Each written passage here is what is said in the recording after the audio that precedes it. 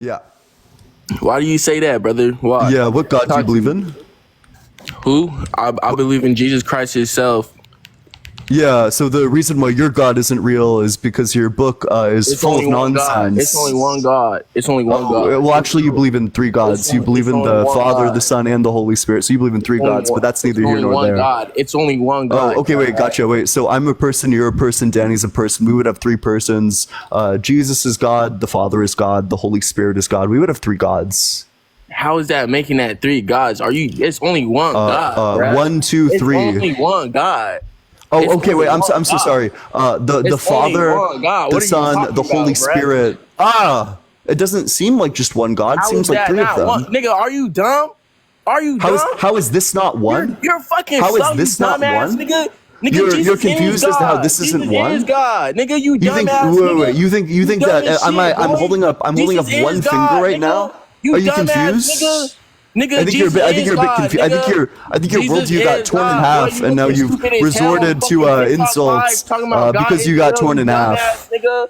God is coming soon, bro. And you better open up your Okay, eyes, nigga. You better okay. open up your eyes, bro, Yeah, because he that's coming nice. very That's soon. nice. He coming very Do you soon. have any more arguments that you want to try, or do you want to keep on Bro, I'm not arguing just with you, fucking bro. I'm melting just telling you the down? truth. I'm telling you the truth. God Oh, is prove real. it. Wait, prove that it's the truth. Go for it.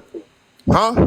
How is it the truth? Are you living right now? Did you wake up this morning? Did Yeah, you I wake did up wake this up morning? this morning. What does that mean God that woke you God's up real? this Go for morning. it. Thank God for waking you up this morning, okay? I didn't Thank thank God for God. I waking you thanked up. Richard Thank Dawkins. I God for thanked waking you science. up I was this like, morning. thanks, science. Thank Fuck, I'm God for awake waking you again. up this morning, bruh. Thank God for waking you up Thank this Bill morning. Nye.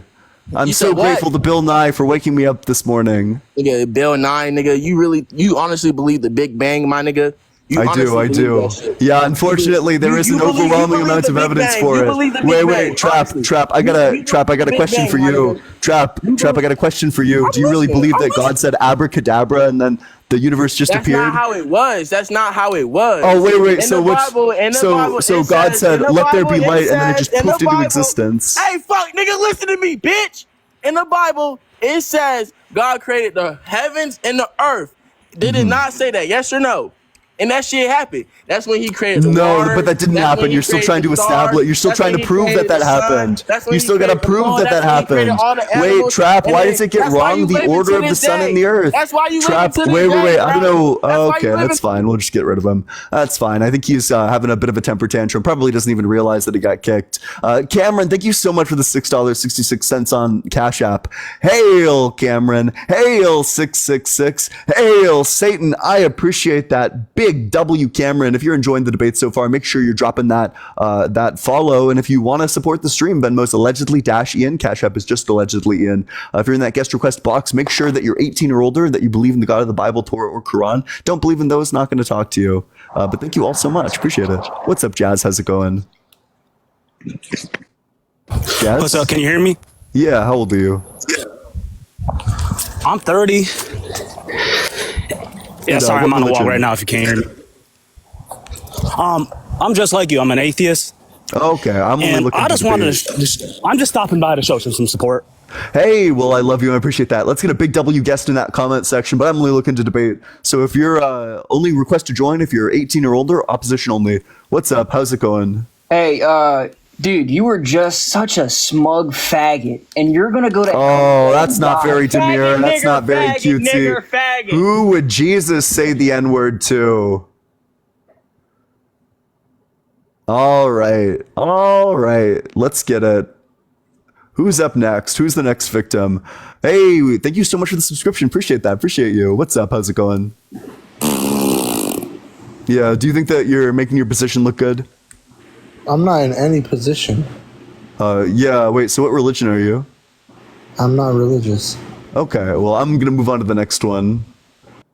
Says you're a recent guest, so that seems unlikely. I think what's more likely is that you saw how viciously the last guests got torn in half, and you decided to troll because you didn't want that to be you. What's up, David? How's it going? You're a piece of shit. Okay, that's really nice. Yeah, we're really getting the intelligent Christians. Wait, so do you have an argument for why God is real? How isn't he real? Oh, well, first of all, how old are you? 18. What year were you born? Yeah, gotcha. Yeah, we got a fucking 16-year-old Andy over here. Yeah, good one. Can't find the correct metaphysical beliefs. Can't do basic math. Make sure you double tap it on that screen, sharing it with your friends. Hey, what's up? How's it going? How's it going, man? Hey, how old are you? I'm 19. And what religion? I am Christianity. Okay, what's your strongest argument for the existence of God that does not involve personal experience? So more of this is just, I'm hearing a lot of the Christianities that are coming on here are the Catholics, and they're being really disrespectful, which I don't see as a Christianity thing. But in my opinion, from what I've learned, I just believe in Christianity more of the fact on, because if you think about it from the beginning, like that one guy was stating, the world was created. I don't believe in the Big Bang Theory because I don't believe that it was just two atoms smacking against each other creating a world. You and me both, bestie. I just don't understand how that would make a sense in this world. I don't believe in that. I don't believe that two atoms smack together either. That's just not what the Big Bang says. It says that the universe rapidly expanded, which is true. The universe did rapidly expand because it used to be a lot smaller. It's a lot bigger than it used to be, and it continues to expand. So the fact that the universe expanded rapidly is just true. Well, whatever the Big Bang Theory is, I don't believe in that. I believe in Christianity. I believe that God is a real person, and when you state that there's three gods, there isn't three gods. Yeah, God wait. I don't want you to like rattle off as many points as you can. Let's stick to one point. Wait, so you said that you don't believe in the Big Bang, but you couldn't even summarize it. So I just want to clarify, you don't believe in a theory that you don't even know? Because the Big Bang Theory isn't real. The real thing what actually happened was God said abracadabra, and then everything appeared. It poofed into existence. It's not technically how it worked. I don't know how when you read the Bible, when you teach yourself about the Bible, whatever you did to learn as much as you could about the Bible so you could come on here and debate people who actually have read the Bible and learned more about it than you have, you're just stating points that just don't make sense to the people. Because gotcha. Wait, so which part of that do you probably reject that God uses magic, don't you? I can just read you a definition of magic, and we can discover whether or not this fits exactly what God did. So magic is the power of apparently influencing the course of events by using mysterious or supernatural forces. Did God influence the course of events by using mysterious or supernatural forces? No. So God used natural forces. So which law of physics did God use to create the universe? What do people call God? That's what I'm trying to understand. Wait. I just want to know, which law of physics did God use to create the universe? Because if you reject that God is supernatural, I just want to know, which natural law of the universe did God use to create the universe? It is a supernatural thing. Gotcha. So then did God influence the course of events by using supernatural forces? Did God do that? Yes, he's a creator. He created the opposite of the answer you just gave. So then God uses magic. God said abracadabra, and then everything appeared. It's not magic, though. It's a supernatural thing that God had created the world. It literally fits the definition. I'll read the definition. Maybe you just didn't hear it. I'll read the definition of magic for you again. The power of apparently influencing the course of events by using mysterious or supernatural forces. See, this is why nobody likes to debate with you, because you talk over people and you're trying to. Yeah, because I'm too fucking good at it. Because listen, if I wanted to hear people cry, I'd go to a place where people cry. I'd go to a funeral. They're trying to get their point across. Well, you're trying to get your point across. Listen, I understand that you've been like reduced to tears, but I'm just looking for like basic answers to my basic questions. That's what I'm trying to say. Listen, I'm not really interested in like the meta commentary. Do you have an argument for why God is real? I don't really care. Yes, I have a lot of points on why God is real. Yeah, let's hear them. Why is God real? Okay, first of all, I'm talking about that three God thing that you were stating, right? Gotcha. Let's run through it. So I'm a person, you're a person, Danny's a person. Three people. God is the creator. Jesus Christ is a son that was sent on earth to die for our sins. That's not a God. That's not a God. That's God's that's son. blasphemy. You're going to hell. If Christianity is true, you're going to hell. Jesus, if you don't think Jesus Christ is God, you're going to hell. How is that? How would I go to hell? Because it says in John explicitly that Jesus is God. Jesus Christ. That is, his name is in the fucking name of the religion. Jesus Christ is God's son. God is the creator of the earth. What do you think the Jesus Christ Trinity was sent is? here to die for our sins. Wait, so wait. that What do you we think would what do you go think to the heaven. one thing that they all are in the Trinity is? So it's three in one. What's the one thing referred to? What is that one thing? You just don't let people get our point. I want an That's answer. what it What's the is. one thing? You're ridiculous, dude. You're funny. You have no It's idea. funny. You don't even know your own religion. That's embarrassing. How is that? How do I not know my own? Because religion? wait. So what's the one thing? So the Trinity's three in one. What's the one thing? There is one God. There is a Jesus Christ. There is the Holy Spirit which lives in us. That's not three gods. There's one God. There's a Jesus Christ, which is the Son, who died for our sins, and then there is the Holy Spirit. So who lives in our body. so there's only one. Wait, so why is it three in one instead of one in one? If the one refers to being God, why is there three in one instead of one in one? If you only think the Father is God, Oh my God, dude, you are ridiculous. Because you don't even know your own religion. No, How, I do. It must feel really bad to get washed on your own religion by an atheist who learned all of this stuff like just a couple of months ago. You learned this a couple months ago. Yeah. You learned about stuff that does not make sense. That's what you're trying to state. You're trying. Yeah, I did. Yeah, to better you're expose the stating that ways you- in which it doesn't so make you sense. read the Correct. entire Yeah, Bible. unfortunately, lots of people believe in it. Yeah. You read the entire Bible, right? No, fuck no. I don't have that kind of time. So you just sat there and you picked bits and pieces off of it. Yeah, You yeah. come on I here just sat and down, debate found all the with bad people. faith verses that make Christians look bad. I just organized them into a Google Doc. So instead of reflecting on my beliefs, I could just throw bad faith verses at people. Yeah, that's what I did. Yeah. See, here's the thing. When people, from what I've noticed, right, there's people that have came on here and they were just disrespectful. They were rude. They said some things to you. And then there's people like me who came on here trying to be respectful to you. But what you do is when I start proving points or telling my side on why I believe in Christianity, you start talking over me and then saying that you're just destroying me. Talking over somebody True, is I not am. destroying somebody. True. That's not destroying somebody. True. Yeah, you're getting Destroying bulldozed. somebody Yeah. is basically proving your getting- point. I And don't then know- my point just being gone because it Listen, doesn't matter. I don't know what you think crying is going to do for you. I don't care. I don't think the audience cares either. So if you have an argument, I'd love to hear an argument.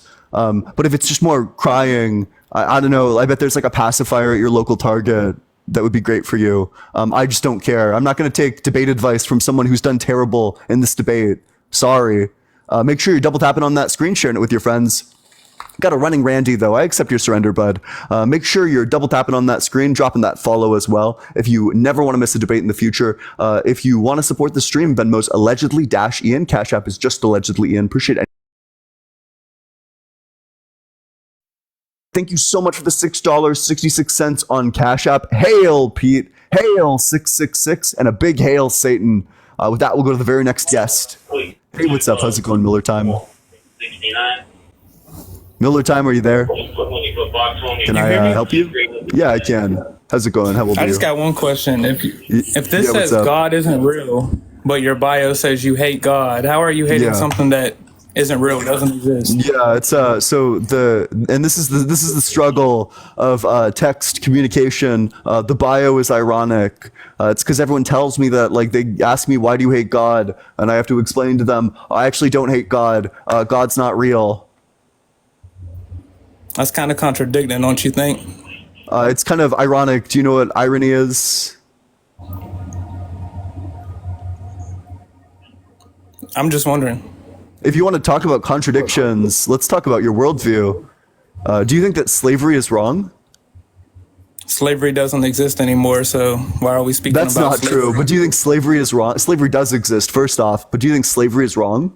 Yeah, sure, slavery is wrong. Yeah, wait, so if slavery is wrong, do you think God was wrong when he said that you can do slavery? God said you can do slavery? Yeah, in Leviticus. You haven't read your own book. All right, what's the verse? Leviticus 25:44 through 46. Your male and female slaves are to come from the nations around you. From them you may buy slaves. Okay, God created you with free will to do whatever you want to do. It's literally him saying that you can do this. God created us all equally. Then what will we have? He could just control us and make us just all be the same. He Gotcha. gave Wait, so free you will. think that God was not wrong when he said that you can own slaves? Is that correct? he gave you free will. That's a bad thing. Yeah, just like school So if it's shooters. That's a bad. Wait, just like a school shooter is a bad thing. I mean, but you get free will. You can do whatever you want to do, but you still have to answer for your doings. You have to answer for everything you do. You don't have to answer for your doings because God said that it's totally chill to own slaves. He literally said you can go and own slaves, just don't own each other as slaves. I think you're a bit confused. But if you want to talk about school shootings, do you agree that school shootings are bad because they kill kids and killing kids is bad? Oh, we got another runner. I accept your surrender. Folded like a chair, scrambled like an omelet, reformatted like a hard drive. Way too fucking easy. And with that, we can go to the very next guest. But if you want to support the stream, Venmo's allegedly -Ian. Cash App is just allegedly Ian. Make sure you're dropping that follow so you never miss a debate in the future. What's up? How's it going? I don't have a disagree. I just want to say You are not 18 or older. You got to be 18 or older. That is unfortunately the stipulation. You got to be 18 or older. If you're not 18 or older, I can't talk to you. You go do your Catcher in the Rye homework. What's up? How's it going, Fallen? Okay, Fallen on out of here. And with that, we'll go to the next guest. But make sure you're double tapping on that screen. Let's get all the way up to 100K likes. Hey, what's up? How's it going, Elliot? You alright? Yeah, how's it going? How old are you? Okay, I accept your surrender. Folded like a chair, scrambled like an omelet, reformatted like a hard drive. Get your ankles absolutely shattered. You will never debate again. All right, on to the next one. If you're in that guest request box, Daniel, thank you so much for the $6.66 on Cash App. Hell yeah. W Daniel, W666, and a big W Satan. What's up, Monopoly? What's going on, big dog? Hey, how's it going? How old are you? 35. And what religion? Christian. Okay, what's your strongest argument for the existence of God that does not involve personal experience?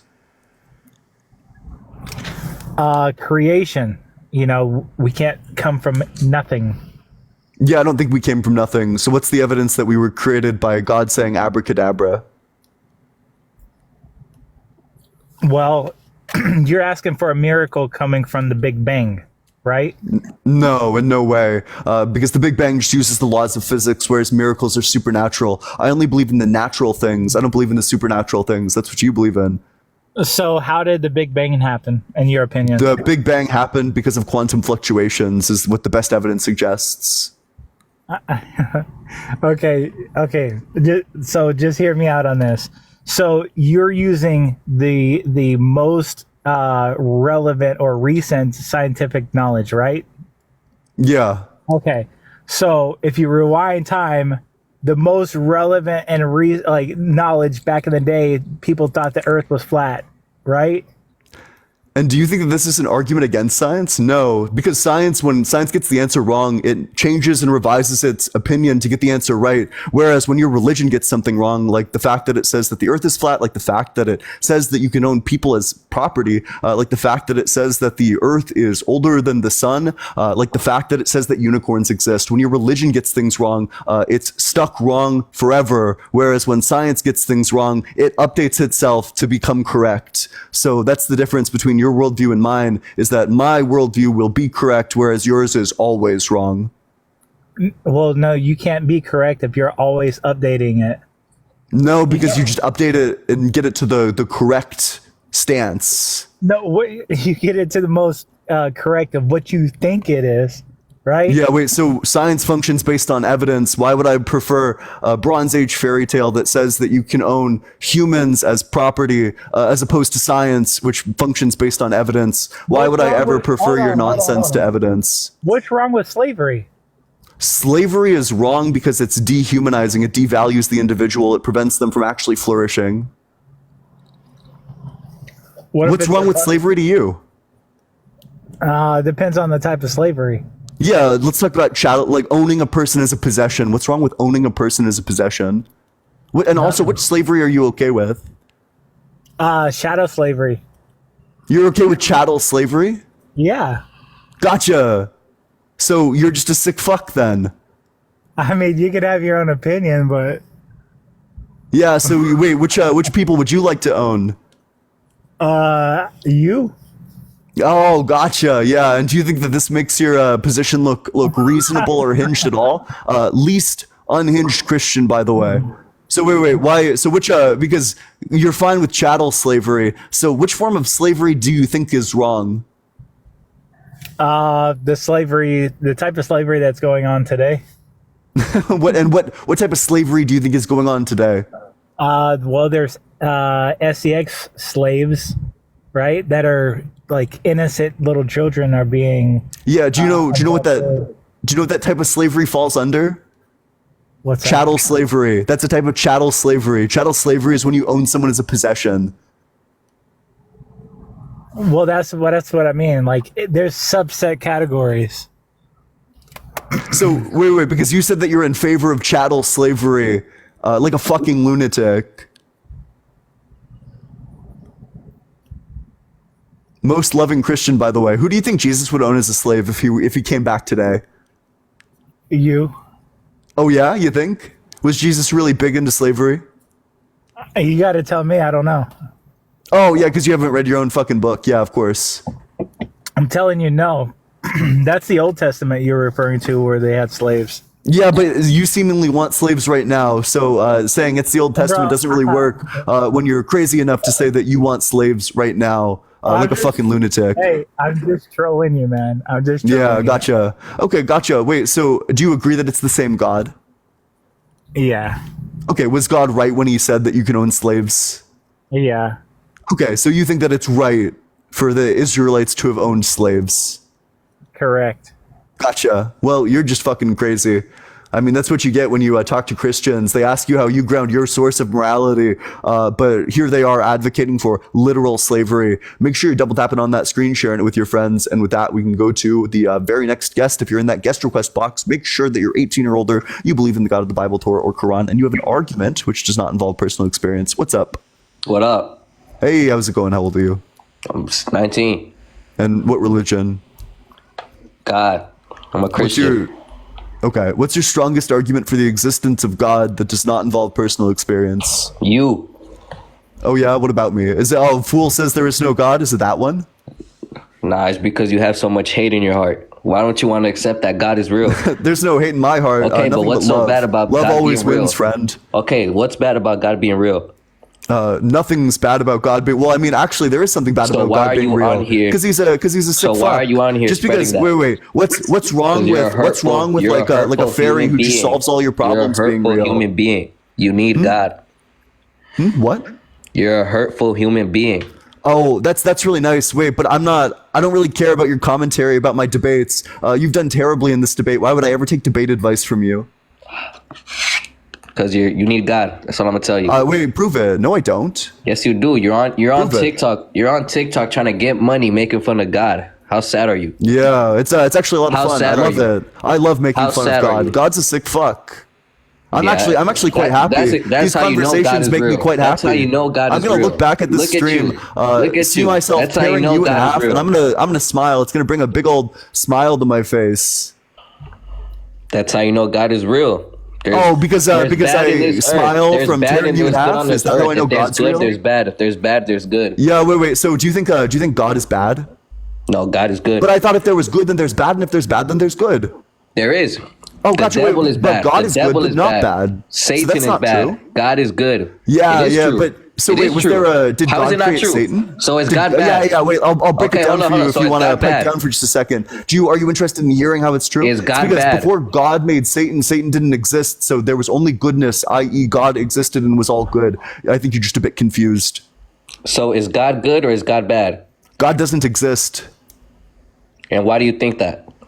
Yeah, because of all the grotesque suffering in the world, because of the earthquakes, the fact that the sun gives us cancer, the existence of so something when like you die, malaria. where do you think you're going?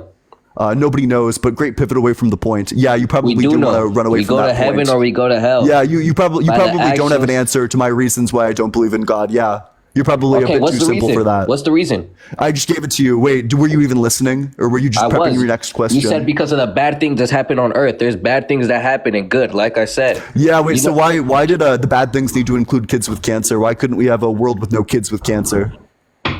Cancer was created.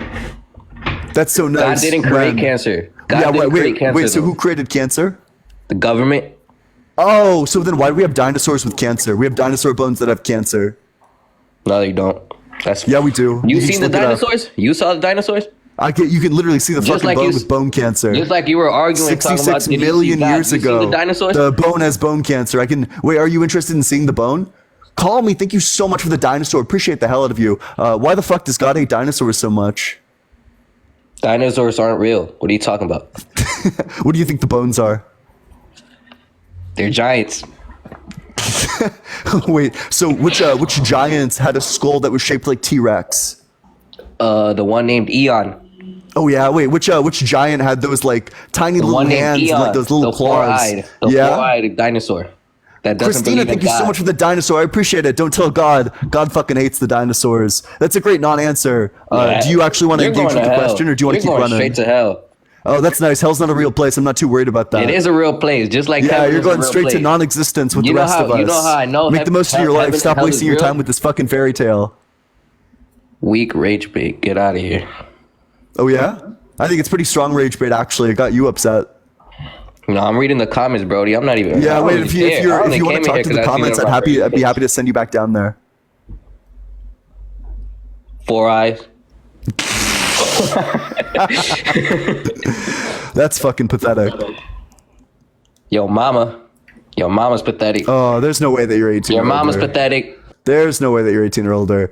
Because in 18, there's no way that you can go through our fucking public education system. India, thank you so much. There's no way you can go through our public education system and come out of it where the only insult that you could possibly say is your mama. Because that's fucking pathetic. Make sure you double tap it on that screen though, sharing it with your friends. And with that, we can go to the next guest. If you're in that guest request box, make sure that you're 18 or older, you believe in the God of the Bible, Torah, or Quran, and you have an argument which does not involve personal experience. But make sure you're double tapping on that screen. Let's try to get this live in front of as many people as we can. Just keep on sharing it with your friends, doing all that good shit. Damn, this person's not joining. If you want to join the community, as many already have, and you're 18 or older, there's a link to the Discord in my bio. I'd love to see you there. What's up, Luis? How's it going? Pretty good, man. How are you? Doing well. How old? 30. Okay, what religion? Christian. What's your strongest argument for the existence of God that does not involve personal experience? I think just the various amounts of religions that believe in a God in one way or another. It's not just Christians, obviously, that believe in God. So for so many people to have that belief of an almighty superior kind of makes you think like there has to be a God, right? Maybe not necessarily the Christian God, but a God of some kind, right? No, 96% of Thai people, for example, don't believe in a God. What happened there? I said most people, obviously, you can make exceptions, right? Like you would be one of an exception. You don't believe in God, but the vast Chevy, majority- thank you so much for the 10-cent subscriptions. Do you think Thai people are like just stupid, or like what's the deal? Yeah, I never said that. You're saying Yeah, that. wait. So you're saying that because lots of people believe in God, that means that God must exist. This is just an appeal to majority fallacy. Lots of people thought that the Earth was flat. That doesn't mean that the Earth is flat. So do you have an actual point? No, I'm saying there's a lot of different types of religions. That is my point, that there are lots of people. I would assume that the majority of people have some sort of belief in God. I think the non-believers are the exception. It's not the norm, correct? If lots of people believe something, does that mean that it's true? I would say if the vast majority of the world believes in a God, I would say it's true. I would argue yes. Yeah, wait, so if the vast majority of people thought that you should be euthanized, does that mean that it's true that you should be euthanized?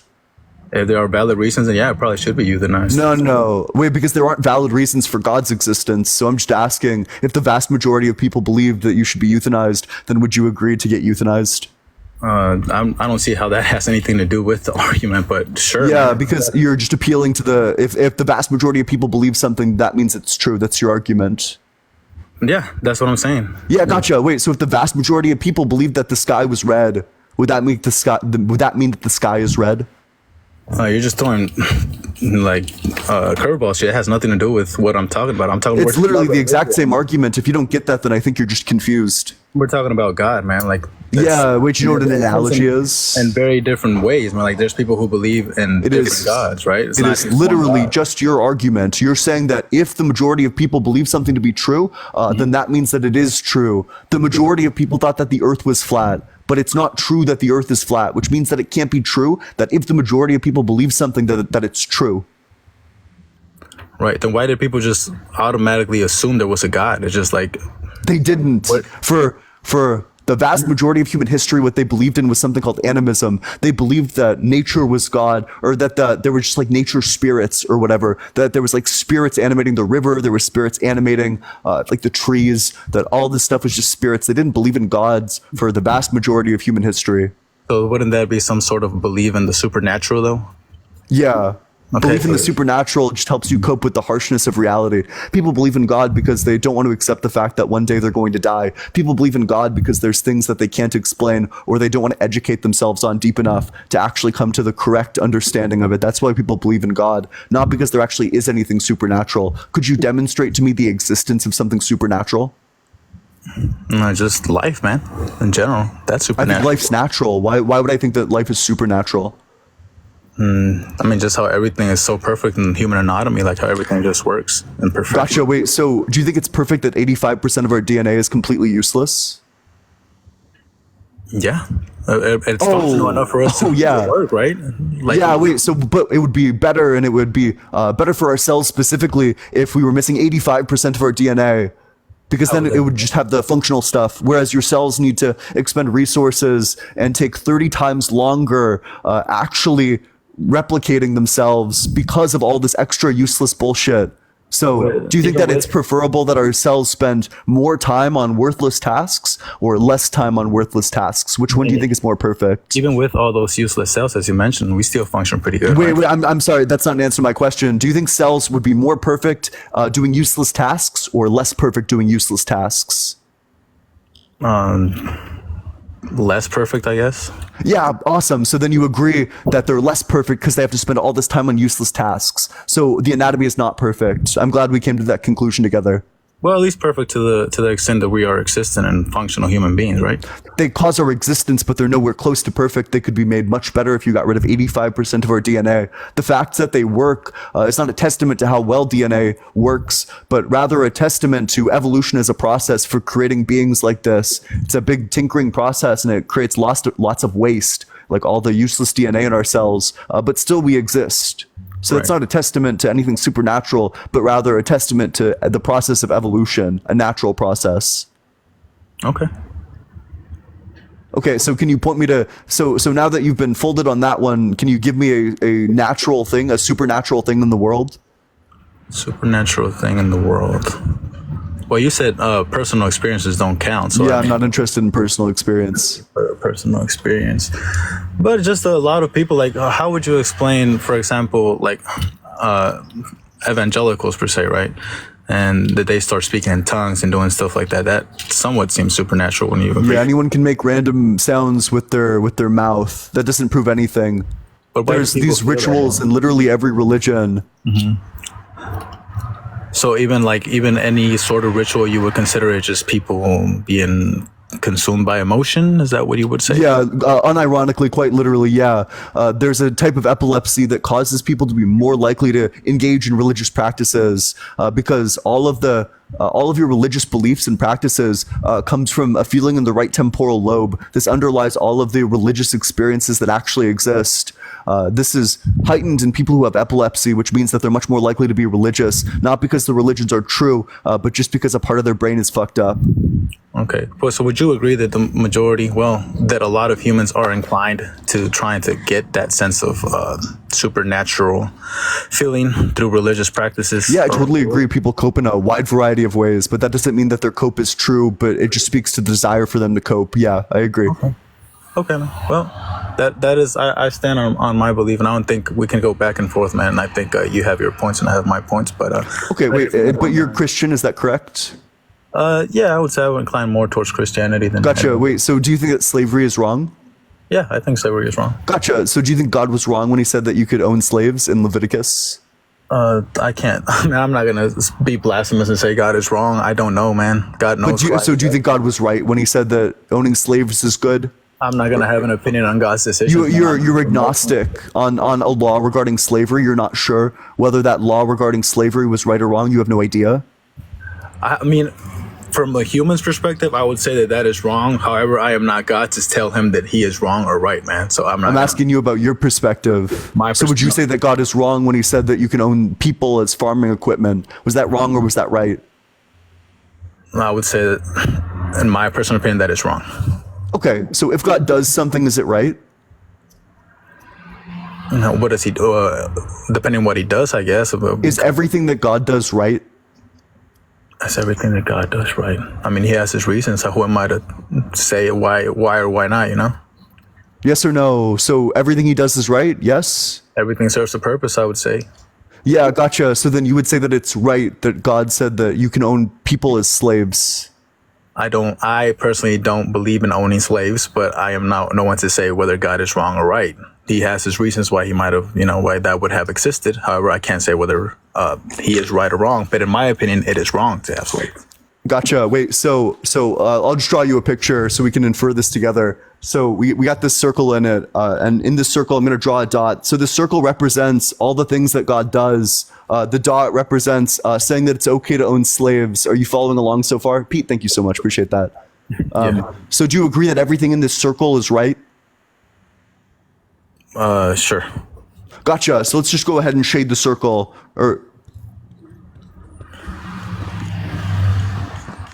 So you agree that everything in the shaded region is right? Sure. So you agree that slavery, God saying that it's okay to own slaves, is right? Like I've told you, I don't think that having slaves, or it's right in front of you.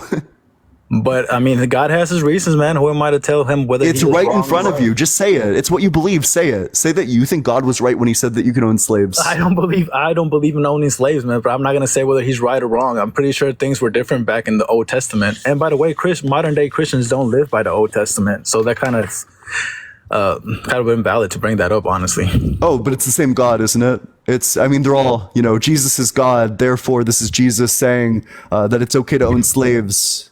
But I do believe earlier you said that how science evolves, right? That you said science always, when they are wrong, then they change their perspectives. I think when new evidence comes out indicating that science is wrong, they update their perspectives to be in line with the best available evidence, unlike religion, which has listed a billion scientifically incorrect facts but can't update itself, so it will always be wrong, whereas science is always in the process of becoming more right.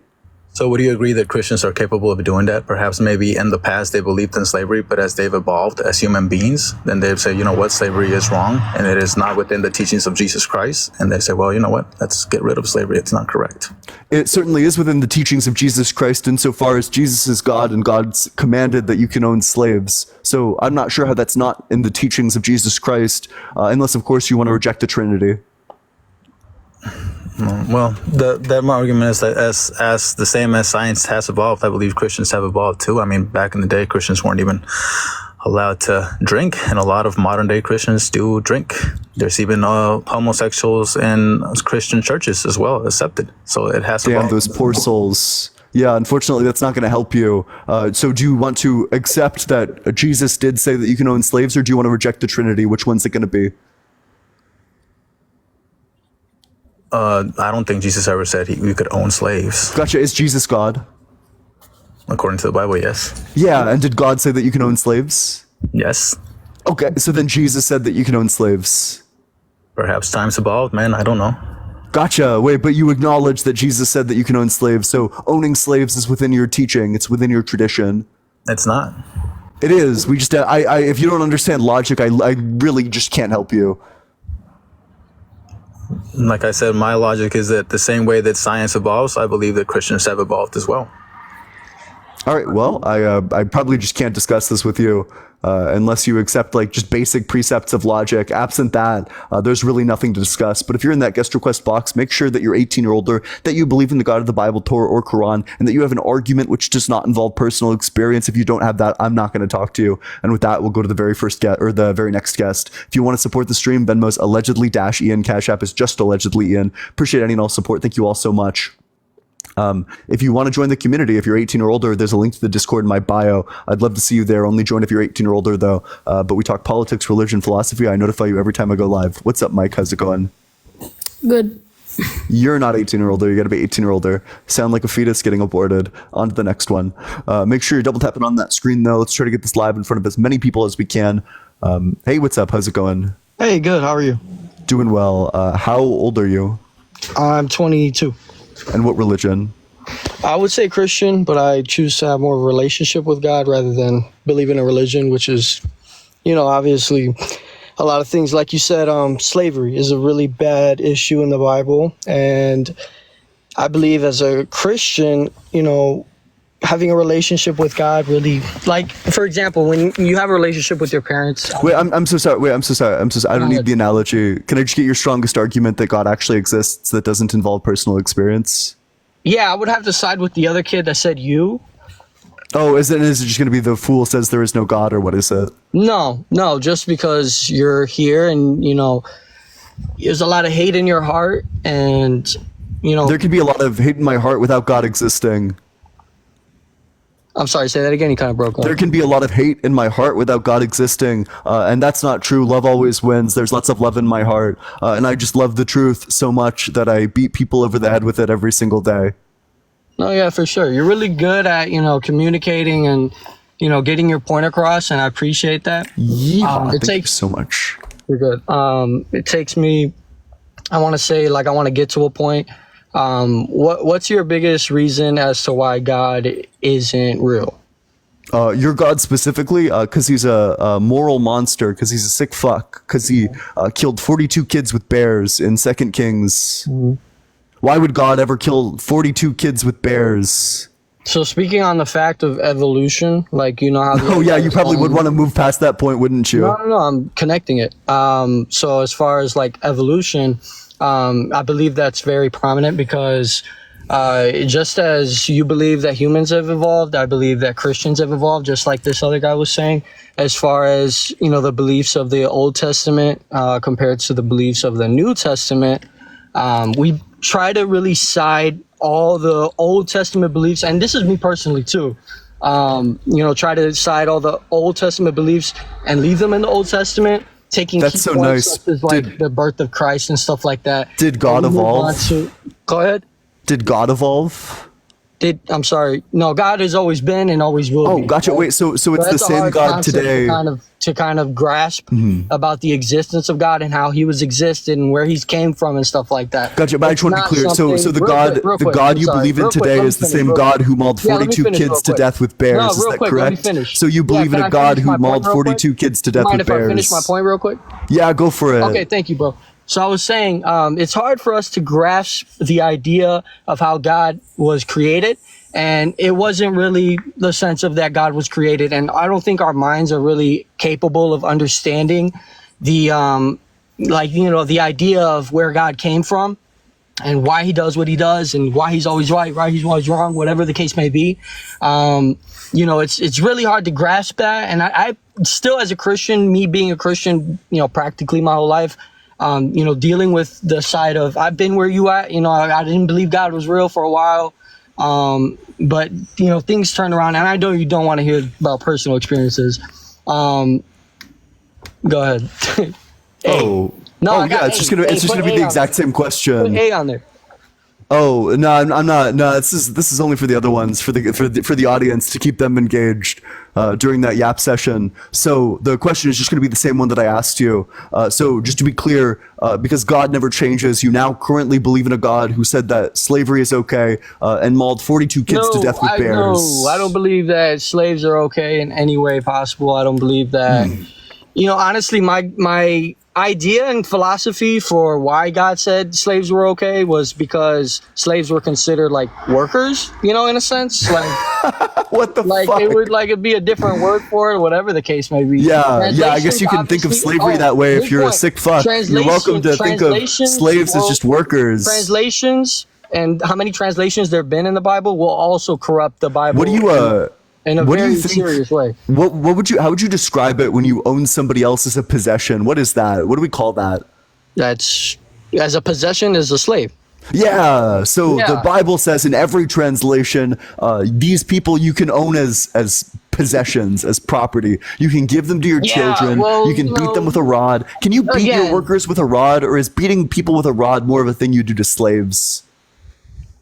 You said beating people with a rod? Yeah, in Exodus it says that you can beat your slaves with a rod. You think that slaves are just another type of worker. Okay. So is beating someone with a rod, is that a thing that you do to workers, or is that a thing you do to slaves? It's something I don't believe in because the Old Testament is not something that I live my life by. Or Gotcha. that Was I- God wrong when he said that you could do it? If God, I'm sorry, say that again. Was God wrong when he said that you could own slaves and beat them with a rod? Was God wrong when he said that you could do that? Well, no, you have to also understand that. So God wasn't wrong when he said that you can own slaves? Man wrote the Bible, right? Oh, then why would I believe it? Right. So did man write the Bible? Is my question. Do you believe? Yeah, they did. They invented fictional They had to, characters. right? Yeah. Because God literally can't. I mean, writing a book and then giving it to us. Man would have to write it, right? Oh yeah, sure. So then, if man wrote the Bible, why would I believe any of it? Well, because there was a lot of things that were taken out of the Bible to, satisfy up and coming generations, and so there's things that are lost. Gotcha. So even less credibility. So men wrote it, and also it's been altered. Yeah, I don't believe. So that the why would I Bible believe in this book that men wrote and was I don't believe altered? that the Bible is fully compact as it used to be and how it's supposed to be. But God has obviously allowed this Bible to be in our generation, our day and age, for us to try to understand it. And yeah, it's still, honestly, if I'm being 100% honest with you, I don't know why he said, about slaves in the Old Testament, but I don't live by that doctrine. Yeah, wait, but do you think God was wrong when he said that you can own slaves? I would never say that God is wrong, and I would. So you would say that God was that it's just. It was just when God said that you can own slaves. No, like I said, I don't believe that God was anything not that God just. does. So, like I was just explaining here, I don't understand fully, and I don't think us as human beings are meant to really understand fully God's intentions and why he does stuff and why he says stuff. You know what I mean? Gotcha. Okay, I'll just draw you a diagram then, because there seems to be some confusion. No, I know your diagram. You're gonna. Yeah. So then, just because you know what it is, isn't gonna help you out at all. It does make. If it doesn't make sense, it probably just went over your head. I mean, everybody in the comments is saying. Yeah, let's wait. So the circle, the big circle, is going to be all the things that God did. In this dot in the circle of all the things that God did. This dot refers to him saying that it's chill to own slaves. Are you following along so far? Does the diagram make sense? No, we do not live by old. God, wait, but that's not the question. I didn't ask you. Are you still living by the Hebrew Bible? What I asked you is, does the diagram make sense? It looks like a boob to me. Yes. That's nice. Get your mind out of the gutter. Maybe you gotta be plucking your own eye out. All right. So do you agree that everything in this circle is just? That everything God does is just? I believe, everything he does is. Gotcha. So let's just shade in to demonstrate all the things that are just. Sorry? Gotcha. So you agree that everything that's shaded in is just?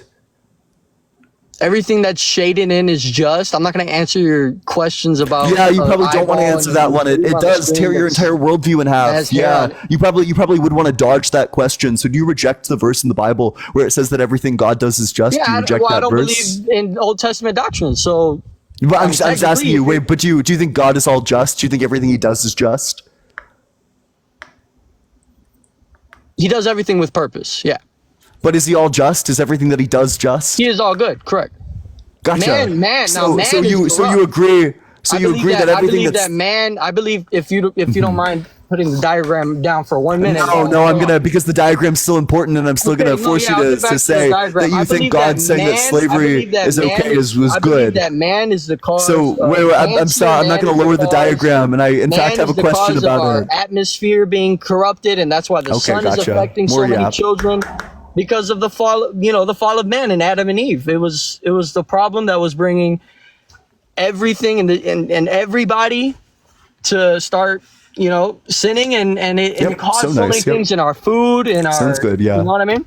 Yep. Yeah. Chill. Wait. So do you agree that everything in the diagram, every shaded part of the diagram, is good? Okay. Run me through the diagram again. In the diagram that's shaded is good.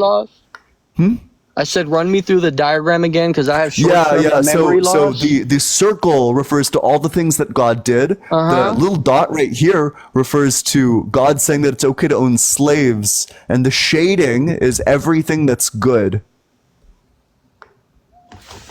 Right. So, like I said, when I said that he does everything with purpose.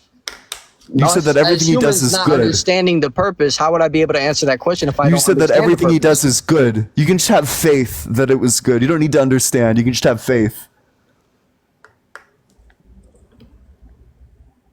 Yeah. Gotcha. So did you have faith that it was good for God to say that you should own slaves? Okay, so what do you expect your viewers or I expect a people you're yes. debating to do after you ask them such a question that you literally can't answer? Dodge without like a either saying coward, yes or which is no, what and you're if you doing don't right say yes now. or no, then you're looked at terribly. Like I don't Yeah, understand. you are looked at terribly. Yeah, and you're going to be looked at terribly unless you answer the question. I expect you to dodge like a coward, which is what you're doing, it seems. No, I'm just trying to talk to you about other different points, and you're talking And about I understand why you would. I understand why you would dot not that's want to not talk even in about the this middle. point. It does look really bad And for you 7 talking about lines. this point. Yeah.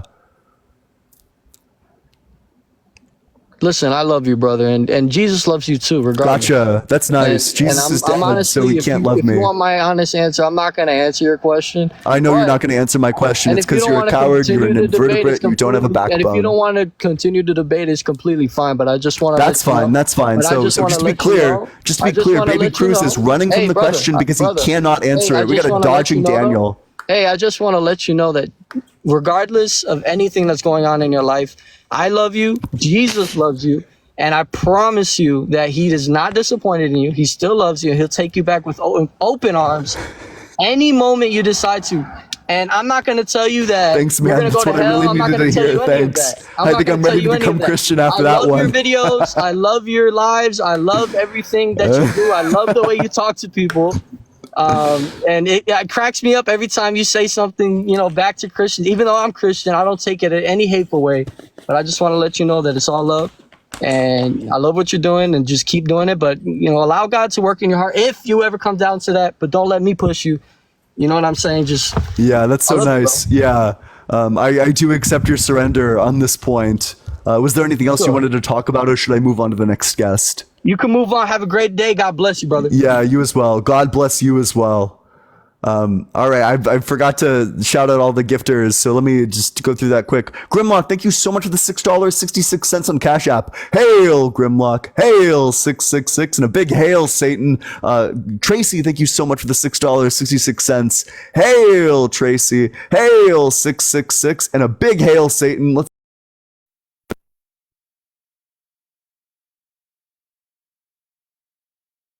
Ethene, thank you so much for the $6.66. Hail, Ethene. Hail, 666, and a big hail, Satan. I appreciate it. Make sure you're double tapping on that screen. Let's get all the way up to 150K. If you never want to miss these debates in the future, make sure you're dropping that follow so you never ever do. If you want to support the stream, the Venmo's allegedly -Ian. Cash App is just allegedly Ian. If you want to join the server, as many already have, there's a link to the Discord in my bio. Consider joining if you're 18 or older. And with that, we'll go to the very next guest. Hey, Sam, I don't know if you want to stick around for this one. I'm on a fucking warpath. I didn't get enough sleep, and I'm just like blood sports debating everyone. Oh my god, dude, I'm tearing people in half. I have so much fucking energy. I Yeah, I want to know I join am. because It's I good. never see you this high energy. I want to be here for this, if with your Yeah, permission. it's great. It's awesome. It's gonna be a chill old time. Hey, what's up, Jay? How's it going? Hey, how's it going, man? How you feeling, brother? Hey, doing well, doing well. How old are you? I am 35. And what religion? Christian. What's your strongest argument for the existence of God that does not involve personal experience? Go for it. Well, let me ask you. Well, let me ask you a question. Where do you get your morals from? Not tag already. Come on, brother. I'm not really interested in the tag debate. I mean, I could just say, oh, that's fine. Actually, no, I am interested in the tag debate. I love it. I get my morals subjectively, as do you, because my morals come from my subjectivity, my preferences, and your morals come from God's subjectivity, God's preferences. So my morals are identical to yours, except mine are much better because I think slavery is bad, whereas God thinks slavery is fine. Well, I think that's where you got it messed up. God doesn't think slavery is fine. When he was talking, and that's talk about Hebrew indentured servitude. And the reason why, and he talks about the countrymen that are not I'm allowed. afraid that's blatantly incorrect, Bestie. No, I'm afraid no. that's blatantly incorrect. I'm sorry. You want to go back to what you were repeating? Yeah, wait. So I just want to. So Are you can in you Leviticus- beat? Leviticus, Can you or are you beat in- your indentured servants? Is that a thing that you can do to indentured servants? Could you beat them with a rod? Well, you probably could to keep them in correction, but you have to Why would you understand need to beat an indentured servitude into hold on, hold correction? on. What do you think indentured servitude is? What indentured servitude is this? The fact that their countrymen, the people who were poor, they sold themselves into slavery to get the money for the family, to take care of whatever business they had to. Then they became property of the people. Those people then sold. So the fuck is we beating them for? Well, you're fucking beating them because they don't listen. That's why. They're there to pay off the debt. They're there to pay off the debt, and when they pay off the debt, it's for a lifetime. Do you think God was right? Do you think? Oh, so first of all, that's not what indentured servitude is. Indentured servitude is where it's just where you do work, but you don't get paid in exchange for something else. That's all indentured servitude is. But do you think? Wait. Do you think God was? Do you think God was right? Do you think God was right when He said that you can beat your slave with a rod? Do you think God was right? Absolutely. Oh yeah, wait. So you're in favor of slave beating with rod? It's just okay to beat your children too. It's not okay to beat your children. Why the fuck would you think that? Damn, somebody needs to get this. Someone called Child Protective Services. That's fucking crazy. Please get CPS on the line. And the thing about it is because the rod is not going to kill your kids. So see, your kid will grow up to be just like you two guys. If they do you think it's fine? Do you think it's like you two? Wait, do you think it's fine to make your kid touch a hot stove because it's not going to kill him? Absolutely. Child Protective Services. I have someone to report. Do you think this makes your position look good? Do you think this makes your morality look good? What the fuck is wrong with you? Well, you get me your morality from probably Darwin or something, you know. No, good try. I get my morality from philosophy. I'm a threshold deontologist. Which is by man. Yeah, it was. Right? So you read which is much better ethics than yours. You say my Bible is a man-made book, right? Well, the Bible. Your morality is terrible. Inspiration from God. That's how. Yeah, I wish God could have inspired it better. If you believe things that men wrote, then why won't you believe that if men wrote a Bible? Why wouldn't you believe that? Because I believe certain things that men wrote. I believe certain men when they write. I don't believe all men when they write. If a man writes into a book and says grape is fine, actually, that doesn't mean that I think grape is fine. Actually, it still needs to pass by my moral intuitions, and my moral intuitions tell me that child abuse is bad. Actually, I wish yours did too. What makes good and bad? What makes good and bad is just personal preference. It's literally just an expression of your personal preference. That's true of your belief as well. You literally think that it's God's preference. So why would you think so? If what you think that I said was bad, I don't prefer it. It's fucked up. Making your kids touch a hot stove is crazy. If your kids touch a hot stove, they'll learn not to touch it again. If you force your kid to touch a hot stove, then you're a sick fuck. Kids to touch hot you're evil, my friend. Nobody forces kids to touch hot stoves. I asked you, would it be all right to force your kid to touch a hot stove because it doesn't kill them? Yeah, you probably should change your answer. You looked crazy earlier.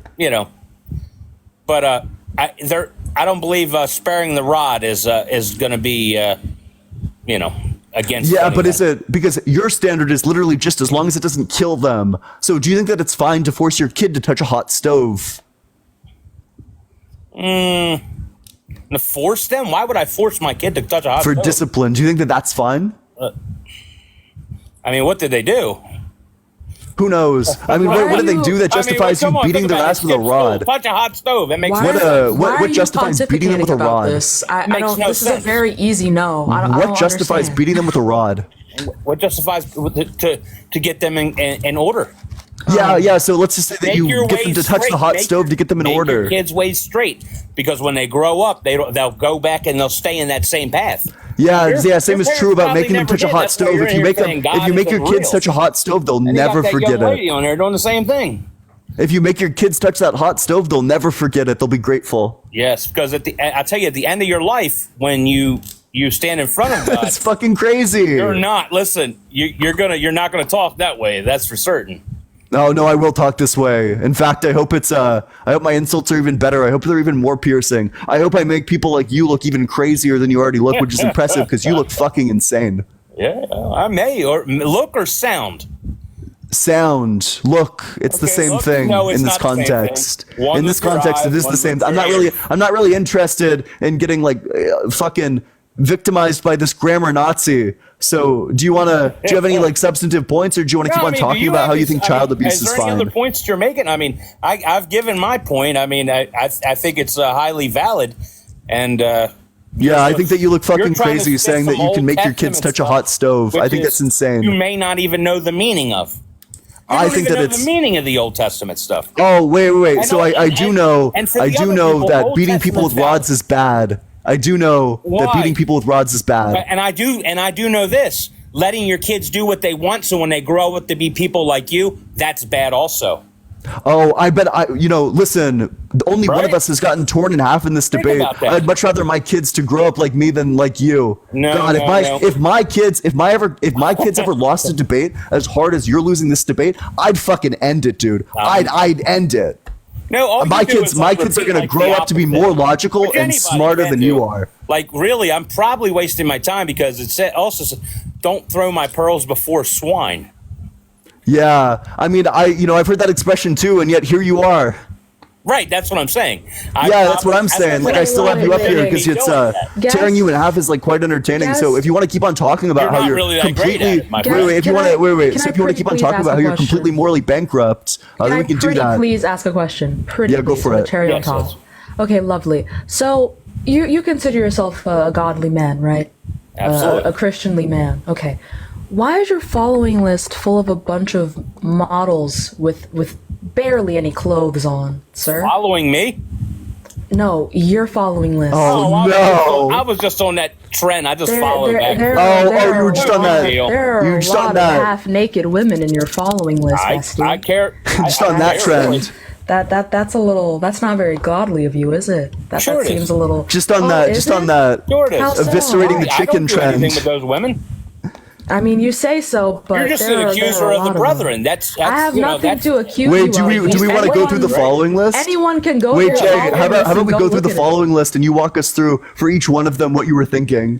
Wasn't thinking anything. Follow back. Wait, do you think? Wait. I bet all these people Look how have many people lots I'm of followers. following. Look how Do many any of people these people following follow me. you back? Think about that. What is it? I'm sorry. Do any of these people follow you back? Absolutely. Interesting. Yeah. How many followers you at? No, you're following way more than follow you. I know, I follow like 4,000 people, and I've got like what? Wait, Sam, 2,900? do these models have like big followings? What's the deal? Dude, I have no let's find clue. out. Yeah. Let's find out. Where do you confess to God for all your vile crimes? Debate, you're looking at what followers I have. Yeah, because you're a sick, It makes no ungodly difference, man, dude. Jay. I don't care about the followers. I'm not going to take spiritual What advice they from are. you, Oh, Jay. fun fact. You're a vile One of them is named masturbator. Cute Demon, which is I just used so. to be a vile masturbator. Why would I want used to? to Why would I want to? masturbate like I don't want you to be my 22 entryway times. into Christianity. Dude, I've hit 29 times in one day. I was a violent The masturbator. fuck is wrong with you? You're probably still hitting 29 times, given your following list. No, I don't do that no more, brother. Yeah, then why are they still on your following list? Such a good I question. don't masturbate from them. I mean, come on. Yeah, so what do they do for you? They don't do anything for me. Then why are you following them? Because I was just building up followers. I don't know. I just hit follow back. People That's follow me, crazy I work. follow I'm them, not follow gonna back. That's all. Gotcha. Wait, so for some reason that doesn't seem to happen to me all too much. No, I don't that just get has random. nothing to do with I the don't get argument we're random having. models Hey, how following was that me girl down there in for the whatever corner? reason. How was that girl that you have on there with? How old is she? Yeah. Yeah, how old is she? Like 19, 20? Okay, I just want to make sure. I mean, like we're not fucking if that's what you're asking. Oh, if you are, I mean, I don't care. Are we I talking about me right now? I wouldn't. Yeah. You know. You know, you could have just directly asked me. I'm not a fucking furniture piece. What the fuck? I couldn't tell. really. A simple. You how- couldn't oh, tell? No, she's got a little small screen, my brother. What does that mean? Yeah, you can just direct questions at people. What the fuck? What Well, the fuck I is mean, wrong with come you? on with the argument. What do you That's got? such a weird thing Yeah, to wait, say. so the argument is that forcing your kids to touch a hot stove is bad, actually. That's the argument. That's the forcing my kids to touch a hot stove. Yeah, it's bad. Well,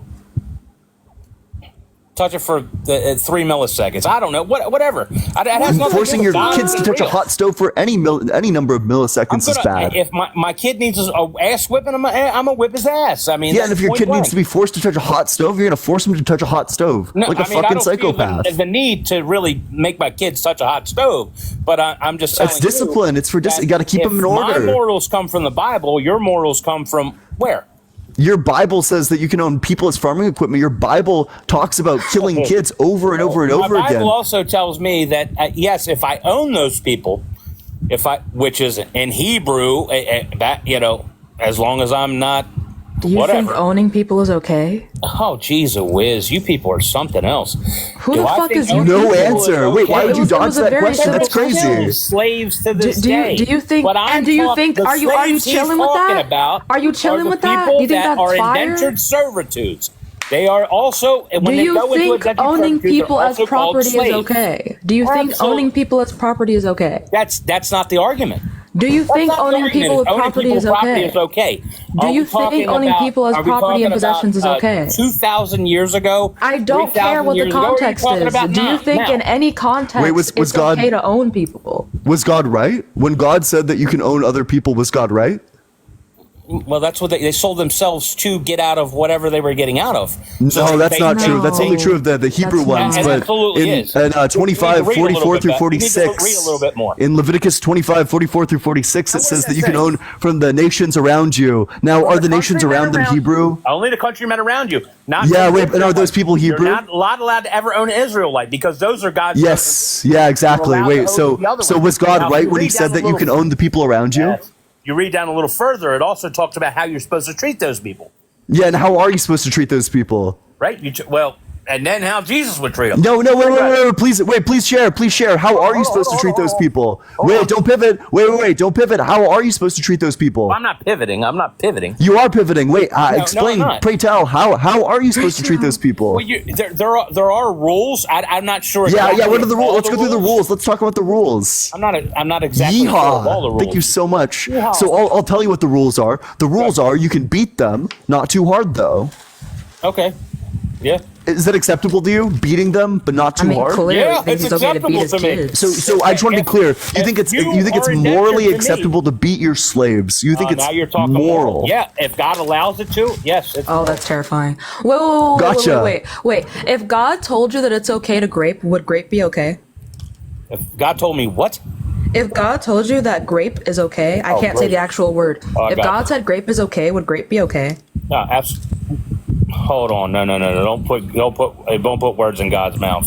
I'm not. I'm just saying No, hypothetically. God would never tell me that. Hypothetically, God would never if tell it was me that. okay. Well, actually, in the He Bible, told you that you can it beat does your say- slaves. What the fuck? No, but actually, in the but Bible, why- it does why- say why that if automatically someone, being a slave makes if it bad? if a man grapes a woman, he is supposed to take that woman as his wife. So actually, take his woman as his wife. that's fucking disgusting, is it not? Well, those are laws. Now, are those laws made? Is that covenant laws made by God? Was God right when He made Or them? that law Was- made by man? Was it good when God made them? God made what? Was it good when God said that? Said what? Said that it's that you should marry the person after you grape them. Now I'm asking you a question. Did God say Wait. that, or did man write that as a law? Oh, if man wrote the Bible, then the Bible's uncredible.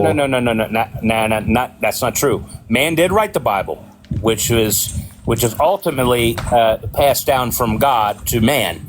But Fuck yeah, throwing the Bible under the bus. Let's go. Listen, in the Bible also, when you look at things, like when you look at the Torah, when you look at like Leviticus, Exodus, Genesis, there's laws in there that man has made. So when people wrote the Bible, there's also laws that man follow like we do today. Like we have, courthouse laws and so forth and so on. So is that what God said, or is that what man said? Let's find out. When you take them as a wife verse. Deuteronomy 22. Looks like it's going to be from God. Let's examine. Deuteronomy chapter 22, verse 29. Yeah, this is God handing down laws. So yeah, it's God. So what's your explanation now? Can you read the text? Yeah. I don't have it in front of me, actually. I have my Bible. The man who lay with her shall give the young woman's father 50 silver shekel and shall be his wife because he has violated her. Where did it come from? You're saying that came from God. Well, Yes, it ultimately, did. everything come from God, but what I'm saying, that is a man-made law, which is... Oh, no, not unless you reject Deuteronomy, not unless the Bible contains falsehoods. No, that's not true. No, because there can be a man can write law and it gets stated in the Bible, but that's not direct from God. Let's find the God says.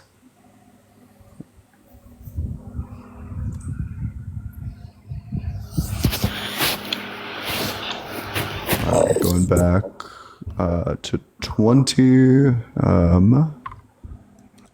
God.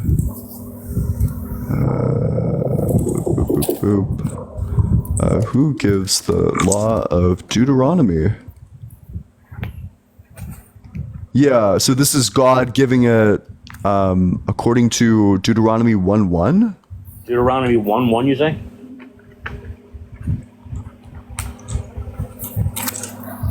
Deuteronomy 1:1. Okay. And you're saying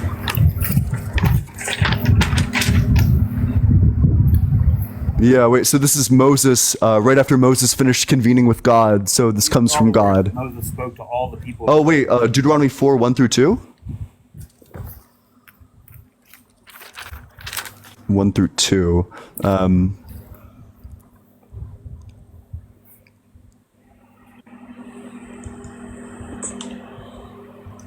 Oh, yeah, okay. Do not add to what I command you, and do not subtract from it, but keep the commands of the Lord your God that I give you. So why would God say that it's okay to rape someone and then take them as a wife? Do you think that that's just?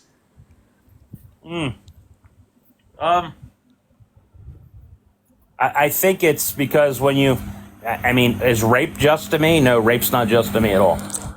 Do you think taking them as your wife after you rape them is just? Well, it has to be, because God says so. It has to be? This is why I asked this question. You're kidding. Please tell me you're joking. Please tell me you're joking. Do you think that we should continue this If practice? I go anything away from my God, so I might be, you might be touching on a subject that with this rape and marrying, there probably has to be some underlining context to this. But where does it say that God said that if you rape, you have to marry? In the verse we just read. What? Deuteronomy 1, or Deuteronomy 4:1 through 2. And it says that in Deuteronomy 4:1 through 2. Wait, so do you think Moses was lying? The rape part. Do you think Moses was? The rape part. That's 22. Deuteronomy 22. Is it 19? Yeah, Deuteronomy 22:19. It's probably 18 through 19. Thank you for the dinosaur. Then the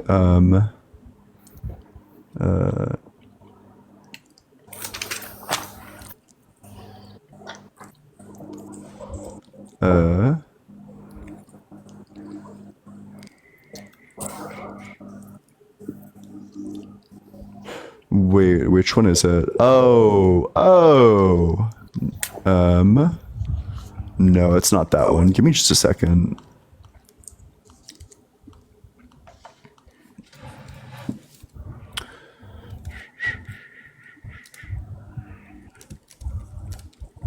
Bible. Okay.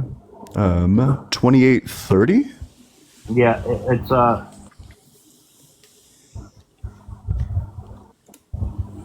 Is it 20? If you fully wait, what the fuck? Oh yeah. Also, y'all, don't say the actual R word because TikTok no likey. This is just a reminder. Yeah, it's true. All right. That's good advice. Okay. That's good advice. Okay. Thank you. I try. 30. Is it 28:30? It is. Okay, wait. You'll be pledged to be married a woman, but another will take her and rape her. You will build a house, but you will not live in it. You will plant a vineyard, but you will not even begin to enjoy its fruits. Your ox will be slaughtered before your eyes, but you will eat none of it. Your donkey will be forcibly taken from you and will not be returned. Your sheep will be given to your enemies, and will rescue them. Your sons and your daughters will be given to another nation who will wear out your eyes, watching them day a powerless hand. People that you do not know will eat what your land and labor produce, and you will have nothing but cruel oppression all your days. The sights you see will drive you mad. The Lord will afflict you. Okay, wait. The fuck? Which one is it? Dude, I think it's Deuteronomy 4. I think you were right in the beginning. Right? For the rape verse or the grape verse? Yeah, let me look.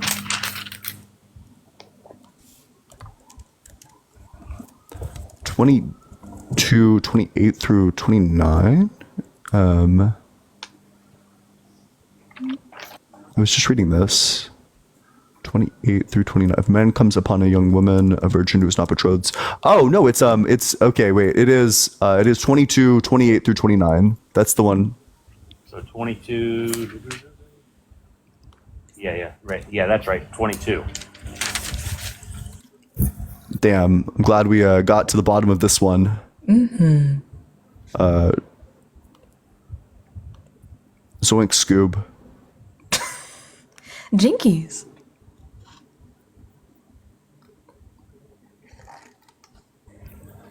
If a man meets a virgin who is not engaged and seizes her and lies with her, and they are discovered, the man who lay with her shall give 50 shekels of silver to the young woman's father, and she shall become his wife because he violated her. She shall not be permitted to divorce her for as long as he lives. That has nothing to do with grape. What do you think seize means? Doesn't, dude. Let's suppose a man has intercourse with a young woman who is a virgin but is not engaged to be married. If they are discovered, he must pay her father 50 pieces of silver. What do you think seize means? What do you think violate Seize means? means to take over. But so what? Yeah, wait. So taking over what? Taking over a body, but it doesn't mean it doesn't mean it's malice. Do you think seizing is consensual? Well, can I ask you this? So I'll read the same thing you're reading. I'm reading Deuteronomy 20. So seize is defined as take hold of suddenly and forcibly. But listen. So when you have sex with someone forcibly, well, what do we call that? What do we call forcible sex? Can I ask you what you're reading from? Is that King James? This is going to be New King James Oxford Version? Languages. Oxford Languages. I've never really used. Oh no, the version of the Bible you're looking at, my love. Oh, NRSVUE. NSVUE. NRSVUE, the academic standard. Okay, let's. New revised.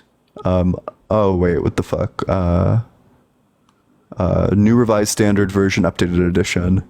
Yeah, because some of those things may have the Greek and Hebrew text a little bit messed up. So what I'm reading is now I want you to hear from I listen to your version.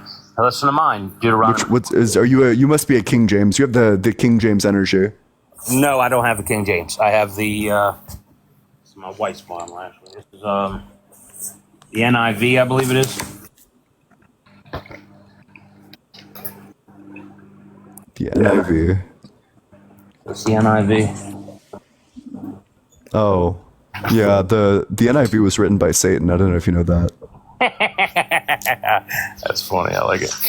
Yeah, the NIV is much worse for you. It doesn't matter. Whatever I'm reading from, it could be the NIV. I don't know. Maybe the whatever. The NIV just says the word rape. Damn. Well, we're gonna take it from. It doesn't matter. The Greek. What's the Greek and Hebrew? Damn. Word? But listen to mine. Suppose a man has intercourse with a young woman who is a virgin but is not engaged to be married. If they are discovered, he may pay father 50 pieces of silver. Then he must marry the young woman because he violated her, and he may never divorce her as long as he lives. Which version are you reading? I'm trying to figure this out. Lord. I don't have a version on my thing here.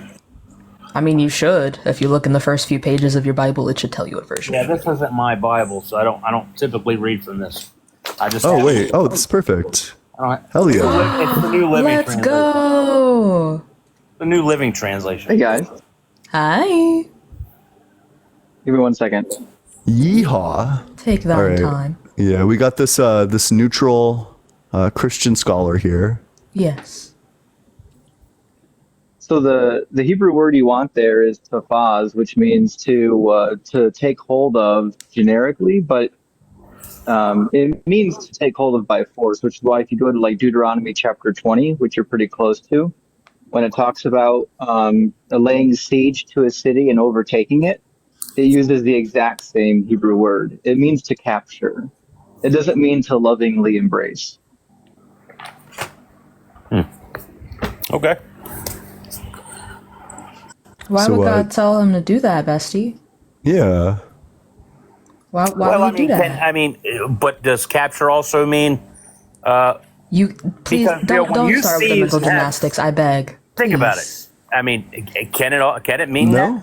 No. I will not think about it. No. No. Do you This think- capturing someone forcibly in a sexual context is grape. that? Okay, but Yeah, now, there's no consent in capturing by force. okay, now is that the direct word, and how you're supposed to take that is direct word from God? So is that God saying you can't do that? or this is Yes, what you all do. the laws, all of the laws in Deuteronomy are from God. And it says so on From about Moses.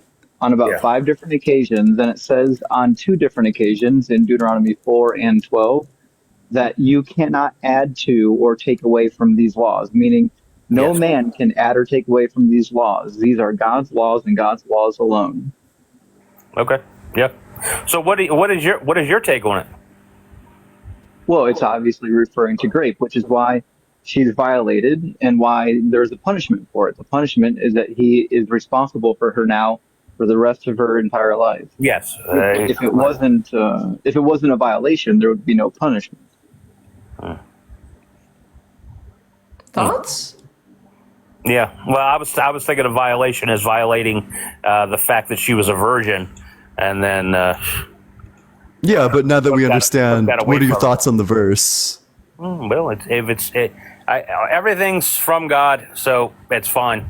Oh my goodness. Would you be okay if someone did that to your daughter?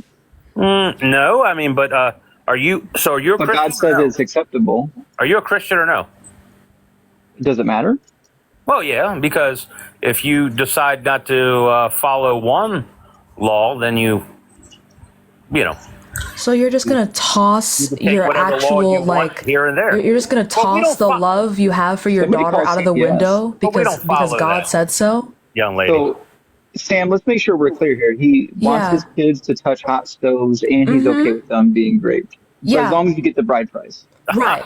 I'm okay Yeah. with my daughter being raped. No, I don't think so. Well, as long as God says it's fine, then it's fine, right? Well, God so it's doesn't say fine. rape is fine. He never said rape is fine. I'm God sorry. never said rape is fine. Let's clarify. Also, stop No, saying let's the R clarify word. something. Calm God down. never said rape is Calm fine. down. Stop saying the R word. Damn. Yeah, you gotta say graped. God never said rape is fine. Right, my fault. Let's clarify. God said if you do end up raping a woman, you have to take her as your wife, which means she will be stuck living with the trauma of living with the person who violated her for the rest of her life. He said that's okay. So, if your daughter was raped and then the person who did it was like, actually, that's my wife now, and she will be in a house with me for the rest of her life, you'd be like, no, yeah, fire, because God said so. Well, here's the point. That was a yes or no question. That was a yes or no question. Here's my only point. That was a yes or no question. That was a yes or no question. I really didn't understand her question. I'm sorry. Jay, why is it that the money is paid to the father and not the poor young woman? Probably because they looked at a woman a lot differently. But I'm going to say the only thing I want to say about this fact is that if I take anything and say God's done anything, then I am pure not a Christian if I don't say God's wrong, God's this, God's that. So, I take the lower stance on that. You guys, I mean, you could point anything out of a Bible or whatever it may be. You understand what I'm saying to you? So based. Yeah, I will do that. But so here's the. You would rather here's have the to dilemma. concede to the idea that if your daughter was raped, that the person who did it would be fully justified anyway, would be fully justified anyway, would be fully justified in taking her as his wife. You'd rather just concede to that instead of being a normal human being and saying, no, actually, that's gross. Because you want to be a Christian. Well, I'm not going to tell true God Christians. Yes. My God, that's so terrifying. That's so terrifying. That's so terrifying. Wow. I'm not going to do it. Listen, But Jay, I have to get back to work. But your stance that you're taking is one of the reasons why we talk about this God so often. Because if you take a hardline approach to the theology that this God is all good, then you have to say like slavery and rape is good. So. Your religion is a giant red flag and a hazard for all humanity. That's all. No, I think rape is terrible. Stop saying the word. Dude, I'm sorry about that. I keep forgetting. I think slavery is terrible. So is it terrible when God said that they could do it? Well, God said you do it because you're going to do it. Those people sell themselves, and they did, and those people who owned them sold them to something else. That's just the way it happened. You know, it doesn't happen in our society any longer. Oh, I mean, it certainly if God does. says it's It right, definitely then my does. thing say, God, you're wrong. No, it's not. Yes, you should. That's your intuition is screaming, God, you're wrong. There's no way that you can read the slavery verse and grow up in the society that we did and have any other intuition. I don't know. At least like if you went to like my high school, slavery is bad. But yeah, Yeah, I'm same. saying slavery is great. I mean, but I'm saying during that time there was slavery, and if there was rules given to that time, those are the rules that you follow. Gotcha. So which one's worse, eating shellfish or owning people as slaves? You know, it all is the same. You know, the shellfish and owning. It's all this. Yes, I'm talking about back in the day, brother. I'm not talking about now. Dude, I eat crabs all the time. Dude, I'm from Maryland. Bro, me eating a lobster is the same thing as taking someone as property, don't bro. take that away from. No, I Are you said back in the serious? day. all Bro, the me laws were the dipping some same. lobster in some butter sauce is the same as taking a person as a possession? No. That's not what I said. I said back in the day when he asked the question. If we're talking about back in the day, the laws, if you broke one law, you broke all the laws, and all the laws were the same. And God looked at you and judged you the same way if you broke one law or broke all the laws. Okay, because taking people as slaves didn't break any law, but eating shellfish did. Dude, shellfish is wrong. I mean, back in the day, But is was it wrong. worse than slavery? But dude, that's all been taken care of. What I'm saying is Jesus came down At the all time, that. okay, is it worse at that time to own a slave or eat shellfish? It was probably to eat shellfish. You're kidding. No, I'm not kidding. At that time, which one was it at that time? Oh, Do you know? stop. Yeah, I'm just gonna say that owning slaves is always worse than eating shellfish. Brother, oh my God, dude, we're talking about the religion. We're talking Okay, about how God so fits the into reason the fact why- of the shellfish and the slaves. So the Because reason God why this allowed doesn't hold slavery. up. God the allowed reason to why have a slave. Okay, But the God reason didn't why allow that to eat doesn't hold shellfish. up is for multiple reasons. The first, God is all knowing, which means anything that ever happens and has happened, and will happen is something that he's aware of before it even occurs. So he knew there would be a time where slavery would be impermissible. Now, God says that murder is wrong, and during that time, ending people's lives for just like crime in general was incredibly common, but he still said that murder is wrong. Slavery was also incredibly common at the time, but he didn't go out of his way to say that slavery is wrong. So if ending people's lives was almost as common as slavery, and he said ending people's lives is bad, why didn't he say the exact same thing about slavery? I don't know, but you asked me about shellfish. He said during that time, what was worse? I just asked you a new question. Yeah, well, how you asked me a new question? We didn't go over the first one. Well, yeah, your answer to the first one is stupid. So Yeah. My answer to the first one is biblical. it's which is stupid. Yeah, it's an absurdity. Like Well, regardless the of what you fact think that the about fact it, that it's you still think there was biblical. ever a time where eating shellfish is worse than slavery, putting a shrimp in your mouth, chewing and swallowing is worse than owning and beating a human being. The fact that you think that eating shellfish was worse than slavery is insanity. That's my crazy. God. There's nothing You're just taking the other word- to you're say taking the words and than twisting that's them around. stupid. That's a dumb thing to say. All you did was take the words and twist them around. This is Dude, I bar didn't for ask- bar what you believe. No. Word for word, bar for bar. No. You take the word right out of my mouth. I Which just sat here and of what I said isn't Yes. true? I just sat here Which and of what said, I said doesn't map slavery's onto what bad. you believe? Slavery's bad, so forth and so on. Owning another human is bad. You said, now back in the day, which one was worse?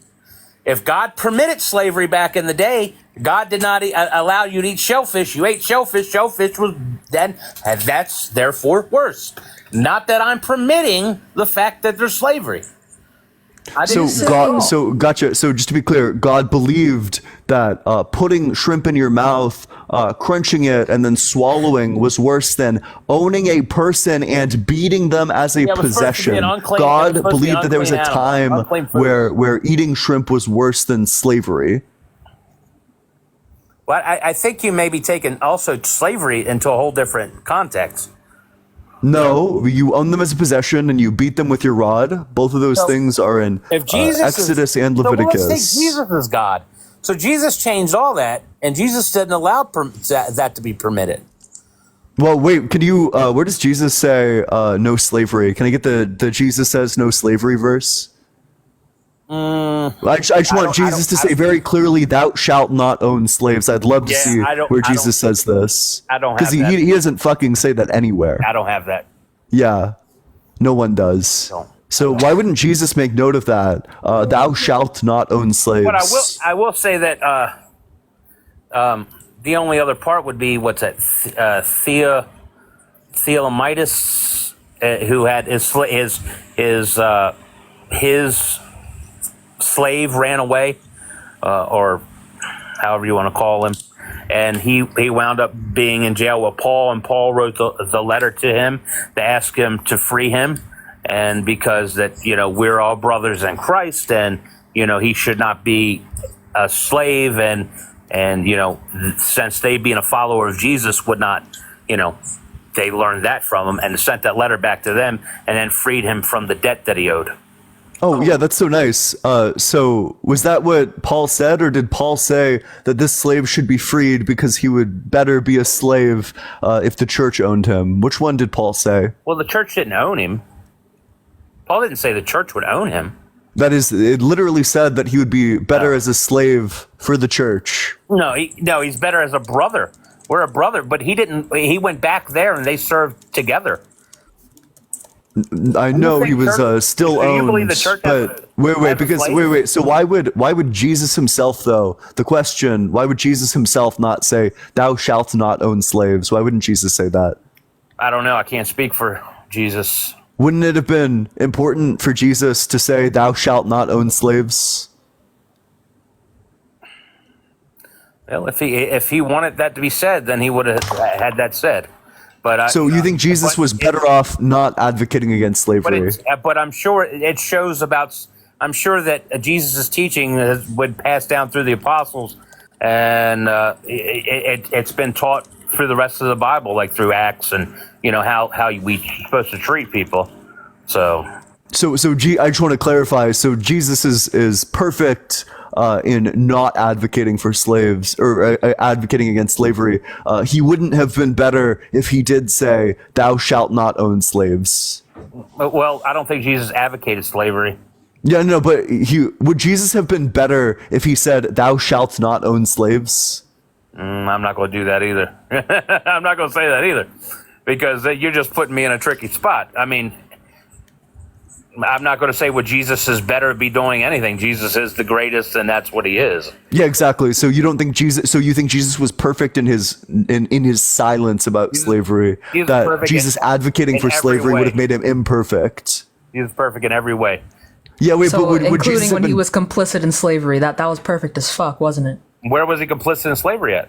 When he said schmurder bad, and we can agree schmurder bad, but then he saw slavery and he didn't say slavery bad, that's being complicit.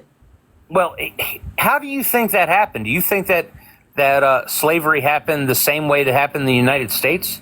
Every time people ask me this question, my response is always, I don't care how well the slaves were treated.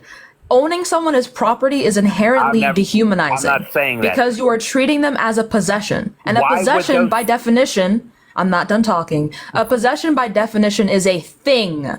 A person is not a thing. Even grammatically, a noun is a person, place, or thing. Categorically, you are dehumanizing a person. I don't give a fuck how well they were treated in comparison to the transatlantic slave trade, chattel slavery. It was still slavery nonetheless. I don't care. It's not a transatlantic slave trade. I'm not saying. I'm not talking about how well they were treated as slaves. That's not the point I'm making. The point I'm making is that through the slave trade, we live in the United States. Those people were taken and forced and held. They were taken, forced, and held. Those people over there were not. They were giving themselves up as bond servants. They were giving them. They were chosen to be. Absolutely, they certainly. Wait, so in Exodus, when it literally gives out conditions for someone to be sold into slavery, for example, like one of the conditions to be sold into slavery is like Wait, so are you of the belief that 100% of these people chose to be slaves? Please say yes. Please. Jay, are you there? Please say yes. Yeah. Oh, yeah. I bet lots of people love choosing to get beaten with a rod. No. You asked, did all of them choose to be that way? Did all of them choose to be slaves? Absolutely not. Okay, gotcha. So is it wrong? Is it wrong too? Oh, to slavery is wrong. Fucking own them. Was God wrong when he said that you can own them? No. What God? I don't think God was talking. Well, let me not put words in God's mouth, because this is it's crazy. But as as a lot of theologians look at it, they look at it the point that God was speaking in the fact that those people who were slaves, those in those days, came from as bond servants, came from as they sold themselves into that. Those are the ones he's talking about. Now, anybody can take somebody as a slave, and that is dealt wrong. People who take other people and own them as that, and owning people is, inherently not great. Then why didn't he say that? If you if you're selling yourself, your body, you sell yourself into slave. You take yourself and say, listen, you're not killing my family. You're here to give my family this. I owe you, or I owe you this because I took money and I can't pay you back. And now I'm going to serve my whole life as basically a slave. Yeah, wait, so let's just there's like a basic part of this verse that just completely blows this theory out of the water. So when it says in Leviticus, how the fuck do you it says in Leviticus 25 44 through 46 that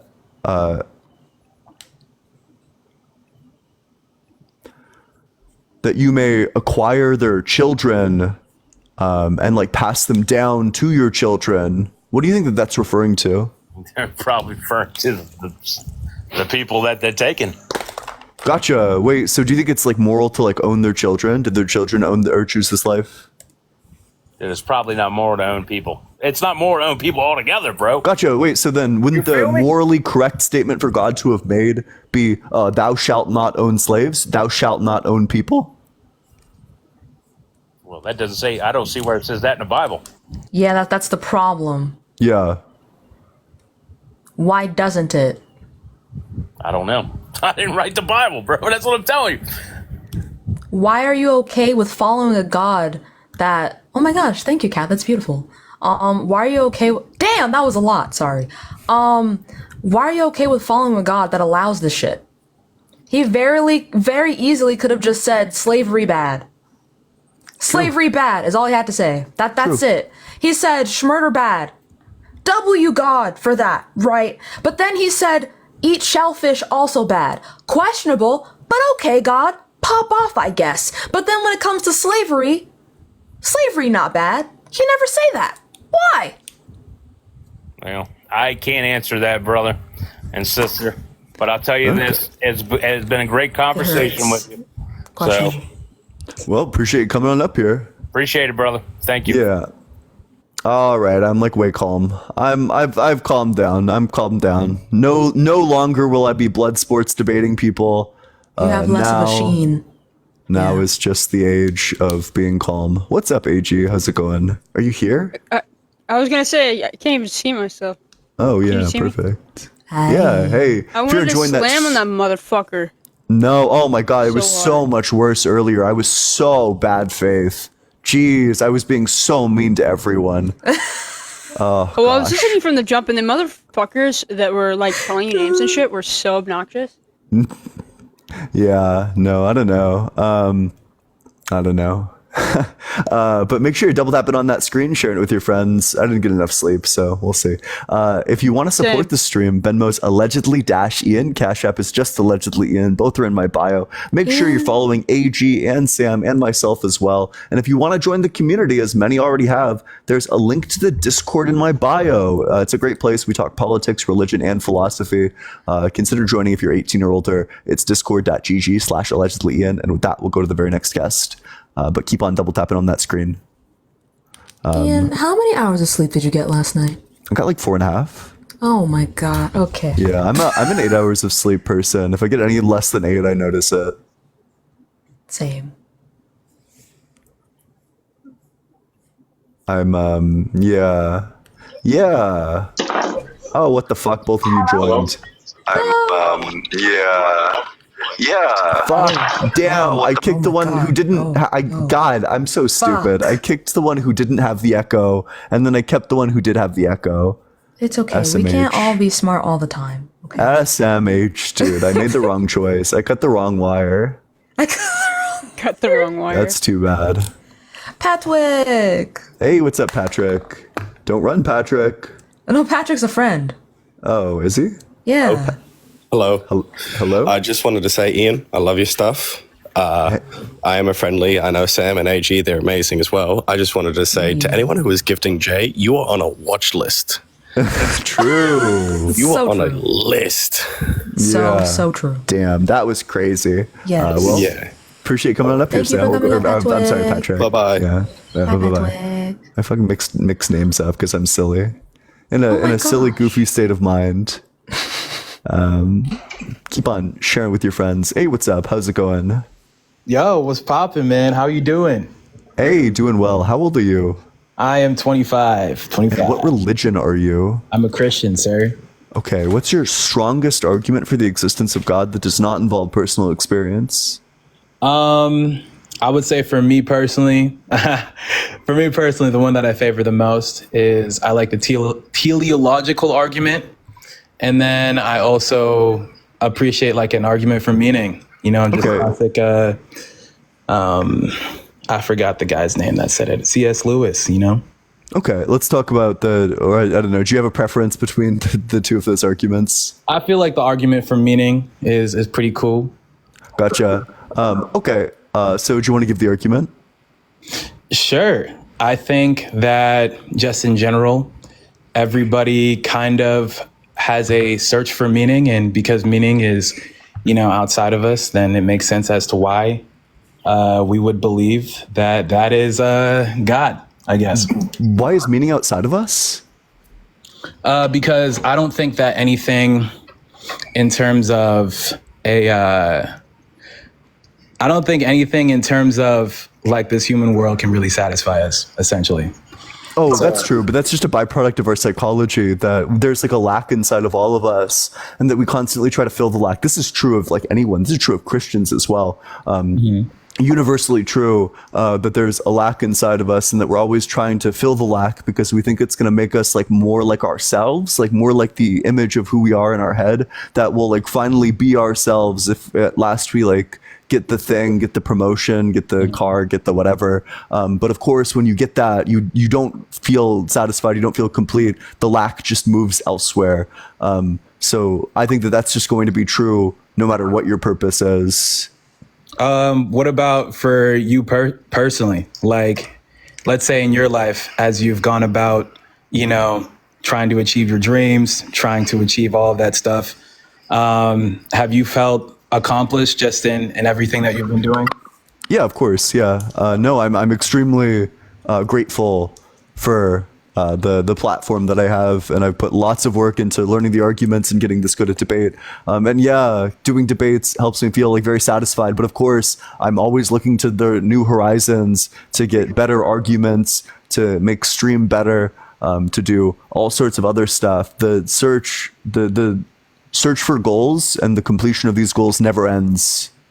So I just don't know.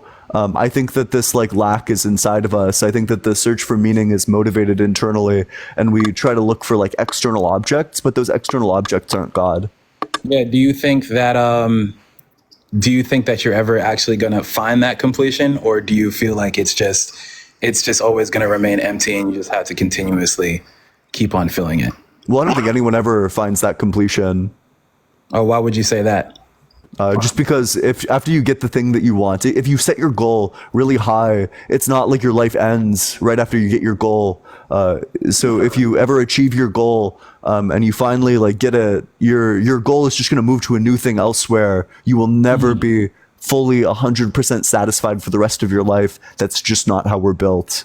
So do you feel like, so I as a Christian would disagree and say that, you know, just in my life, I'm already fulfilled because it's already connected to something eternal that, you know, Do kind you- of already, you know. Do you fall flat with your relationship with God ever?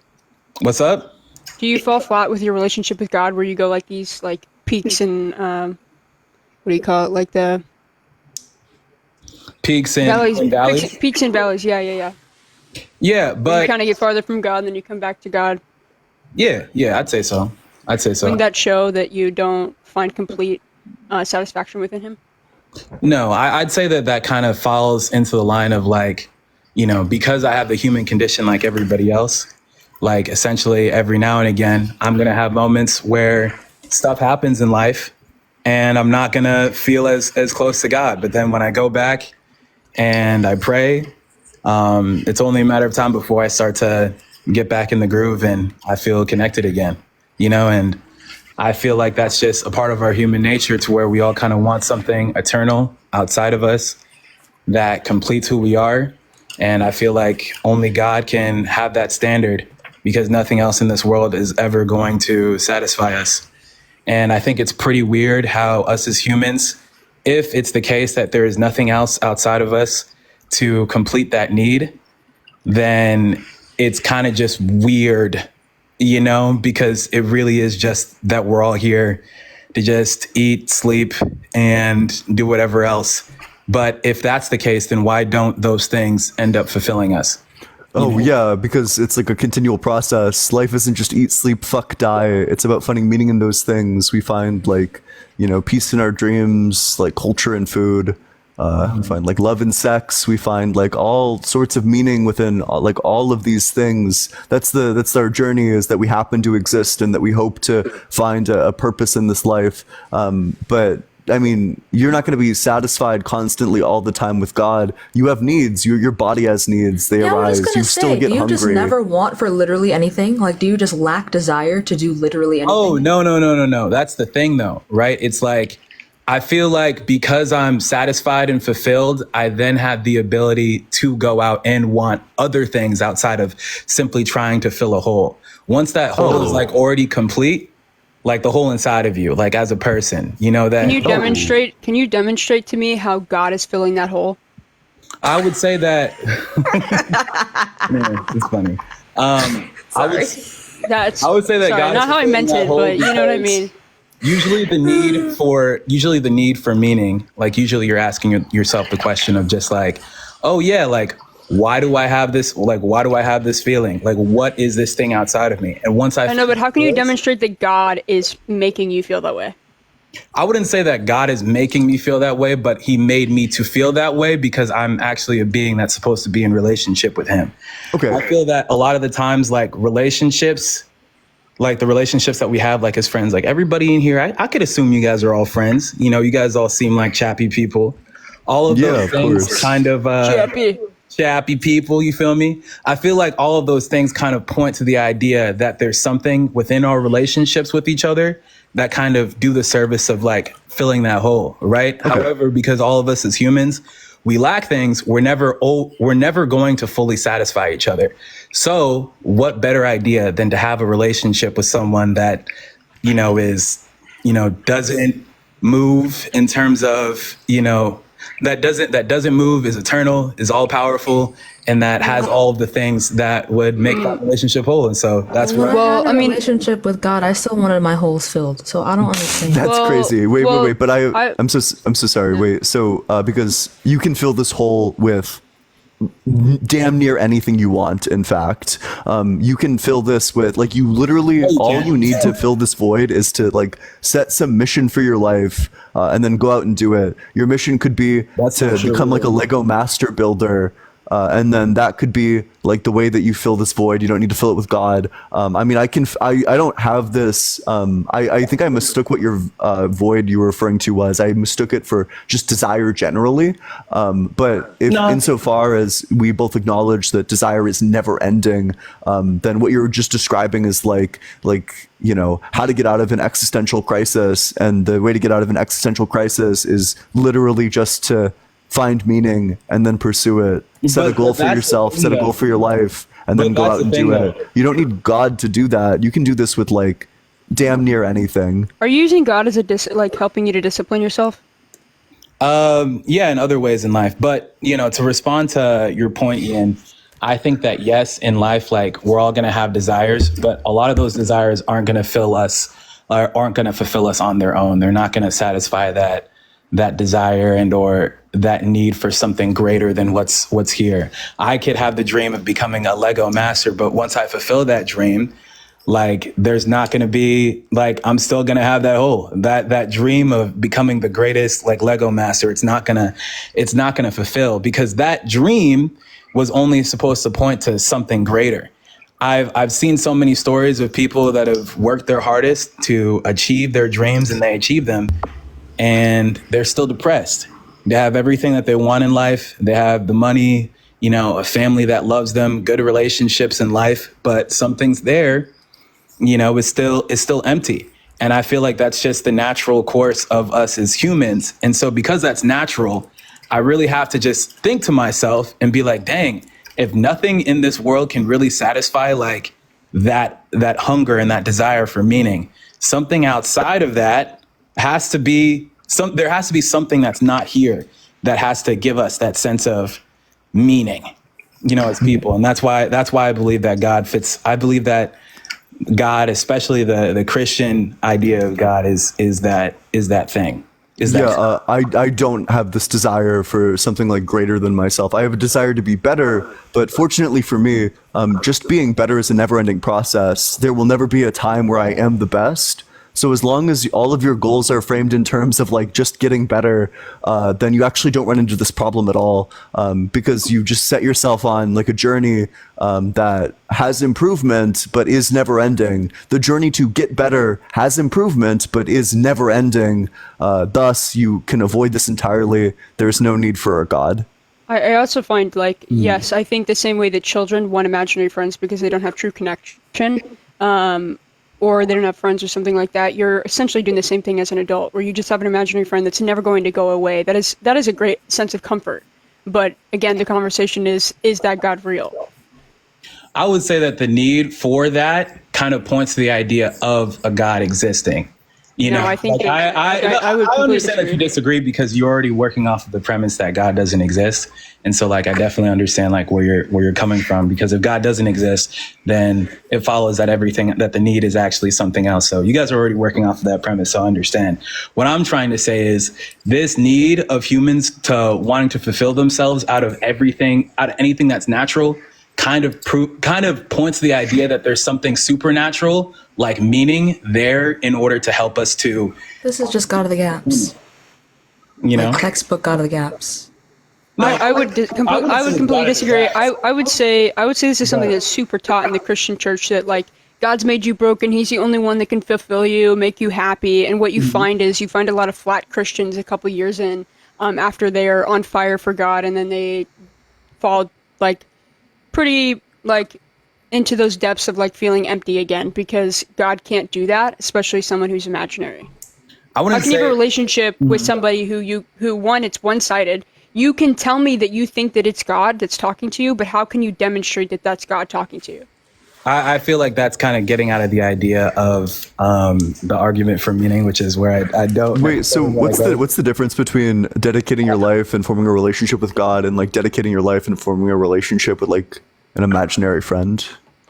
I would say that if you're forming if you're forming a relationship with an imaginary friend, you forming that relationship is pretty much your own mind, you and your own mind, whereas God is obviously another being. Yeah, but what's the difference in terms of fulfillment? Why does God fulfill you in a way that just believing in an imaginary friend wouldn't?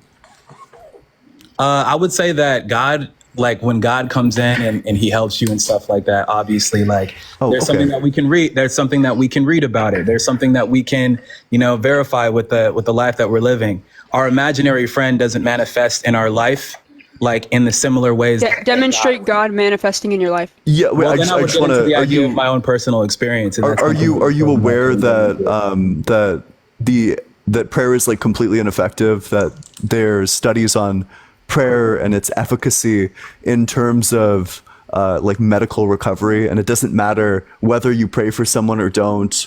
or like what religion, what God you pray to, like the thing that you pray to or believe in, that no matter what, it's like all the same, that all the outcomes are exactly the same? Well, Are you aware of that? I would argue that oftentimes a lot of atheists they misinterpret what prayer is supposed to be. You know, it's not supposed to be this thing to where you go in and you pray to God and he's supposed to give you everything that you want and everything. But wait, but that's because you just shot yourself in the foot, right? Because you said you literally just said that that's the difference between believing in God and an imaginary friend, is that God actually delivers things into your life, that he actually brings forth change in your life. But now you're saying, well, the point of prayer actually isn't for God to bring change into your I didn't life. connect that with the idea of prayer. I'm just saying that God manifests himself in life in ways that an imaginary friend would not be. That's all. Whether that's through prayer or whether that's through. Yeah, but how can you prove that? How can you prove that? Yeah, I would say that connects to my personal experience. You know, if you can't demonstrate God like in some sort of way outside of your own experience, demonstrate like using a hypothetical or something like that, like demonstrating God's existence in the same way, like that we just explained in an imaginary friendship versus God. Well, I would say that, you know, because God is a verifiable thing outside of like my own head, and it's something that other people share and other people have come to the conclusion of saying like, hey, like this is something that like exists for me. And even if I wasn't connected with them in terms of a relationship or whatever, if I see the same thing happen in my life, I as a human being am meant to, it's a more reasonable conclusion to draw that there's something outside of the both of us as human beings that is, you know, dictating that. And so because of that, we have the Bible, we have, you know, other people's personal experiences matching up that have like never met before.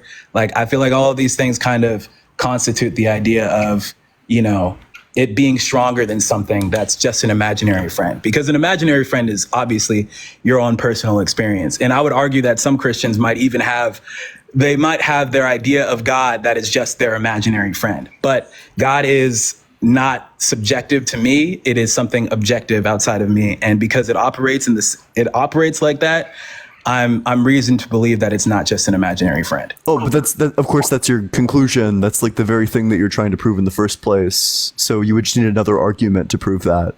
Oh, wait, why? Because so what you're attempting to argue is that God exists because meaning exists. And the way you're doing this is by essentially just reaffirming, like when we press you on the difference between God and an imaginary friend, is that, well, you know, God exists because God exists subjectively. And I'm just asking, like, that's kind of the initial claim. Prove that God exists subjectively. Well, okay. First of all, I'm just going to say this. I actually clicked this live not really thinking that you were going to add me in like super fast. So I didn't like, if I'm just going to be like honest with you, I didn't have my argument fully prepared, my premises and all that fully prepared to like come at you and be like, okay, this is exactly what I believe. But if I were to re-go over it again, I would say every human being on this planet has a desire that cannot be fulfilled in the natural world. We have to come up with this idea of meaning. And Can you prove that? Oh, I would say that that's just an experience that I've seen, that you have seen, that everybody in this live has experienced on their own. I believe that's just a universal like human. But why is it that God needs to fulfill that? Can you prove that God needs to fulfill that? I would say that God needs to fulfill that because he is one, a creator, and creators bestow meaning onto things. And so if there even is an idea of meaning, then that denotes that there has to be something there to give it meaning. And so that's why I conclude that is God, because even saying the idea of meaning points to the idea of there's something to be created with a specific purpose that needs to be fulfilled. So I got a question for you. So Thailand is 96% Buddhist, i.e. 96% of Thailand doesn't believe in God. So is Thailand just like full of like depressed people? Is that going to be your view, that like nobody in Thailand has meaning? Well, I wouldn't say that just because you're not living in the idea of God doesn't mean that like you're going to be depressed. But if I were to go to Thailand, I think I would be able to talk to a lot of people who probably would say that even though they're chasing their dreams, even though they're trying to, maybe they have great sex, maybe they have a great diet, and they're working out, and all of that stuff is really going well for them, I would probably find that a lot of people still feel somewhat empty, even if they might not know it. So just to be clear, you would say that Thailand is just completely void of meaning? Not Thailand. That's a huge jump. I'm not gonna lie. That 96% of the people in Thailand are just completely void of meaning. Wait. How did you get? From what I said? Because 96% of the people in Thailand. Thailand has no meaning. Yeah. Because 96% of the people in Thailand are Buddhist, i.e., they don't believe in God. So, would you say that 96% of the people in Thailand don't have meaning? I wouldn't say that they don't have meaning, because they do. If God exists, then they do, whether they believe in it or not, you know? So whether they believe in the idea of God existing or not, those people have meaning, even if they don't understand what that meaning is. So I would say that those people in Thailand, if they don't believe in God, then they probably don't know that they have meaning, and they feel disconnected from that. And that's all I'm arguing. So you would say that 96% of the people in Thailand feel like they don't have meaning? Hey man, you can reiterate the process. You can reiterate the premise all you want, and it's going to sound ridiculous as many times as you say it, because, you know, you obviously don't believe in God. But if God does exist, then that just follows. That just follows. So what about like the 10 top atheist countries, and then they are in the top 20 happiest of the countries? So what we see, like, pretty much all throughout, is that the happiest countries, or the people that are the happiest, tend to be atheists because they don't need to cope using God. First of all, I would need to look at that, because I would say that Sweden's number 4. Sweden is one of the most secular countries, and it is number 4 in happiest countries. Okay, well, let me ask you this too. Sweden, I feel like, if that's the case, right? Sweden, happiest countries or whatever. What conclusion? How did you get? Causation is not equal to. What's the line again? They're doing studies. How do you know causation doesn't equal correlation? Yeah, but I understand that it's religion that's making them unhappy. You know what I'm saying? I didn't. No. I'm saying that what we, because there's so many. I can agree that causation doesn't, or correlation doesn't equal causation. But what we do see is a recurrence in the happiest of countries tend to be more secular and are not religious, because they don't need to cope using God. I wouldn't say that that's necessarily because of God. If you look at Sweden, they probably have a lot of other things that we don't have in America, like high capitalistic rates, extremely high costs of living. There are so many things that could play into a reason why people are more happy over there, apart from them not having, them not having a religious cause. I would also argue that a lot of places, like, I don't mean to throw these people under the bus, but a lot of places like Japan, or like, all these other places with extremely high suicide rates, are also predominantly like not believing in God, or not having like any of those types of like other, religious beliefs. Yeah, Japan, 62% of the country doesn't identify with a religion. But I do know that Christian people often do report to have more, especially in the States, Christian people over here often do report to have higher levels of fulfillment. Yeah, so that's like totally possible, but just because they're fulfilling themselves with something doesn't mean that that's actually like a real thing that actually exists. Again, it just goes back to the imaginary friend, that just because you like say, well, there's this imaginary friend who gives my life meaning, doesn't actually mean that the imaginary friend exists. Yeah, well, if that imaginary friend is also connected to history and has been verified by sources that are disconnected with each other across all different types of walks of life, then I would much more likely believe in that imaginary friend than one that I just conjured up in my head one day after watching a favorite TV show. Okay, so I got a question. So you think your theory is that the religious experiences are indicative of like an actual thing, like God actually reaching out to these people? I do, but I wouldn't say that that's like my full argument. I would say that the argument of meaning is my favorite, because it points towards that idea, although it's not enough to verifiably prove that like God is real. I just think that in and of itself, for me personally, it's one that I like using the most because it's a lot easier to talk about meaning for me than it is to talk about history, which I'm not an extreme expert in. Okay, so why is it the case that people with temporal lobe epilepsy are so much more likely to have a religious experience? Why does God target people with temporal lobe epilepsy more than he targets anybody else? I wouldn't necessarily know that specifically, but the fact that there are people outside of people with temporal epilepsy that have religious experience, I feel like that in and of itself kind of defeats the argument. It's not exclusive to people. Because it's not exclusive to people with temporal epilepsy, I wouldn't necessarily see that as like a strong argument against the idea of God only. Yeah. Wait, so, okay, but I just want to be clear. So you concede that this is an extremely unexpected data point on your worldview? What do you mean by that? That you have no way of accounting for the fact that people with temporal lobe epilepsy are way more likely to have a spiritual experience. To me, it doesn't necessarily matter if it's more likely or not. The simple fact. Oh, I'm sorry. Wait. So if there you are have an thousands account of of it, people. Wait, then hold what's on. your You gotta let me account of finish it? speaking. Yeah, sure. You gotta let me finish speaking.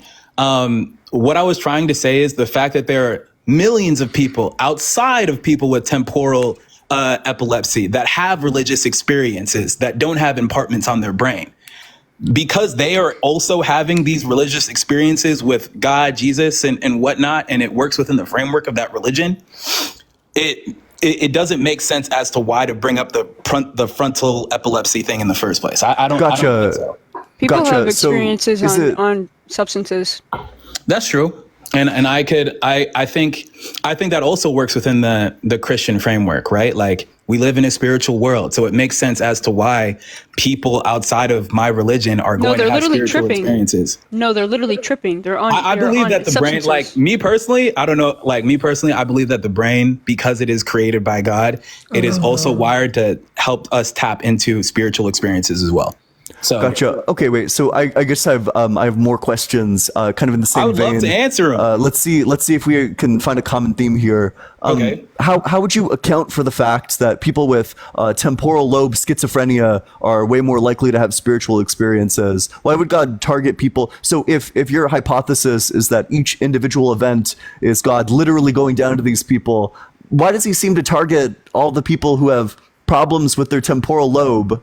And in fact, let's take it a step farther. Why is it that your temporal lobe lights up every time anyone has a religious experience? Why is that the case? First of all, can you verifiably prove that whenever somebody has like a religious experience, it's the frontal lobe? And also, I would not say the frontal this lobe, as well. but yeah. The whatever lobe. Can you let me finish real quick, AG? Because I literally just told you that I believe that the human brain allows for spiritual experience. It's not in and of itself just because it's natural. I think that also, like, give or take, like, people with I have a source schizophrenia for can you also if you're be interested. like, no, like, if your source concludes the idea that, like, whenever the prefrontal cortex, like the part of your brain, temporal lobe, the temporal lobe. Let me repeat that 5 times so I can remember. Yeah. Temporal lobe, temporal lobe, temporal lobe, temporal lobe. If your study proves that whenever somebody has a religious experience, their temporal lobe lights up, that doesn't denote the fact that the Christian God doesn't exist, because the Christian God could have very much made the human brain so that it could interact with spiritual experiences, which is what I believe happens. Gotcha. Not with every case, like the people with schizophrenia, like you were talking about. I believe that those guys, sometimes they're crazy, they're lost, and sometimes people are reporting like that's a good word to use for that. I mean, like, if I'm being honest, like, if I had something going on with my brain and I started to say things that didn't correlate to the reality that we're living in, like I was saying, like, up is down, left is right, you would have reason to believe that that is not of my right mind. And so that's what I was pointing at. Not to say that these people are less human or whatever, but I'm just saying that their experiences with schizophrenia and saying that they have a spiritual experience could literally just be them having a mental episode. And I'm very skeptical of, like, even like Christians as well that say like, oh, I had a spiritual experience. Oh, I had a spiritual experience in this way. Because if I look at that spiritual experience and I bring it towards the Bible and it doesn't match up and it doesn't line up, or it doesn't sound like something that the God of the universe would come down and say, then I have reason to believe that that person is also acting crazy, which is why if somebody is like, hey, God told me that I need to kill all of these children, then I'd be like, that's not the God that I believe in. That's an imaginary friend.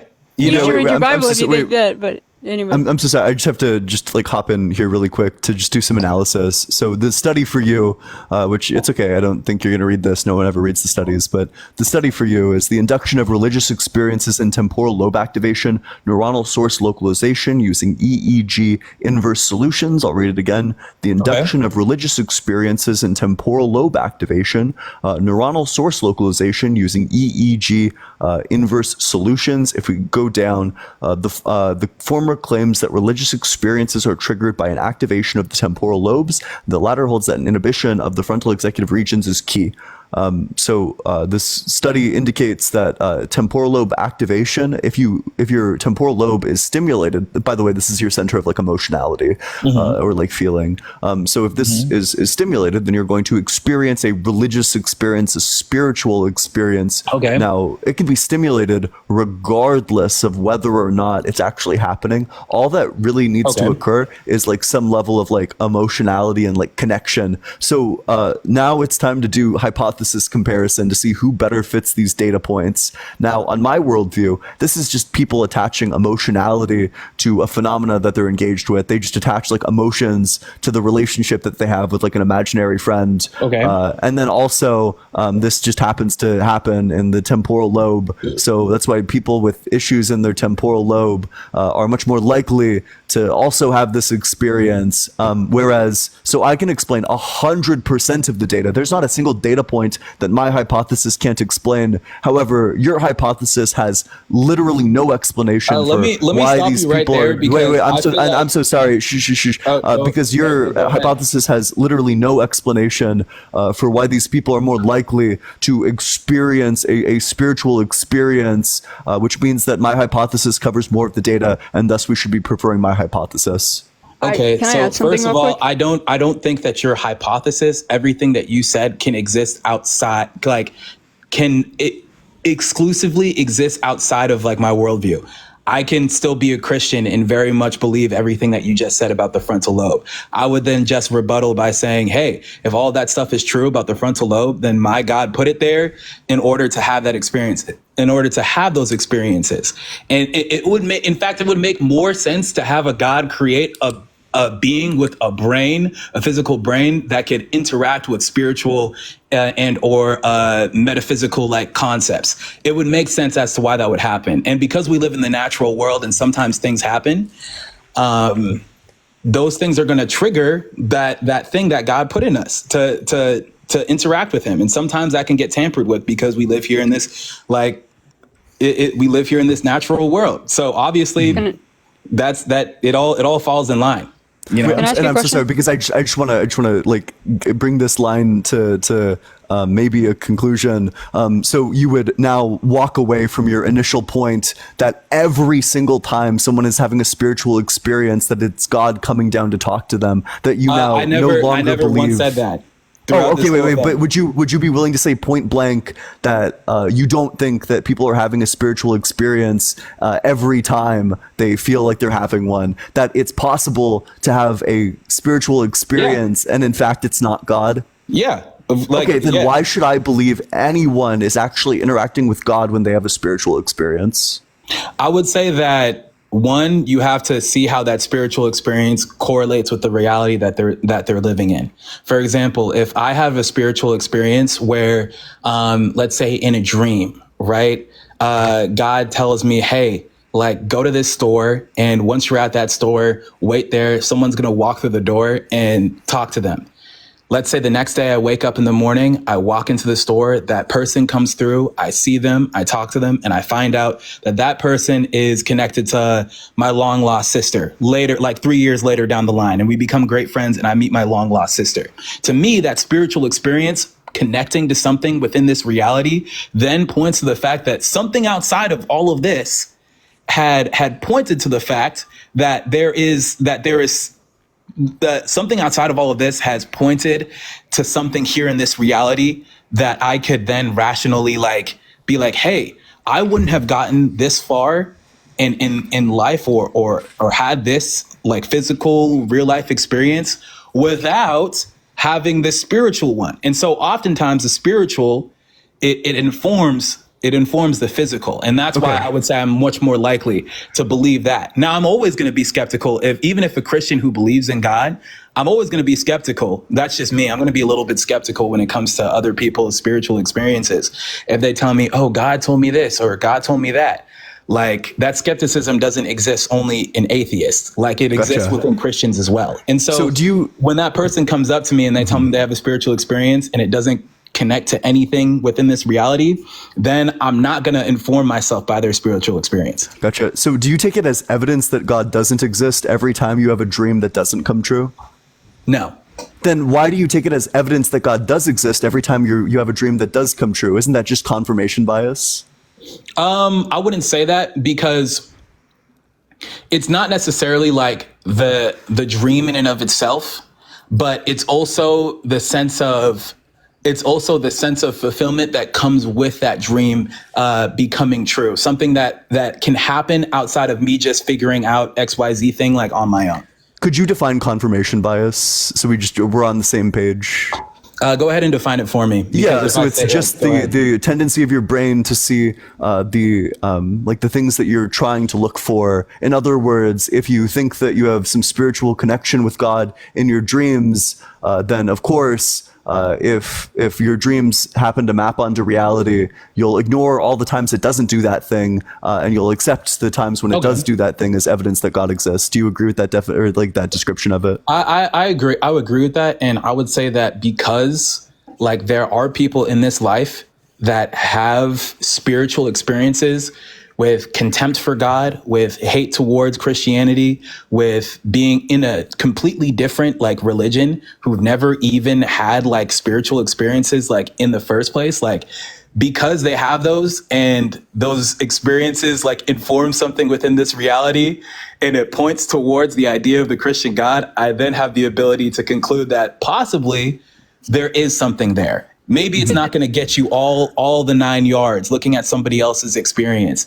but it's enough to at least make you question it and not view it as nearly or purely confirmation bias. Gotcha, but I'm not sure if you heard what you just agreed to, but the description of confirmation bias was taking the times that the dreams do come true as evidence for God, but disregarding the times when the dreams don't come true as not evidence against God, which is quite literally what you admit to doing, which means that by the definition you've agreed to, you're engaging in confirmation bias. The only way do you want to undo your agreement with that definition? Okay, wait, hold on. I agree with your definition of confirmation bias, but the only way it would be confirmation bias is if I'm looking for that conclusion to be true. I gave you an example of people who aren't looking for that conclusion to be true and yet still have those spiritual experiences. Maybe for me, I could look at it and be like, oh, snap. I'm having a spiritual experience, and you could be like, oh, you're a Christian, that's why. And I could be like, well, I had this other thing. And you could be like, oh, you're a Christian. That's why. You're just trying to confirm your beliefs. And I'd be like, okay, well, what about all these people that aren't Christian? What about all these people that hate Christianity? So when these people that answer, and that answer still shows up for them in their dreams or in whatever other way. So do these people who aren't already Christian, do they consider all the times when their dreams didn't come true in their consideration of whether God exists? Sure, but I guess that also in what way do they consider those? So do they like sit down and weigh it out and they count up that the number of dreams that have come true is higher than the number of dreams that didn't come true? Is that what they count out? I would say that if I was an atheist, right, and I were to have a dream, it's a yes or no question. No, can I I'm gonna feed into your wait. Will your answer include a yes or a no?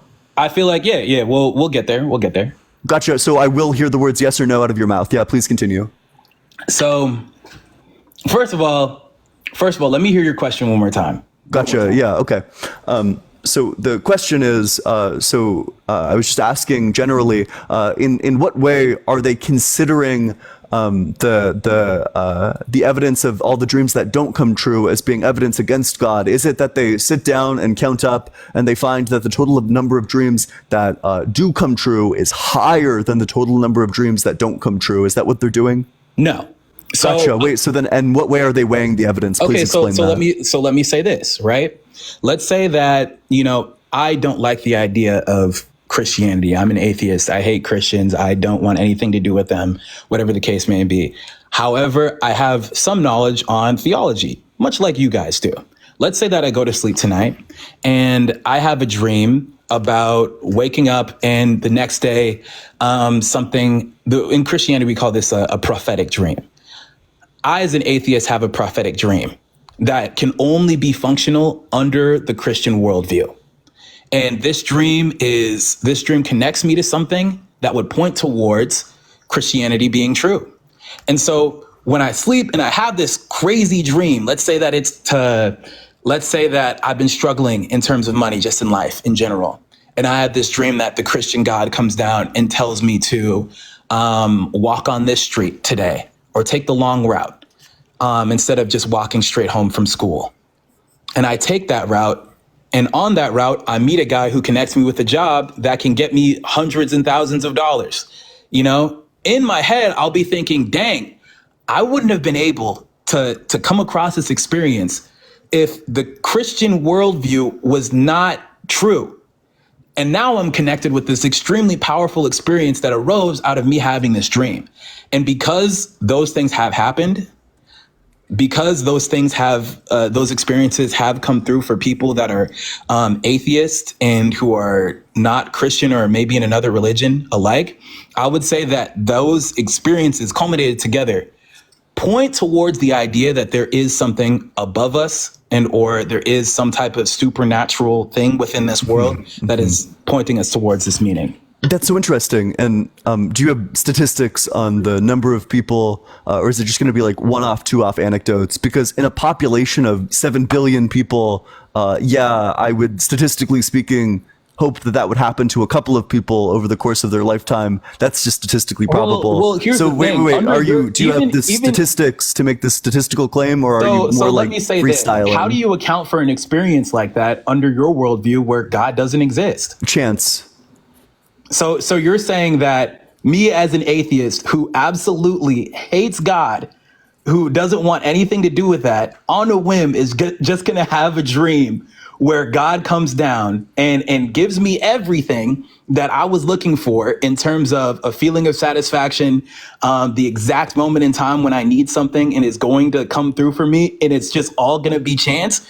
Let me say this. That is literally how statistics works. Yes, that's correct. Yes, if you have. I'm so sorry. Wait, can I just elaborate on that for a second? Hold on. Yeah. Wait. So let's say if you flip a coin. You didn't let me finish my conclusion. If you flip a coin infinite number of times, eventually you're going to get like 32 heads in a row. You're going to get any number of combinations. You're going to get unlikely events, unlikely outcomes when you have so many chances. We have, oh God, how many days in our lifetime? So we have like 6,000 weeks, I think, times 7 days. So like 40,000 days means like 40,000 nights, 40,000 night sleeps across 6 billion people. So 40,000 times 6 billion chances for this to occur. I would expect that it occurs at least a couple of times. Yeah, that's just statistically probable.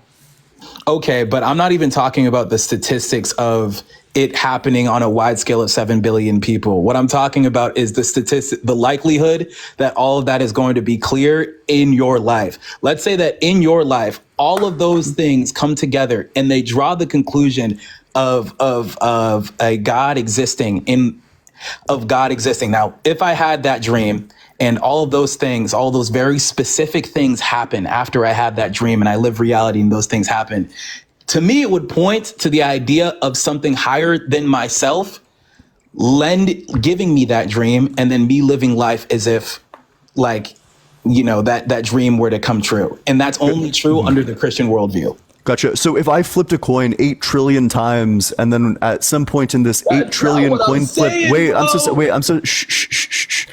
in this 8 trillion coin flip sequence, it just so happens that I get like 5 or I don't know, like 7 heads in a row out of 8 trillion flips. Would you take that as evidence that God exists? No, but let's say this, right? I feel Why like not? Wait, I'm so sorry. Why not? Okay, so let me say this, right? If I were to have a dream, right, that told me that I was going to flip the next day I was going to flip a coin in front of you, and it was going to say it was going to land on exactly 7 heads, 7 times on heads, 8 times on tails. And then one time when it falls on the ground, it's not going to it's going to fall between like a crevice, and then it's not going to show heads or tails. Let's say that. If I were to have that dream and the next day I get exactly 7 times heads and I get 8 times on tails, then to me, I'd be like, whoa, that was crazy. And the only reason why the only way that experience would make sense is if it's under the premise of a Christian God. And that's more so what I'm Gotcha. And can you demonstrate the occurrence of that event that you just described, or were you just like freestyling? I was freestyling, but gotcha. So there are multiple. Wait, because I hate to interrupt, but I think AG has an amazing point. Yeah, go for it. Goes directly with this. Like when she told me this, I started to shudder. Honestly, like go. Okay, let me hear your point, AG. Okay, so you're kind of talking about like your religious experiences. Cool. On the same side of religious experiences, do you believe possessions are real? Yeah, in certain cases. I haven't done too much. I haven't done too much research on it to like have like a fully defined like theology and or framework that I can work from to be like, okay, yeah, this is going to be a a possession and this is not. But would you just put, is this just yes or no? Do you think that there are possessions? Like I think that possessions can exist. Yes. Okay, so then why are the only ones that are recorded are from religious people? Nobody that's atheist ever gets possessed. I wouldn't be too sure about that. Statistically. I would say that people that are Christian already have the. Let me say this, right? Oh, you don't want to say that one. Wait, hold on. I'll say that people that are Christian are more likely to point towards it being a possession because a possession works under their framework. Where somebody else in another religion, like they could or being atheist, they could be demonically oppressed or suppressed, but because they're an atheist and they don't believe demons exist, that doesn't necessarily work under their framework. So I still feel like people that are atheists can still be demon possessed or possessed in some type of way, but because they already we don't have a single recording from an atheist that is possessed. So remember what I just said. We don't have a single recording. Like the NIH has recordings of this, but like when we take books per se, there's a specific book that talks about possessions, and we're just supposed to take this book's word for possessions. But all the possessions in this book that this guy talks about are from religious people. And so if you're talking about spiritual experiences, back to like what Ian is saying, to me this is just mass delusion playing into confirmation bias. If you believe this so hard, then to the point of only you are going to believe that you can be possessed, because no atheist has ever recorded being possessed. Only religious people.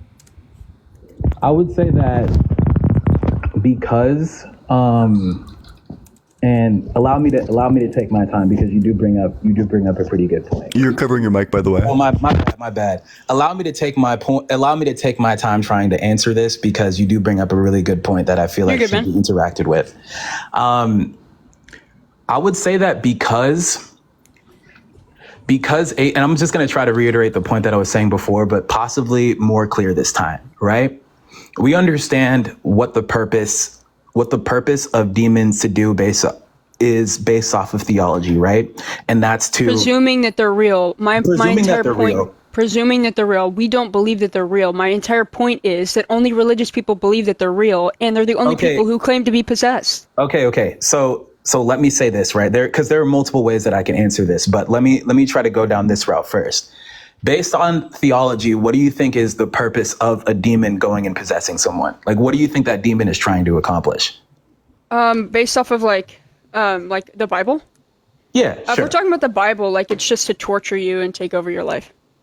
Yeah. Okay. So I feel like that's a good way to put it. But I would also say that like what a demon is trying to ultimately do in its possession is make you operate outside of your own mind to take you away from a relationship with God, or to take you further away from a relationship with God. Right. And so But it typically doesn't do that, right? Like it typically doesn't do that. It does the opposite.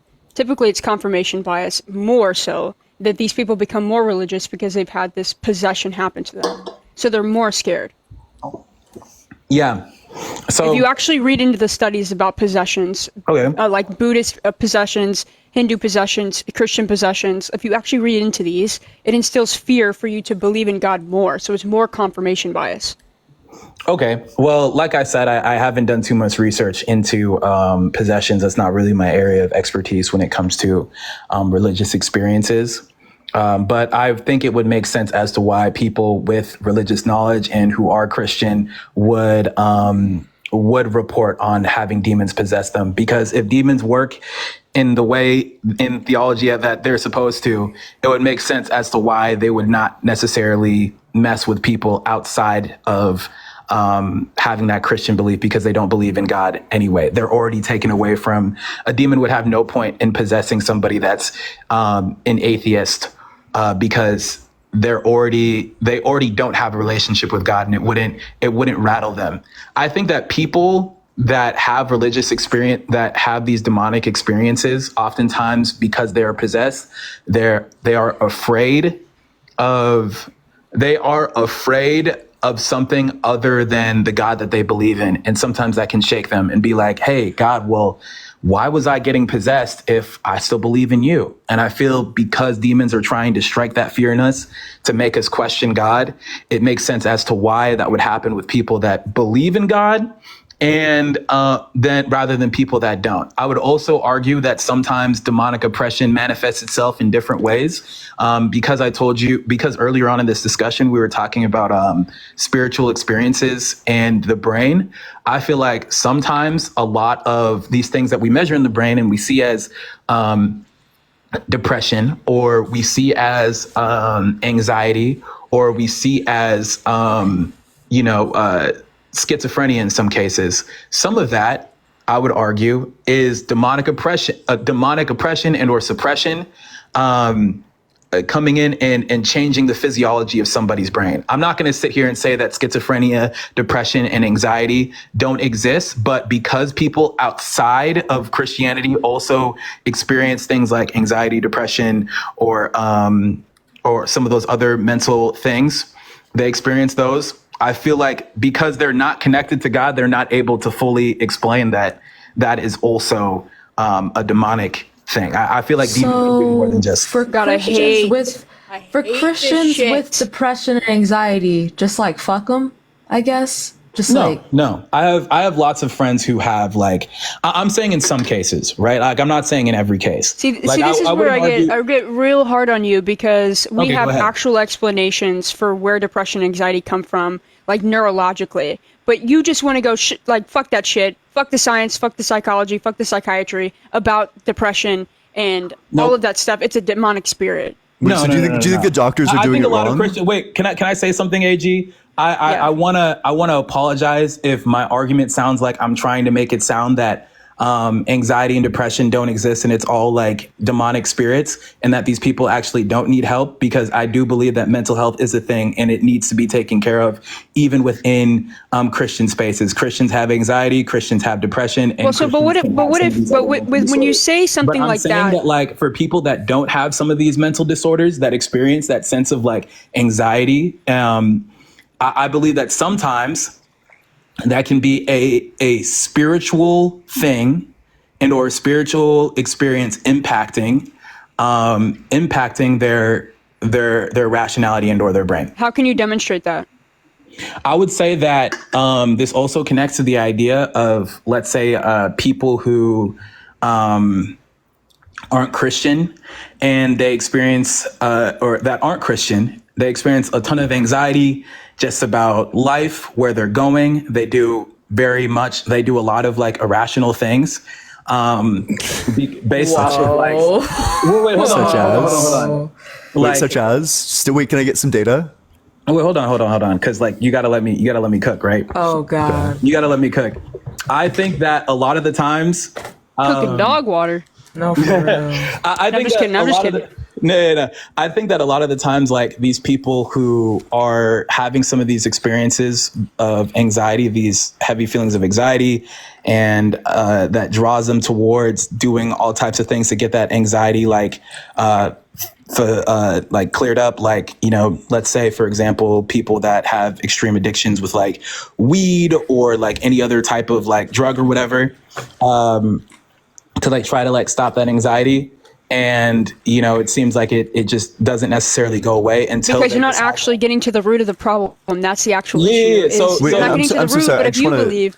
So I didn't fully finish. I just want to inject data because you said that atheists are irrational, which is weird because atheists have a 6-point IQ higher than religious people. So how would you explain the fact that atheists have a higher IQ than religious people if atheists are just like much more likely to be running around doing irrational stuff? Go for it. No, wait, hold on. Can I feel like you're kind of straw manning something that I was saying because I didn't get to finish my premise. And so I'm not going to answer your question until I'm done. Yeah, go for it. So essentially what I was going to say is a lot of people that go from atheist to Christian, they report having extremely high like anxiety. They report having like, like depression or whatever the case may be. Not in every case, right? But a lot of these people that do have like these pieces of like, I mean, you can look at like, okay, first of all, so 33% of the American population, but 33% of the American population has religious trauma. I would say that that's disconnected from the point that I was making. Okay, I can agree with you on that. But I'll say that I do want a source on that though. Do you? Okay, I mean, I guess a good source that you can just look into is just like atheist to Christian. You say the world around you, I will cry. I mean, just look up. Yeah, wait. What do you want us to Google to find the study? Like, I'd say, like, I understand that you guys have like a pretty like high. Can you just give us a search term so we can verify if what you're saying is true? Just look up atheist to Christian. Atheist to Christian, and this is going to show us. This is going to bring us data about whether or not atheists are anxious about converting to Christianity. That's why I feel like you guys didn't fully hear my point, and so I'll just say this, right? Well, you keep on saying that a lot, and it seems like you say that only when you get caught in like making a non-point. But please keep going. Not exactly, because I feel like you wouldn't have said that if you truly understood what I was trying to say. Yeah, you're doing it again, but please keep going. So I'll say this, right? If people are reporting that they have anxiety before they believe in God, and they have, depression before they believe in God, and then when they start believing in God, it does something to them, and now we don't sense those things anymore, then I feel like those experiences are something that we should look into. This would just be the imaginary friend thing all over again. I honestly would say, but you're also finding community, and we know, don't do that. Fitz, we know the community towards imaginary friends fulfilling somebody's anxiety and taking them away from that. Yeah, children. What you're describing is a cope. I just want to be super clear. Because I feel like you guys have a standard that you're not even setting for yourself. Prove to me that imaginary friends. We don't believe in imaginary friends. Somebody's imaginary friend takes the negative. We don't believe in imaginary friends. We believe yours is no, that's not what I'm saying. I'm saying you guys are telling me that there's no difference between that and an imaginary friend. I say, cool. Find me a source where an imaginary friend comes through for somebody's anxiety and takes it away. Oh, wait. So what's going to be the key element here is not the religion, but rather just the community. That all of this community. If you're interested, I can provide you a study related to religiosity and whether religion you guys say it's the sense same of community. Thing. We don't believe in them. I'm not sure if you're aware of this, but we don't believe in imaginary friends. Did you know that? I know you guys don't believe in imaginary friends. I'm finding you a study, by the way. There's somebody out there that does believe in an imaginary friend or whatever. You're telling me that there's no difference between my God and an imaginary friend. Yeah, wait. So tell me a we can source call that it shows that we can there's call it an an exact same imaginary thing. friend with like a little community group. Yeah, so I can give you, this is health.cleveland and clinic.org. And this is, you can look up, is it okay for kids to have imaginary friends? If you go down to benefits of imaginary friends, these are the 4 points: companionship, learning to share, problem solving, making decisions. The difference is as you're an adult, you switch over from having an imaginary friend as a child to having an imaginary friend as an adult. And so you have companionship with this person, you have problem solving with this person and making decisions with this person, whilst them never going away. By the way, I'm an ex-Christian, so I know this to be true just from my own personal experience. It is an imaginary friend whether you like it or not, because you can't prove God's existence. That's why you've stayed on this argument point the entire time. And you just So keep then tell me, presupposing God. so then let's kind of do this, right? Why do you think it switches from an imaginary friend to God later on? Because you're an adult now. So it's either Okay. you're grown up, you grow up that way. You're either indoctrinated to believe this, so you kind of never get rid of it. But as you get older, obviously you don't play with toys anymore, and then imaginary friends are kind of off the table because it's just you grow up. But you switch from that to being having a relationship with God. Yep, same coping mechanism, I would different say- form. I would say this, right? I would say this, all those things about imaginary friends, they're probably true. They probably do aid in decision making and all of those things, because I feel like that kind of connects to the idea of our human psyches kind of working that way, where we do want a relationship with something outside of us. And so as we grow up as adults, what happens is, we stop believing in imaginary friends because we have more experiences with reality. And then when we have that thing outside of us that correlates with reality, that fulfills all of those needs, it makes sense as to why we believe in that instead of an imaginary friend, And so I would argue that, sure, an imaginary friend can cause all of those benefits within children, right? Because children, maybe they're not as connected with God or whatever the case. But you're may doing be. literally the same thing, but with God, and you can't demonstrate the difference. I'm saying you can't even. I can give you a great example. You can't even demonstrate the difference between you talking and your imaginary friend, as a child, you talking to your imaginary friend and them talking to you in your head, versus God talking to you in your head and as an adult. You can't demonstrate the difference between. So we've kind of went in a circle. Right? Well, because you've never to your addressed my original point. Well, no, I did, and that's what kind of took us down the route of something happening in your dream, or that God informing you of something that you can rationally prove here in this reality. That's what I would say is the difference between an imaginary friend and God. Because God says things to me that I can correlate with this reality. Yeah, but how whereas an imaginary friend. How can you only exists in demonstrate? my Yeah, dream. but Oh no! Damn it. Oh god! Wait, I have devastating news. It turns out your temporal lobe is activated in imaginary friends. Oh no! The part that of your doesn't- brain that's that's not activated a when you have bad a point. religious experience with God is literally activated when you have an experience with an imaginary friend. Okay. That Oh, doesn't necessarily defeat my no. point. That doesn't necessarily defeat my point. So God gave us this part of our brain, but it activates just whenever you are talking Because to we something that exist doesn't within the actually natural exist. world, yes. Parts that Why would parts God of our activate this physiology- region of your brain parts of our for things that don't physiology- actually exist? Why would this region of your brain Parts- activate for imaginary friends? Why would it do that? Okay, because we all have the need for something outside of ourselves. That when we're kids, we think that thing is going to fulfill us. And that is going to something be is our an imaginary friend. Fire. We think it's going to be an imaginary friend, but when we get older, we need something a lot stronger because we realize that an imaginary friend does not actually exist. So the But when we delusion get just gets older harder and when we you get see- older. No, so Fire. So here's the thing, right? There's a difference because when we're younger, we have a certain level of maturity and we think that an imaginary friend is going to fulfill our needs. But as we get older, we realize that this world is a lot tougher, it's a lot bigger, and it's going to challenge us in ways that are us simply having an imaginary friend that you guys describe, isn't necessarily going to solve. And so Okay. as we get older, we have more of those needs. And so it makes sense as to why, as a kid, we construct an imaginary friend. And then later on, as we get older, we start believing in God because God is the thing that can actually fulfill that. Okay, wait, I'm just gonna, for your sake, let's get to back-to-back explanations. First, I want you to explain why the right temporal lobe, in your worldview, why the right temporal lobe activates when you have an experience with God. And then after that, I want you to explain why in your worldview, as a separate thing, the temporal lobe activates when you're having an experience with an imaginary friend. Why does it activate in both instances? I would say that it activates in both instances to point to the idea of something bigger than us outside of the natural world. That's what I would say. Kids can feel that experience with an imaginary friend because an imaginary friend is informing of something bigger that kids don't understand is their need for God until they get older. What do you mean? What do you mean bigger? Exactly what I said. So kids, their frontal lobe activates. Do you think in what ways are imaginary friends bigger than us? What does that think mean? that because they exist outside of this natural world, outside, and they connect to the idea of like meaning and friendship and partnership, all of these things that exist within the Christian worldview of God, that relationship, that what's it called? That relationship, that friendship, that companionship. Because that exists. Wait. The need exists within us. Wait. No. Stop. Wait. What if of what you just described? Of what you just described?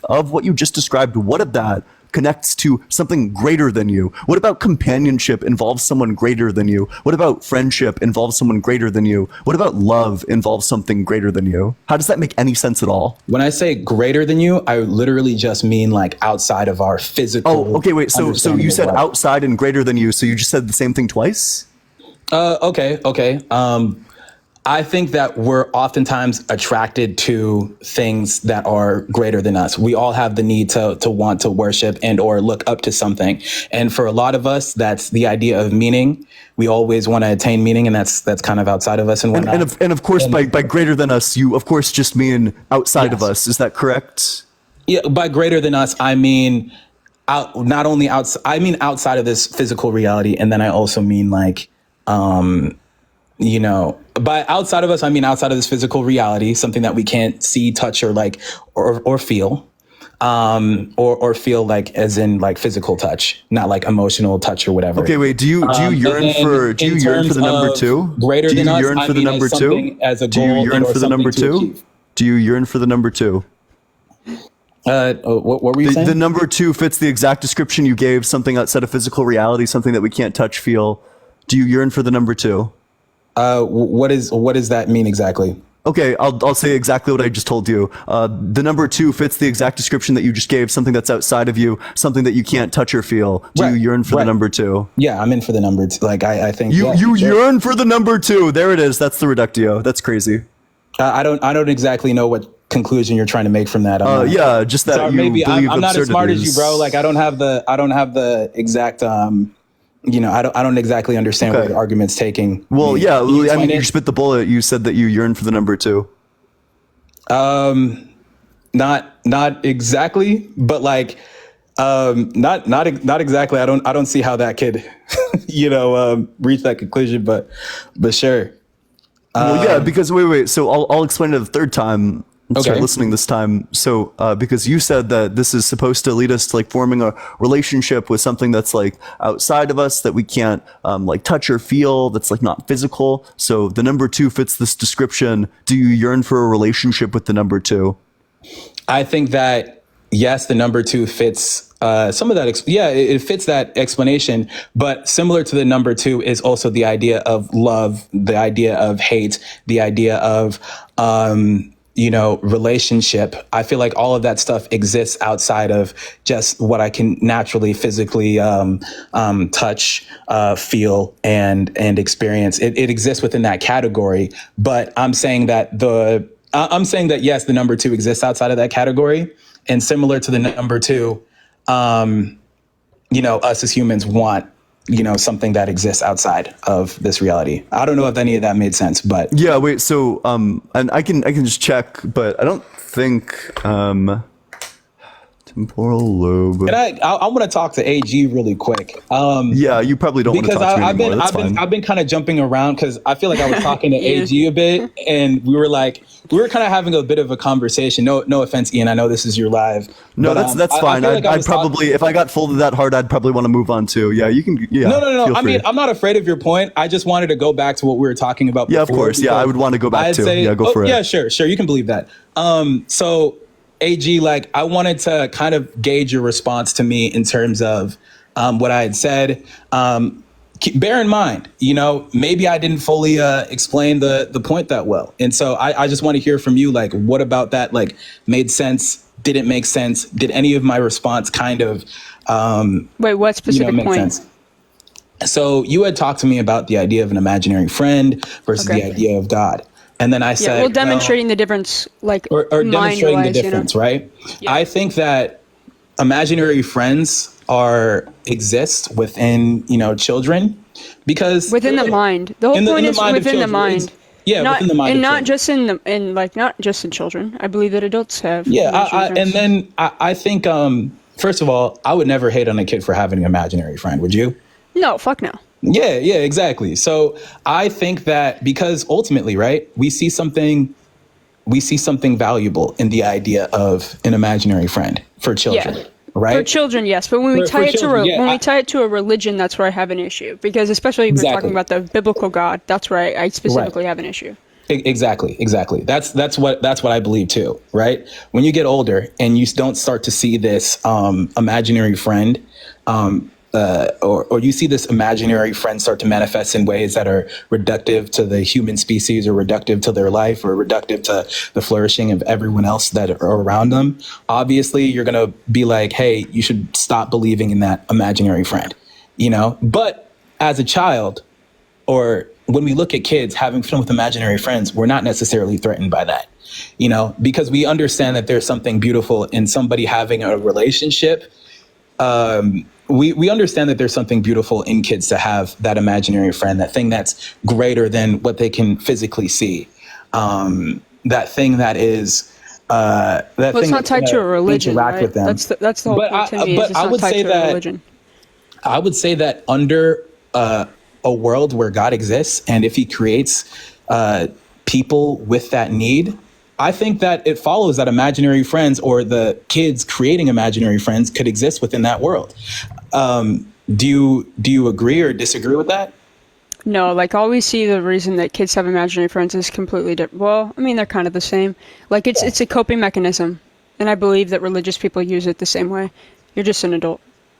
But the main difference though is that you believe in a book. And so with that being said, like, if you're going to believe in a God, that God also has to be logically sound, morally sound. And if he's not those things, I don't believe in God personally. I'm with Ian. Okay. So, like, if we're going to talk about creating your own God, because Ian talks to people all the time, I talk to people all the time who just believe in a God. They've kind of created their own deity. They believe in something, right. But they don't follow a religion. But if you follow a religion, then that's where, to me, it gets really dirty. Because from all of the books that I've been into, whether it's the Quran or the Christian Bible, like, all of those things are very harmful, and they don't spread a good message at all. And so when you have a relationship with that deity that also, like, where you have trying to put this in the right words, we're kind of back to where we were saying with the confirmation bias, and I believe that it creates this sort of, like, I don't know how to say it, but basically, my point is reliance. Yes, essentially, kind of. And then you're perpetrating that into laws, and pretty much. Okay, so that's why you would say that, like, intuitively, like, it's a bit different. Something that you said I thought was pretty interesting, and I just want to hear, like, you expand on that a little bit more. How have you seen the Christian worldview as harmful to the people that believe it? Not necessarily to the people that don't believe it, but to the people that do believe it. How have you seen that? How have you seen that come to pass as harmful? First of all, if we go back to, like, originally, the slavery in America was upheld by Christians. And then if we go to like today's times, we can talk about the LGBTQ plus. We could talk about Roe v. Wade being overturned, women's rights being taken away just for religious people. In Oklahoma now, they are forcing people to read the Bible, but they'd never do that with the Quran, which is just idiotic. Those kinds of things where they're pushing. Yeah, the oppression of women also stems from most religions. To that, I would say, can you find me an answer that's a little bit more specific to the people that are believing in it rather than the people that are outside? Because I feel like with most things, right? Even if I wasn't a Christian and I had a lot of similar views as you, people outside of me would still disagree. That's just human nature. And so I guess I want to understand from your perspective, like, what within my brain as a Christian is bringing me closer towards harm of myself than, the harm of like other people. Okay, best way I like to put it is religious people's morality is very this way. Whereas like most atheists' morality goes this way. So we're concerned about the people around us, whereas most people do good when they're religious to please God, not to please other people, not to care about other people. They just want to be in good faith with God. And I find that to be super selfish. And so when we see those selfish ideologies, we see that play out in legislation. For example, Roe v. Wade being overturned specifically in Texas, this 10-year-old girl being raped, having to hold her term all the way. And then they're trying to pass more legislation for, Texas is trying to, if you go out of state right now, this is off topic. What's the name of that girl? The name of the bill in Texas? Or not the bill in Texas, but usually when it comes to abortion and I hear stories like that, I actually do like looking into it and reading the story. Not to prove anybody wrong, of course. No, I got you. You want her name? Yeah, so I can look up like the 10-year-old girl and stuff like that. That's tragic, by the way. Yeah. Yeah, that's very tragic. But I guess I just wanted to learn more. Oh, by the way, Ian, I don't mean to hijack your live and have a conversation. If you're looking for debate, then I might not be the best right now, but I do enjoy having this conversation. And so if you're cool with me having it, then I would love to. Ian just likes to cook motherfuckers. So. Yeah, that's true. Wait, I have a question for you if you're interested. Let me get the name of this person first, and then I got you for your question. Yeah. I got you. Actually, just ask it now, and we'll go back. Yeah, I don't know. I looked for more studies in terms of like what the right temporal lobe is associated with. Why would it be associated with auditory hallucinations? That's a good question. I would kind of take that to the area of like, why does music oftentimes like make us feel good? I feel like a lot of the times like our physical experiences inform the spiritual, and sometimes the spiritual experiences can inform the physical, and that exists in many ways. And so it wouldn't fall out of my worldview to have the prefrontal lobe cause hallucinations and stuff like that, because I believe that the physical brain can inform spiritual experiences. So you acknowledge that the part of the brain associated with like hallucinations is just so happens to be the part of the brain associated with your experiences with God? Yeah. And you don't see that as evidence that perhaps your experiences with God are hallucinations? I would say that my experiences of God would be hallucinations. And even as a Christian, like I would even be skeptical of it. Even people in the Bible, when they have experiences that they deem to be spiritual, they are oftentimes scared and or confused and don't exactly know what's going on. And so that kind of shows me that not every time that we do have some of those experiences are we going to be exactly like informed by rationality. But something that happens in the Bible, and that I think happens here too, is that coupled with that spiritual experience will be a sense of clarity and or a sense of understanding with this reality. I feel like this reality that we live in, the one that me and you can see, it correlates along with the spiritual outside of us. And they work together and they run parallel. And I don't think we're going to have a unparalleled spiritual experience and a reality if that's actually within God's intention. God will make the spiritual line up with the physical world that we live in order to inform us of this is actually God and this is, just a hallucination. I made that part in the brain for you to have a relationship with me, says God. But because you live in the physical world, other things may tamper with that, like you doing drugs or like you getting super abusive with alcohol or getting addicted with alcohol. Or you being played white noise and then like auditorily hallucinating voices that aren't actually there. Like, okay, wait, so you acknowledge that the part of your brain associated with all of the experiences of interacting with God are associated with a thing that is by definition a disconnect from reality. No, I would say that it would only correlate as a problem for me if those spiritual experiences don't line up with the reality that we're living, and they don't facilitate something that is actually correlated with what we got going on here. Is a hallucination disconnected from reality? What's up? Is a hallucination disconnected from reality? I think that hallucinations are disconnected. Yeah, they are. Okay, gotcha. So this region is associated with hallucinations, i.e. being disconnected from reality. So why would the region of your brain that lights up whenever anyone has a spiritual experience be the region of your brain that lights up when you are disconnected from reality? Why would that ever be the case?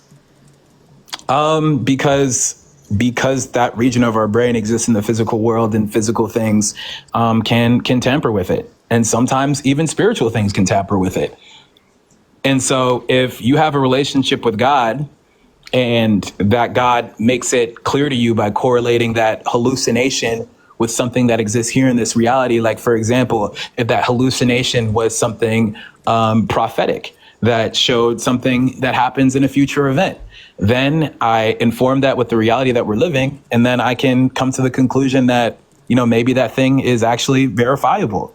The hallucinations and stuff like that for us as Christians, they shouldn't exist on their own. I don't think that they should exist on their own without you checking this reality and figuring out if that hallucination correlates to reality. If it doesn't, then you're probably irrational. You're most likely irrational. And that's what I would tell to that person. Gotcha. So why did God make the choice to put the hallucinations in this part of the brain as opposed to some other part of the brain, so as to not confuse people into thinking that spiritual experiences are just hallucinations? I would say that, and no offense, I feel like that's kind of a non-question, because if God made that other part of the brain to have those spiritual experiences, that would then become the part of the brain that includes hallucinations. Wait, why? Why are hallucinations necessarily connected to spiritual experiences, insofar as hallucinations are a disconnect from reality, and you affirm that spiritual experiences are in line with reality? Why would there be a disconnect? I believe that they're in the same part of the brain. I believe that God created that part of our brain to exist in a way to where if we go throughout life, we will have more experiences with him in the spiritual world to inform our physical. And sometimes, because we exist in this reality, that can be tampered with. And so no matter what part of the brain that God would have moved it to, that would have then become the part of the brain with hallucinations. And that would have then become the part of the brain with whatever the case may be. So I feel like all of that is coupled into one. You can't have the part of your brain that has those religious experiences that correlate with God in a different part than the part that also gives you hallucinations. I feel like those are coupled into one. If God would have made your brain in any other way, then that would have also had the same issue or conundrum or whatever you want to call it. Is God outside of reality? I feel that God exists within reality and also outside of what's natural. And so usually, like, when I call things like maybe when I'm saying reality, what I really mean is the natural world. That's what I really mean. Gotcha.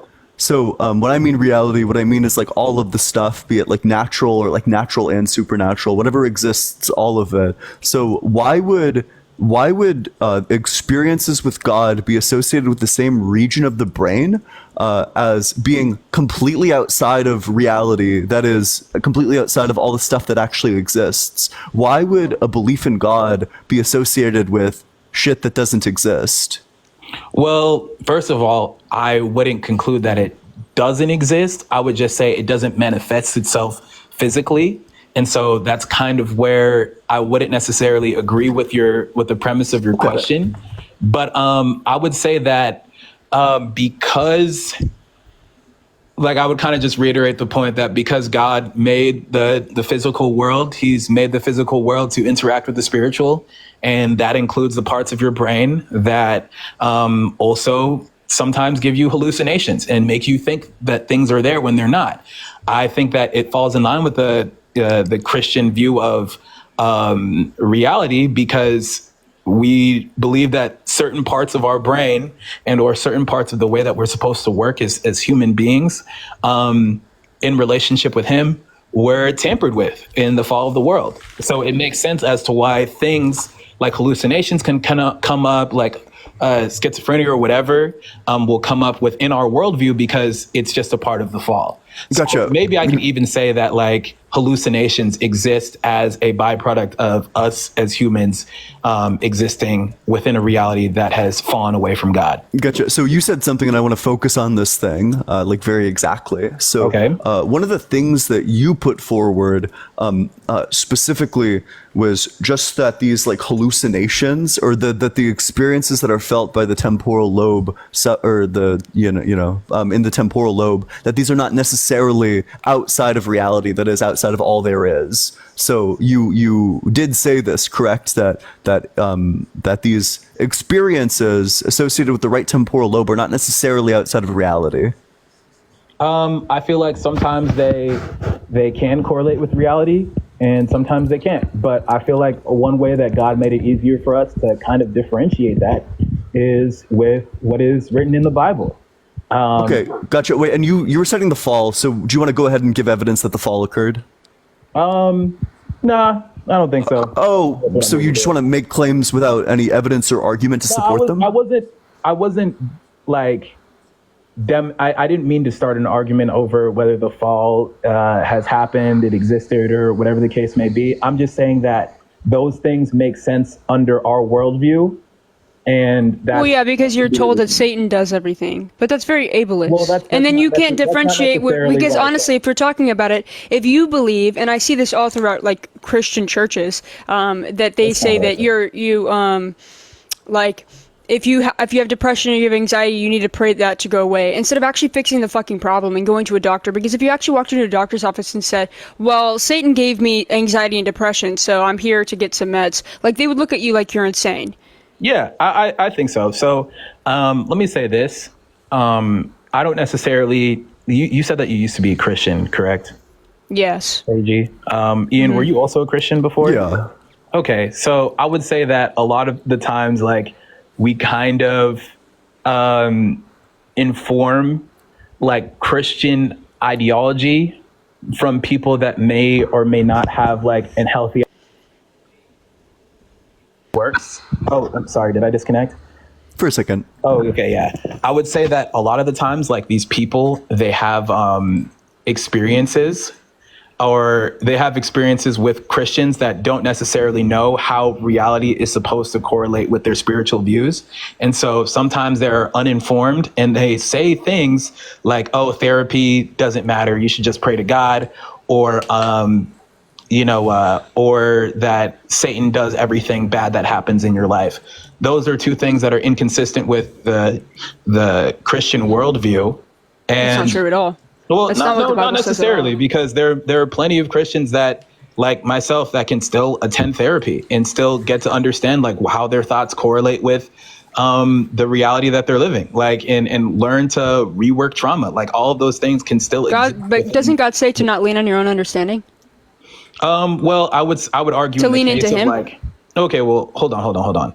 I feel like in in that specific part of the Bible, they're not saying don't use your rationality and don't use your rationality. I would say that don't lean on your own understanding even is something that you as an atheist would also believe. Because when these people go around and they have these like spiritual experiences and they don't know what it's from and they draw these conclusions, it's kind of calling them outside of rationality. And so when God is telling people, hey, like, don't lean on your own understanding, he's kind of just saying, hey, don't just lean on your experiences. Like, see if it correlates with the reality that you're living. He says, do not lean on your own understanding, but lean into me. He doesn't want you to question anything. No, well, if God is the source of reality, then it makes sense as to why you would lean on him. And I feel like a lot of Christians don't even understand that. So they think, oh, I should just continue to live irrationally. If God does exist and he did create reality, then it would make sense that the further that you lean into God, the more that you would understand about the reality that you live in, you know? And so that's kind of how I would constitute that. That being said, guys, this was actually a lot more interesting than I thought it was going to be. No offense to y'all. I actually accidentally clicked the invite button and you guys answered it pretty fast. And so I wasn't expecting to be here, but hopefully I didn't cause you guys too much mental anguish. I know a lot of Christians can come on here and, pardon my French, be on some BS and it causes you guys a lot of stress, but hopefully I wasn't that for you guys. I do have to go though. So it was very nice to talk to all of you. Yeah, appreciate coming on up. Take it easy, brother. Thank you. Make sure you're double tapping on that screen, sharing it with your friends, dropping that follow if you Thank you never so want to much, miss these Kazakh. debates in the future. Wow, this person has lots of followers. It's time to chase some clout. Hey, what's up? How's it going? Oh, good, man. How are you? Yo, can you hear me if I put my phone down here? Yeah. How old are you? How are you? How old are you? Oh, I'm 23. Oh, I actually can't hear you when you put your phone down there. Sorry. I have to hold it. No, it's okay. I was saying, how old are you? Oh, yeah, I'm 23. I only ask for TikTok terms of service reasons. Okay, I asked out of pure curiosity, so...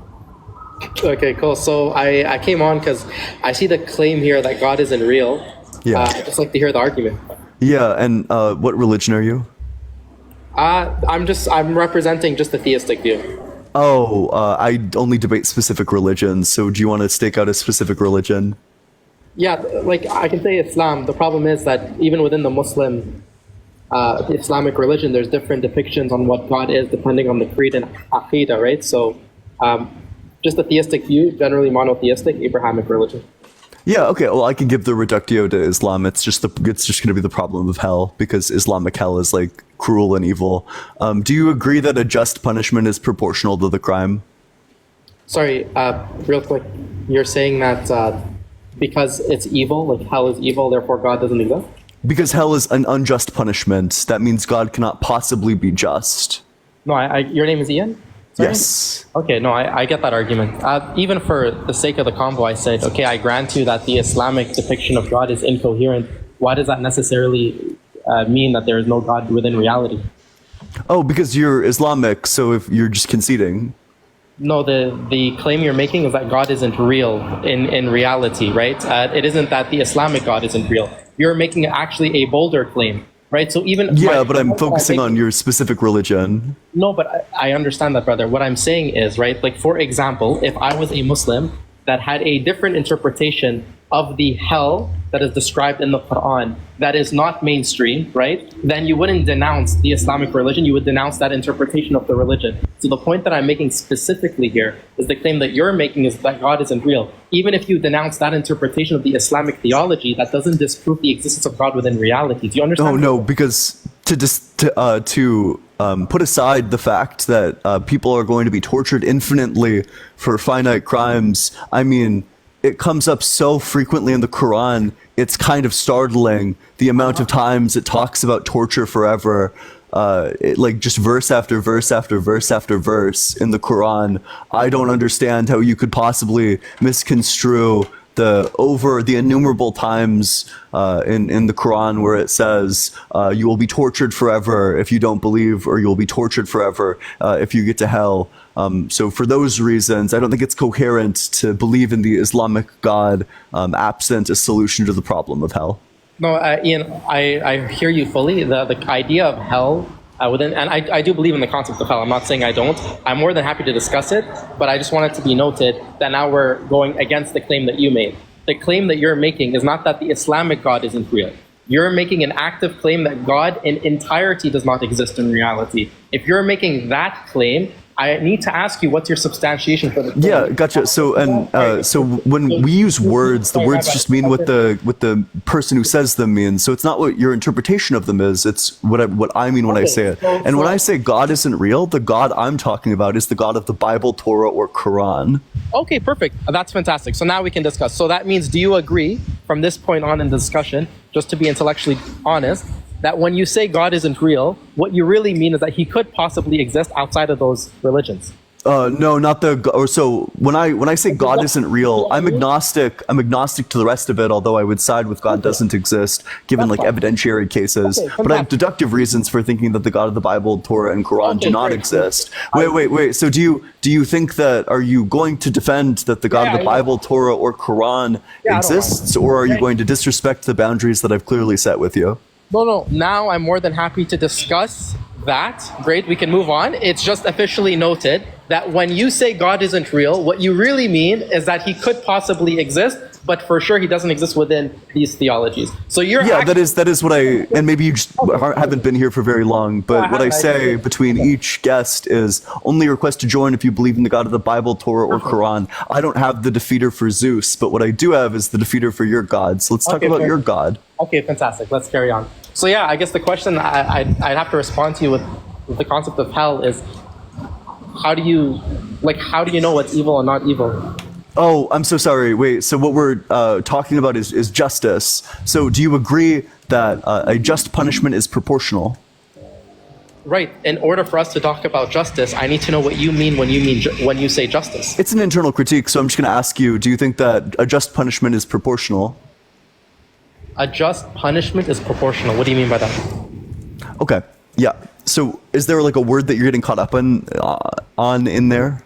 When you say just punishment is proportional, what do you mean by proportional? Yeah, so just that it's like similar in magnitude to the crime, that the punishment you give someone is magnitudinally similar to the crime. Yeah, but similar in respect to whose opinion? That's my point. In respect to the magnitude. Right, but who sets that standard? It can just be, we can refer to like an objective standard. It could be something like suffering. It could be something like financial damages. It really doesn't matter. It could be any of these. No matter what. And it kind of seems like you're just dodging the question because you actually see that you're going to be cooked on this and you don't want to answer because you think maybe if you obfuscate enough that this conversation will go away. It's not going to go away. You should get honest and start answering the question. Do you think a just punishment is proportional? Okay, thank you, Ian, for the response. So I'm sincerely trying to I just came on. I don't even know who you are. This is my first time seeing your live. I'm actually asking you to understand. I want to understand your position. Yeah, if you want me to just pull up like Webster's dictionary for you, I'd be happy to do so. I don't understand your question. You're saying, is a just punishment proportional? I'm saying, I'm saying in respect to what? You're saying that I'm doing an internal critique. If you're doing an internal critique, You're internally critiquing my internal critique, is that correct? Pay attention to what I'm saying. I'm saying if you're doing an internal critique, then when you say in proportional, it's always going to be in respect to God's opinion. But in this case, no, certainly not. No, but this is an internal critique. This is my worldview, right? Oh, wait. So who's the victim of a crime? I'm so sorry. So, in God's opinion, so we just be talking about the harm to God. So is God harmed by our sins? Sorry? Do we harm God? My bad. There's a motorcycle. Sorry about that. That's fine. Do we harm God? No, it's impossible to harm God. Gotcha. So if it's impossible to harm God, then that means that if God is the victim in these circumstances, as you want it for whatever reason, then the proportional punishment for your lack of harm towards God is no punishment at all. Sorry, Ian. Real quick, your gotcha. I said you can't harm God, and you proceeded to speak about him as if he's a victim. I don't understand I'm saying he's... Yeah, because you said proportional to God, and maybe you just weren't listening. So proportional to God, because you wanted to take it to the opinion of God. That's fine. Do you agree that all of our actions are finite? Not necessarily. So what's an infinite action that I can take? What's an infinitely harmful action? Not an infinite... No. Ian, I'm not saying that if I commit a crime for 1 second, then therefore I should not be punished for eternity. I'm saying a crime for 1 second can be worthy of punishment for eternity. You're saying that that's not just. That's not just. I'm saying, how do you know it's not just? Based off whose opinion? Your opinion? Oh, that's just going to be based on like basic intuitions about justice. Could you, for example, tell me the reason why it's wrong to give a child the death penalty for stealing a candy bar? Why would that be wrong? Okay, fantastic. So Ian, understand what just happened here. And by the way, you're gonna run from the question. Yeah, I'm responding. Big dog, can I just get an answer to the question? Why would it be wrong to give a child the death penalty for stealing a candy bar, or do you want to run from that question? I will answer your question, but you're interrupting me respectfully, bro. Like, yeah, go for it. Yeah, man. By the way, bro, like I don't mean to disrespect you. I know I come across as passionate, but like you seem like a good guy and you're very smart. So let's just keep it on a good tip, okay? Like we don't. Yeah, of course. Yeah. No, seriously. Like honestly, like fuck all this talking. We're humans, you know. Like it's okay. So. I think what's happening, and I'm going to answer directly. I think what's happening here, man, is your philosophy, your view on reality is like, if I do a finite action, then I shouldn't get punished for eternity for that action. And I'm saying I disagree with you. Okay, respectfully, I disagree with you. Now, I'm asking you, how do you know that my position is wrong? Your answer is my subjective intuition.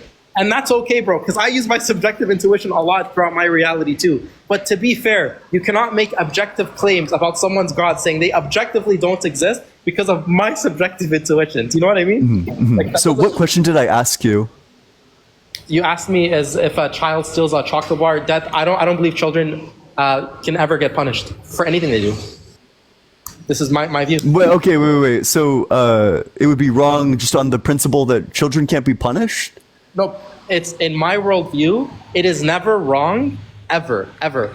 Any decision a child does, they can never be punished for. Gotcha. Okay, then we can just change it like an adult who steals a candy bar, giving them the death penalty. Would that be wrong? Or I'm sorry, not wrong. Would that be unjust? And if so, why?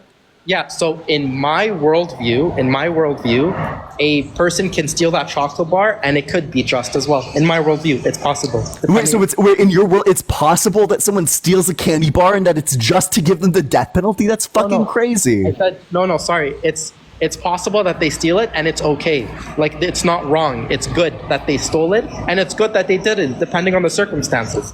Yeah, so let's just say it's one of those circumstances where it's not okay. One of those circumstances where they didn't need it to survive. Well, so then I would say it depends on whatever the Sharia is or whatever the law is. For me, so would it be, so if the law says that they deserve the death penalty, does that mean it's just for them to get the death penalty? Yes, absolutely. If someone does something heinous and the conclusion is that they get the death penalty, then I have no issue with that. No, so we're not talking about something heinous. We're saying that stealing a candy bar gets you the death penalty. Does that mean it's just? I don't have that in my, you're doing an internal critique in my view. I don't have that in my I'm giving you a hypothetical and asking you to explain it, and it seems like you're not capable of engaging with it. It's a very basic question. Why would it be wrong to give someone the death penalty for stealing a candy bar that they didn't need? I'm saying stealing a candy bar does not give someone the right to kill another person, or sorry, unalive. So wait, so it would be unjust? Why would it be unjust? Based off my worldview. That's it. You're making but I'm just asking you for like a specific principle. Yes, Ian, understand, my principle is that it's grounded in God. Your principle. So can you show me the verse where it says that it's going to be the case that if you steal a candy bar that it's wrong to unalive this person? Can you show me that verse? Okay, Ian, I'm going to respond to you, bro, but please, can you not interrupt me? Yeah, of course. Okay, thank you, man. In my worldview, there are specific times when someone does receive the death penalty if they commit a heinous act. Stealing a candy bar is obviously not a heinous act. That's first and foremost. The second thing, man, is please actually, you know how I answered your question? No, you actually haven't been answering my question at all. Do you remember what question I just asked you? Are you ready, bro? I'm trying to ask you a question. Wait. Do you remember the question that I just asked you, and how did you answer it just now? Sorry? Or were you not listening to the question? Sorry, my What bad. question did I just ask you, and how do you think your response answers it? No, my bad. There's a guy that just spoke to me. What are you saying? What was your question? Oh, okay, gotcha. So you weren't. So what were you answering just now? If you don't even know the question, or were you just talking to hear yourself talk? No, it seems like that you were asking me how is it just to kill someone or unalive someone for stealing a candy bar? No, that was a couple of questions ago. It seems like you just weren't listening, so I'll give it to you again. You say you ground this in God. I'm just asking you for the verse. Provide me the verse where it says that unaliving someone for stealing a candy bar is wrong. Provide me that verse, please. And if I don't, and there is no verse like that in the Quran. Oh, gotcha. So in what way do you ground it in God, absent a verse in the Quran? Yeah, fantastic, Ian. So I'm going to answer you directly, and then I'm going to ask you a question, and please don't run away from my question. Wait, it depends, because we're on a dialectical track, because I understand the desire to pivot away after you got caught, but I'm just like I'm curious. going to answer you directly, and then I'm going to ask you a question. Don't run away from my question. Here's the answer to your question directly. The way we get our understanding about God's opinion, right, on specific topics, it's not just if there's a verse in the Quran or not, therefore it's true or false. There's something called interpretation. Now the question can you show me which verse you're interpreting to see this? If I could finish my answer, right? Since you're the one asking the question, why are you talking? You should be listening.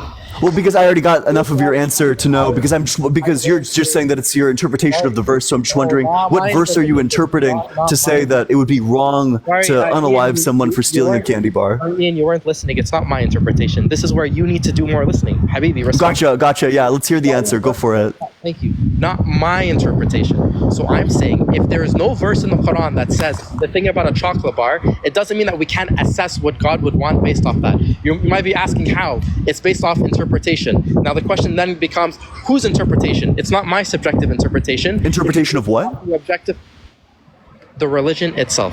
Oh, and based on what? I'm about to answer you, but you're interrupting me. I'm sorry, go for it. It's just going to be the Quran and the Hadiths, like I said. So yeah, go for it. I wasn't going to say that. Okay, I can't wait to hear what you're going to say. Go for it. So bro, just relax, man. I'm trying to answer you. No, wait, I'm totally relaxed, but I think it's getting to you because you seem to be getting like much more personal every time you get closed in on. I'm not even saying anything about you. Okay, no worries. That's okay. Well, yeah, you told me to relax, so it seems like you're getting a bit nervous. No, bro, it's because you're interrupting me. That's why I said relax. Okay, so I'm gonna give you my. Yeah, go for it. Okay, bro, chill out. Okay. Wait, do you think the fake laughter is gonna help you? I'm not even, bro. You're a breath of fresh air, bro. So, no, wait, literally, like I know all these tactics, buddy. We probably learned to debate it in the exact same places. They're not. I'm not trying to win an argument, bro. I'm trying to tell you my perspective on how. No, it's okay. Yeah. Oh, I'm sure. Yeah, it's just yeah. Oh, of course. Yeah, please continue. Are you an NPC, bro? This is not real. Okay, Ian, here's the answer. Wait, and I understand that you've lost the argument so much that you need to run away from the substance of it. But are you interested in getting back and explaining the things that we interpret? Bro, can I please answer you? Please. Yeah, I've been waiting for the answer. Yeah. Okay, so don't run. Stop interrupting me. So the answer. Yeah, go for it. Okay, so the answer is this. It's very simple, bro. The way we understand the religion, how I understand the religion, is not based off my subjective interpretation. It's off the interpretation of the Prophet of God and the members of his household, his family. Like, that's it. That's all we get it. And where can I read these? Okay, no problem. Sorry? Where can I read these? Where can I verify? Verify what? Oh, because it's the interpretation based off of the prophet and like his family members. So where can I verify? Because certainly they're like all dead. So how do I know what they said? Yeah, bro. There's scholars today that exist that you can get answers from, and their whole life is studying the Ahlul Bayt. What are these scholars going off of? It's their interpretation of what? The hadiths of the Ahlul Bayt. The thing that I said it would be. Oh. Great. So now the exact thing that I said it would be. Oh, look at that. Okay, so Ian, now that I answered you directly, gotcha. Wait. So that's totally fine. Wait. So what's gonna be? Can I get the verse of the hadith that would tell you that unaliving a child for stealing a candy bar is wrong? Can I get that verse, please? Let me know when I can respond, bro. Carry on. Yeah. Go ahead and give me the response. Give me the verse that says that it would be wrong to unalive. Stop talking, bro, and I'm gonna respond to you. Just relax. Whoa, Kai's Kayak. Thank you so much for the galaxy. Appreciate you. Okay, I'm gonna respond now, bro. Please don't interrupt me. It's very simple. Yeah, of course. It's gonna be fun. All right, man. the conversation we're having now is you're seeing whether my interpretation of the Quran is coherent. And just wait. You're saying, where can you find this in the Quran? Where can you find this in the Hadith? Where can you find this from the Ahl al-Bayt? No problem. If I can't find a single one that does not substantiate your claim, all that means is that my interpretation of such religion could be false. But unfortunately, the conversation, right, the claim you're making is not about... You're not going to provide it, are you? Please, I mean, so I can just explain the argument because it seems like you're not really tracking it. So it's just going to be that you've been reduced to absurdity because at that point, you no longer have grounds to say that it's wrong to unalive someone for stealing a candy bar. That's going to be the absurd conclusion that your worldview acquires. No, okay, great. Okay, Ian, thank you for sharing that, bro. I asked you a question earlier. You have not answered. Wait! I thought I was giving an internal critique. Wait, why are you trying to pivot away from from the internal critique that I'm doing of your worldview to an internal critique of my worldview, or like an external critique of my worldview? Why are you uncomfortable with the internal critique continuing? Okay, bro. What's the issue with me saying I understand what's right and wrong from the Ahl al-Bayt and those that studied them? What's the issue with that? Wait, I'm sorry. The what? I just told you, I said it 4 times. Are you not tracking? You should be tracking. I just don't speak Arabic, so could you explain to me what that word means? I mentioned it already. You weren't tracking. I said. Yeah. I don't really speak Arabic, so can you inform me what that word means? You weren't tracking. I already said it earlier. Wait. Do you think that this is a good faith tactic, speaking Arabic words and then telling your opponent that they're not tracking when they don't speak Arabic? I already mentioned what it meant. I don't speak Arabic, so do you want to explain to me what that word means? Okay, I'm gonna explain it now. By the way, it's called a parody argument. I'm just doing what you were doing. But anyways, at the Ahl al-Bayt, I said specifically it's the members of the Prophet's family, the Prophet's household.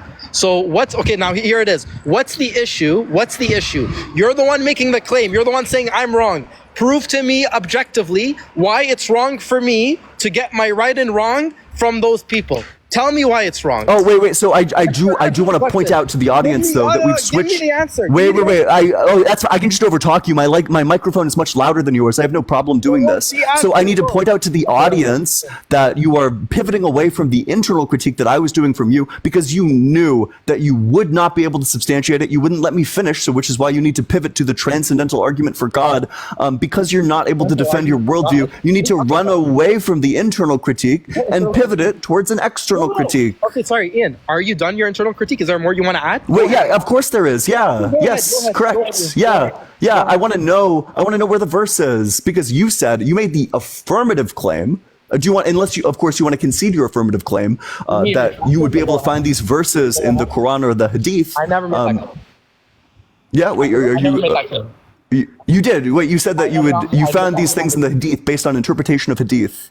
Interpretation of Hadith, correct. That's what I said. Yeah, gotcha. Wait, so can I just see the interpretation of the Hadith that says that unaliving a child or unaliving a person, not a child, for stealing a candy bar is wrong? Can I just get that? Yeah, no problem. Go to Sistani's website there and any. How do I spell this? Yeah, Sistani and SISTANI and go. And then if you don't see the direct answer, you can submit a question and you'll get an answer back within a week. Oh, so you're literally just telling me like go and check out? Okay, yeah, cool. Wait, so let's do this. So okay. SISTANI. Go ahead. Gotcha. So you're literally just directing me to a Q&A website. No, this is literally a man who dedicated his entire life. So I just want to be clear. So until you get the answer back, you actually have no grounds for saying that it's wrong or it's unjust to unalive someone for stealing a candy bar. Is that correct? Yes, you can, bro, because there's it's reasonable to think that it's not, given the answers that already exist on this site. Yeah, so give me an answer that already exists on there that would lead you to believe this. Go search it up. Oh wait, go. Oh yeah, sure. So death penalty candy bar. Yeah, search that up. No results were found, unfortunately. You probably spelled candy bar wrong. Oh yeah. Do you want to check? Yeah, I want to check. Yeah. Actually, do, I swear, please. Nice kitchen. That's actually a nice kitchen, bro. Yeah. So there it is. Death penalty candy bar. What the fuck? Search up. What the fuck? Are you making fun of a bearded man with a turban? Are you making fun of a bearded man with a turban? Nah, it's just like the fucking like Windows 97 ass website. It is a pretty shitty website. Okay, Ian. Great. So I will give you this, Ian. Great. Moshe can't find an interpretation from Sistani that talks about the death penalty with a candy bar. Great. You're right there. So I give you a point there. Great. So So then your worldview has been reduced to absurdity because you now have no ground to say that it's unjust to kill a kid for stealing a candy bar. No, actually, I do have grounds for that. Oh, I'm sorry. Killing an adult for stealing a candy bar. My bad. Adult, exactly, no problem. Yep. Yeah. So you have. So to concede, you have no ground. You would not make the affirmative claim that it's unjust to give an adult the death penalty for stealing a candy bar. Yeah, Ian. Absolutely. There's nothing on Sistani's website about a death penalty for a candy bar for an adult man. No problem. So now that you got that, we're done beating a dead horse. Gotcha. So your worldview has been reduced to absurdity, and we can move on to the next argument. Okay, thank you so much. So now let's actually go to what your title's about, the actual topic. Yeah, gotcha. So the argument's going to be this. Why, Ian, why can't I speak? Let me speak. Oh, wait. Oh, did you want to put forward an affirmative argument? Ian, I'm going to ask you the question. You can respond with your argument. Yeah, go for it. So, thank you very much, Ian. I really appreciate it, man. So the question is this. It's very simple, okay? You, Ian, you don't think, right, it's okay to give someone eternal punishment. You think that this is wrong. You think that it's evil and not just. My question for you is, what's your argument? Earlier you said your intuition and your subjective opinion, as if that has any bearing on objective reality. Do you have anything other than your subjective opinion? Go ahead. Yeah. We got a little bit of quivering in your voice there just now. That's fine. So, all morality is subjective, including yours. It's just going to be the Euthyphro's dilemma. Argument, bro, please. Okay, go. Yeah. So it's just going to be that. What is it? Either God prefers it because it's good, in which case goodness exists external to God and we don't need God and we can just have like objective morality, or it's good because God likes it, in which case your morality is subjective. Sorry, you missed my question. Sorry, I'm going to ask it again and I'll explain. Yeah, go for it. Actually pay attention this time, okay? Yeah, of course. I'm not saying to disprove God right now. I'm saying I'm now doing the internal critique. I'm saying within your worldview, you say it's not just. In your worldview, you say it's not just. Explain to me the criterias, your epistemic framework to determine whether a thing is just or not, other than your own subjective intuition, like you have stated. Wait, so you're just like barring off the thing that I believe. I believe that all morality and all justice is going to be fundamentally subjective. It's just based on people's preferences. Mine is based on my preferences. Yours is based on your God's preferences. Say it again. Say it's subjective again. I want everyone to hear. Yeah, it is. It is subjective, as is yours. Everybody, write down. Is this supposed to be like a killer reductio? It's the gotcha. Here's the problem, Ian, and I want you. Is this supposed to be like a killer gotcha? It is. I will tell you the problem, and I want you to attack it directly. Don't run away. Here's the problem with what you're saying now. My name is Ian. I'm gonna make the objective claim that God doesn't exist. Ian, that's a very bold claim. What do you base that off of? It's an objective claim. I'm gonna base it off my subjective opinion. So, Ian, I have a question. What if I say, in my subjective opinion, eternal punishment is okay? Who's right and wrong? It's just subjective. You're gonna be wrong in the eyes of everyone, unfortunately. Ian, you're not allowed to say I'm wrong because I am. Absolutely, I am. You go against my preferences. Of course, I am. Wait, of course I am. Wait. Your morality is also subjective, big dog. Your morality is also subjective. All these critiques apply to you as well. All these critiques apply to you as well. The grandstanding's not going to help you. That does not help your case. You know why? Because you just said something funny. You just said, Moshe, you're actually wrong because everybody disagrees with you. So, Ian, is morality subjective, but the majority opinion decide what's right and wrong? Because back in the day, the majority of people thought that it was okay to feed black babies to alligators. Just because the majority of people thought that, does that No, make certainly not. That's not my argument. Well, then that means the majority Wait, opinion. Moshe, let's just chill out. Are you interested in the argument, or do you just want to hear yourself yap more? I'd probably be yapping this much too. Yeah, wait, Luke, do you want to bridge the gap? Yeah, I think I might be able to help. Moshe, sorry. I think I might be able to help sort of clear. It seems like there's some sort of talking past each other. So to clarify, your issue, right, with Ian's argument is that there is, that a subjective understanding of morality is in some way inadequate, right? No, that's not that. Okay. Then I'm unclear on why you kept sort of grandstanding about the subjectivity, right? Oh, so then maybe I misunderstood you on how you understood my argument. Maybe you did get it correctly then. What I'm saying is this. I don't see how he can say I'm objectively wrong in believing eternal punishment when he himself already admitted that he believes morality is subjective. So all he can ever say is that in his opinion, he thinks I'm wrong, but there's a possibility there's a possibility that it's right for me and it's wrong for him. He can't say that it's right. So there's some confusion about what the subjectivist is committed to, right? So what the subjectivist isn't committed to is some view that like all of these evaluative judgments are in some way equal, right? The subjectivist, there's a bunch of views that are compatible with subjectivism on which certain subjective judgments are going to be more valuable, right? And that's not going to turn on, any facts about like moral properties or whatever, right? So there's some confusion there. Also, I'm just sort of still unclear what's supposed to be an issue here, right? Because if it's the case that a subjective moral position is going to be an issue for grounding these sorts of judgments, I'm not sure why you seem to be unable to engage with sort of Ian's position that your position is also subjective, right? So it's going to be an issue for you as well, given that it seems like you're committed to some sort of divine command theory, which is itself like a subjectivist position, right? Whoa, Philodragon, thank you so much. That's sick as fuck. Big W Philodragon in that comment section. Everyone, W Philodragon right now. W Philodragon. Thank you for the Philodragon. Shout out to giving it. Okay, bro, this is what it is, okay? The issue that I would have in this case, okay, is the fact that he would tie it to a metaphysical claim, right? Is that he would say that God objectively doesn't exist because it is the case that it's wrong, right? Subjectively, for eternal punishment. So the question, I just don't understand how you can make a objective claim tied to something, like how it's your subjective opinion to begin with. It's not maybe an analogy would be helpful here. Do you believe that there's objectively good and bad tasting foods? Sorry? Do you believe that there's objectively good and bad tasting foods? Do you think that how things taste is a sort of subjective preference? There's not really facts about good and bad tasting foods. Wait, when we're talking about good and bad, I'm referring to like normative things. No, I know it's an analogy. I think it might help sort of clarify, right? Yeah, like that's subjective. Okay, so we agree that that's subjective. Okay, but if a position commits you to a view that's a sort of a realism about judgments about food, right?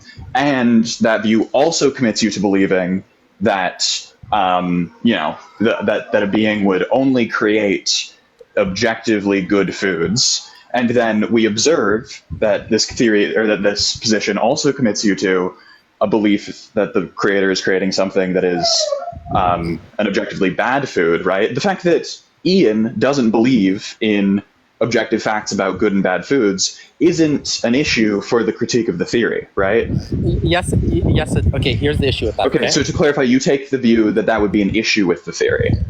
That Ian isn't committed to. Okay, I want you to know that that's moronic. This is where it's kind of this analogy, I think, in my opinion, is because if I have an apple and I taste it, I'm like, this is a good apple. And Ian tastes it, he's like, yo, this is like a bad apple in my opinion. We both have to acknowledge the existence of the apple. So his position is literally. How do you think that that's an issue for the analogy? Yes, I'll tell you why the issue with the analogy. Because his opinion. You don't understand the analogy. Yes, bro. I'm trying to respond. So his position. Okay, I thought I could come up and clarify, but it seems like you're hopelessly lost. I'll let Ian take over again. Have a good one. Yeah, wait, yeah, Luke. The point of your analogy, of course, was just like, well, the food exists, right? Haha, the food exists. That's right. What I'm saying, guys, pay attention. The best that Ian can do with that analogy is he can say, okay, God does exist, and I just don't like, and I think that he's an evil God, but at least acknowledge his existence. That he doesn't like the taste as to what God is doing. That's what he could do, but he's not even doing that. He's saying, because I don't like the taste, God doesn't exist. But you cannot say I don't like the taste and deny where you got the taste from. That's my point. Yeah, that's like a nice like injection of content into the analogy that did not have it there. It's like a good like changing of the hypothetical. But if you want to go back to the spirit of the hypothetical is just demonstrating that you can use your subjective like tastes and preference to come to conclusions about objective reality. That if you're of the belief that God would only make good foods and subjectively all these foods suck, then you can conclude based on that God doesn't exist, because if he did exist, all the food would be good. No, that's okay. Can I tell you why that's wrong? Sorry. You're saying this. Just think about what you're saying. You're saying if God only makes good food and I eat something and all the food I eat is bad food. Therefore, we know that God is a bad chef, right? He makes bad food. Okay, bro. The problem is when you eat it and you're like, that's bad food. Who decided? Who's the verifier that it was bad food? It was you, was it not? Yes, it's you. Yes, exactly. Yeah, and it's us coming to the conclusion that God doesn't exist. You get it? Yes. Wait, us, the society, or you? Us or your? It's us. It's the individual. It's not society. My morality is not based on society. Good try. Exactly. It's based off the individual, right? Based on the individual. Yes. Okay, so Ian, don't interrupt me now. So if someone is going to go unalive someone or grape a little girl, to the individual, he thinks it's okay. So it should be okay. Is it not the case? No, fuck no, it's not okay. What? But it's based off the individual. Yeah, but to me, that's always going to be wrong. Based on my individual subjectivity, raping little children is always wrong. Can't say the same about your prophet, though. Okay, so this is the point that I'm making, Ian. To the individual that's graping little girls, by your worldview, for him it's okay, right?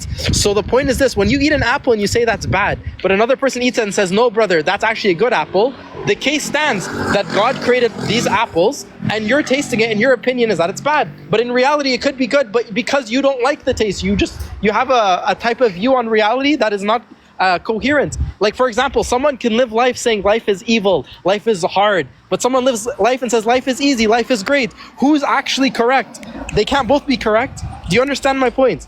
Like how can you say that graping is wrong and then in the same breath say, but it's subjective to the individual? So if someone thinks that graping is okay, then for them it's okay. You see how that's a contradiction? So no, not at all. Because for me, it's always going to be bad. Just So because is somebody graping okay for somebody else likes the color red, and I like the color blue. That doesn't mean that it's incorrect. This is just not what the grammar means. It's not what the syntax is saying. The meaning behind these sentences at a fundamental level is literally just, to me, this thing is wrong. To me, graping children is wrong. To Muhammad, police be upon him, graping children is not wrong. Okay, no problem, bro. I know you don't know what you're talking about. It's okay about that, to be honest, respectfully. And by the way, most Muslims don't know either. So Ian, I don't blame you there. I swear to God. But he actually didn't. That aside, bro. That aside, okay? That's weird that all the scholars seem to think that, and that was the consensus until the last 100 years or so, when they realized, oh fuck, our worldview looks crazy. No, not all the scholars agreed. Actually. Wait, so can you cite me a medieval scholar who raised issue with the age? Could you cite me the scholar? Of scholars that raised issue with the age? Yeah, with the age of Aisha, or the way that Aisha, her age had been. Could you rate from the medieval time period? Could you find me that one? Imam Jafar al-Sadiq alayhi salam. Yeah, how are we spelling this name? Imam Jafar al-Sadiq. Jafar Sadi. Jafar. Bro, just so you know, Ian, Ian. And I'm sorry, wait, and where can I see the writing that says that, so the claim about Aisha is that she was how old? Bro, she was probably between the ages of 17 to 21, or 16 to 20. Aisha age, for this person, so... You don't even... Okay, Ian, do you actually want to... So which document, where does this person claim that for her age? Okay, one sec. For example, the way we know that this is not historically accurate is if we look at early historian works, for example, by Ibn Kathir, we see it's very evident. Are you moving to a new scholar? You don't even know the problem. You don't even know you don't even know. So I don't speak Arabic, unfortunately. I'm giving you names, brother. Names. Yeah, can you spell the name out? Yes, I said Imam Jafar al-Sadiq. I said Ibn Kathir, Katheer. There's also there's many early historians that allude to her being 17 to 23. Just so you know. Yeah, wait. So when I look up the JAFARALSADIQ person and Aisha age, seemingly no results come up. So were you just freestyle spitballing, or can you provide me the document that this person wrote or whatever that claims that Aisha was 21 to 17? I made a full series literally on my TikTok. If you want 2 video series. Wait, can I just get the source, please? Okay, bro. You want me to give you? So with your source, watch my TikToks. Ian. So and your source is it doesn't exist because it doesn't exist within the first page. Well, wait, no. I can give you my source about how it's the consensus among all the scholars, or I can like give you lots of scholars who. Okay, if you want, I can give you the argument as to why it's impossible for her to have been that age. I can say go watch the video where I give you the exact sources. But if you want me to give you a direct URL from my mouth, I'm not going to do that, bro. Wait, no. So what you said? You made the specific claim. You made the specific claim that this scholar advocated and said that it was this age that Aisha was 17 to 21.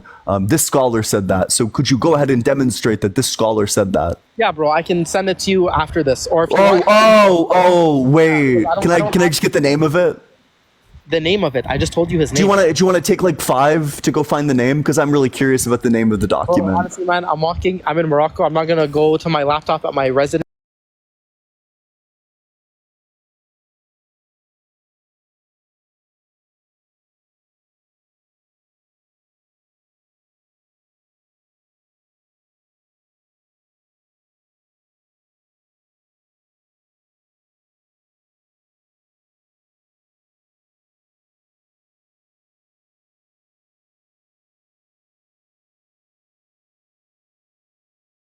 Where am I looking to find this? I will give you examples. I'm going to give you examples. For example, okay, here's a way to use a historian scholar to know that she wasn't that age without him actually saying it. Here's an example.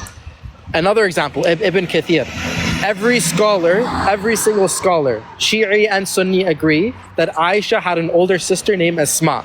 Every scholar agrees that Asma was 10 years older than Aisha. Wait, I'm so sorry because this is just a new claim. Wait, so do you want to concede your first initial claim? Because your first initial claim was that according to this scholar, she is 17 to 21. He agrees so can I get the source from this scholar claiming as much? Ian, do you actually care for truth or not? Yeah, I do. I just want the name of the source so I can just read it. Bro, I don't have it on me. I'm sorry. Gotcha. So you're not going to be able to produce the source, so you'll concede that claim.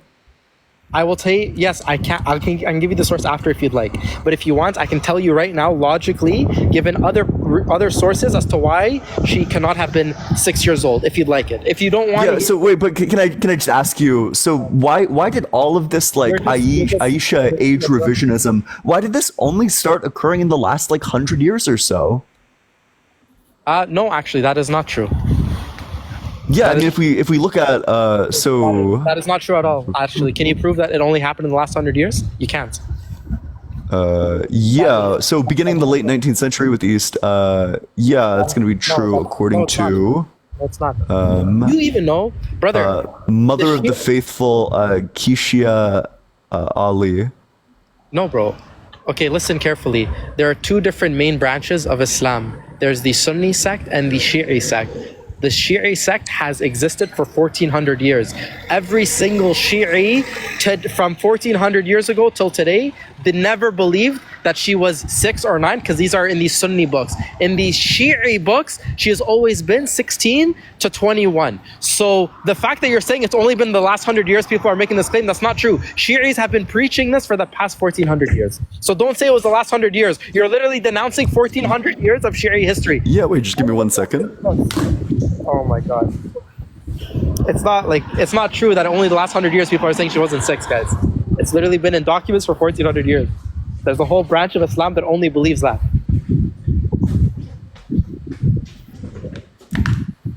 All right, we're back with The Legacy, or so Politics, Gender, and Islamic Past, The Legacy of Aisha by D.A. Spellberg. Perfect, read it. So we're just going to turn to page 39. Aisha's married life with the Prophet spanned only 12 years. As recorded, she narrates key aspects in this brief marital chronology. I was 6 years old when the Prophet married me, and I was 9 years old when he consummated the marriage. When he died, I was 18 years old. Aisha would live almost 50 additional years within the Islamic community as a widow forbidden by the Quran to remarry, along with Muhammad's other wives. Having benefited from the ascribed status conferred by the prestige of her husband and father, she would maintain her prominence in the community despite actions for all what she's done was responsible for factors found in the 2 lists lists make specific mention of Aisha's marriage. In the first list, Aisha states that she was the only woman the Prophet married as a virgin. This obviously prized, though fleeting, physical asset allowed Aisha to remind her husband that all her other wives, as widows, had been physically intimate with other men. Reference to her unique virginity narrated on Aisha's authority caused the Prophet to smile. Aisha's virginity, defined as a special attribute, emphasizes her sexuality as the Prophet's marital prize, a mark of distinction which supports male definition and control of female honor and chastity, unlike the Prophet's daughter Fatima, whose designation in later medieval sources as the Virgin will allow her to transcend aspects of more mundane female biology, not the conception of her children, but in matters of menstruation and impreration. Aisha's virginity merits no honorary epithet, but remains part of her sensual legacy as the Prophet's spouse. The second list confirms blah blah blah. Is there anything more about age? Bro, can I get rid Yeah, of wait. So I'm just confused as to why I would take your credentials over. Let's find out what this person's credentials are. We're just gonna pretend this isn't a fallacy. It's okay. Ian, I already responded to you. Do you remember my response? Yeah, wait. So I was busy talking over you, but so Denise A. Spellberg is an American scholar of Islamic history. She's a professor of Middle Eastern Studies at the University of Texas at Austin. And I'm sorry, your credentials are what? Yeah, appeal to authority. This is obviously a fallacy, and you as well. You are smart enough to know that, and I already addressed this argument. Ian, I'm gonna say the same thing. Don't talk over me, and I want you to actually address it and don't run away to a book. Put that book down and pay attention. You made a claim that only the last 100 years people started changing the narrative, revising, and saying that she wasn't 6 or 9. My answer to you, Ian, is this, and I want you to address it and do not run away to your little books, okay? Yeah, I too hate books. Do not run away.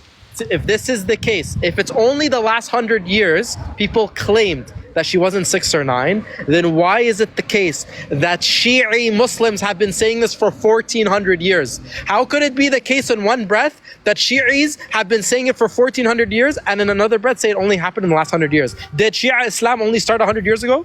Is this the claim you're going to make? Gotcha. Wait, and so where's the who's the person who's making that claim? Making what claim? The claim that her age was something different. Yeah, it's in the Shi'i hadiths, not the Sunni ones. Oh, and where are these? Search them up. Search up Shi'i hadiths. Search up search this up. Search up what do Shi'as believe Aisha's age was. You'll see that it'll say not 6 and not 9. And search up how long has Shi'as been around for. You'll see 1400 years. Which means it wasn't the last 100 years they said this, and therefore you're wrong, and you have to admit you're wrong. Wait, so according, she was 14 to 19. Not 6, not 9. So, okay, wait, what do you think the age of consent should be? I think, no. From my history, she was between 17 to 21. 16 earliest. But what do you think the age of consent should be? I don't think it's tied to a number. I think it's going to be based off the maturity of an individual. So if I bring you a really mature, like 16-year-old. Yeah, if a girl's very mature, she's 16, and it was at a time, I'd say, 16 is like the minimum, 17, but it's very rare. Like, probably not. Absolutely. So you think adults should be with 16-year-olds who are mature enough? Ian, here's the thing, man. Right now, your standards of something being wrong in another country, it's right. A good Samaritan here is a criminal in another country if you just walk 2 steps. In other countries, it's okay for a girl to have sexual intercourse at 16 with a person that's up to 22. In other countries, this is considered like predatorial. Who's to decide what's right and wrong? Okay, I'm sorry. I gotta cut in for this specific point because I find this to be very scary. So, number one, this wouldn't be like moral superiority on our part being an American citizen. As someone from New Jersey, the age of consent in New Jersey is 16. I think that's gross. The reason for that is because we know the psychological effects of intercourse and the like on people who are under the age of 18 or even under the age of 21. So I don't think that the law saying something is okay is enough. Me disagreeing with the law as being like, but you're saying that country is this, that, yes. Yes, and I'm saying the same thing about the entire state that I grew up in. Yes, it's fucking crazy. Damn, wait, so this is why they call you the Muslim Q-top. Okay, so here's the issue, okay? Here's the issue with what just happened. You made a claim that only the last 100 years people said Aisha was not 6 or 9. Dog, wait, dog, you're a pedophile. Running away. Wait, big dog. I don't think you understand this. Wait, I don't give a fuck about the argument. You're literally a pedophile. You literally think that the age of that people can consent at the age of 16. The argument doesn't matter. You're a pedophile. Big dog. Since I'm a pedophile and since I'm obviously wrong, then why can't I speak? Because I'm kicking you. The fuck? What do you mean if I'm a pedophile? Why can't I speak? Oh wait. The can't. person who said Ian can't argue in the comments section. Alexis, if you want to hop up and defend the age of consent as being 16, you're more than welcome to. Oh, please. I don't really like talking to pedophiles, unfortunately. Yeah, that's not. If anybody wants to come up and defend that the age of consent should be 16, more than welcome to. Please. That's not. Oh, that's not. Nah, you've lost all credibility. Fuck? You're done. You're cooked. Yeah. No, there's no more of a conversation to be had. The fuck you mean it should be 16?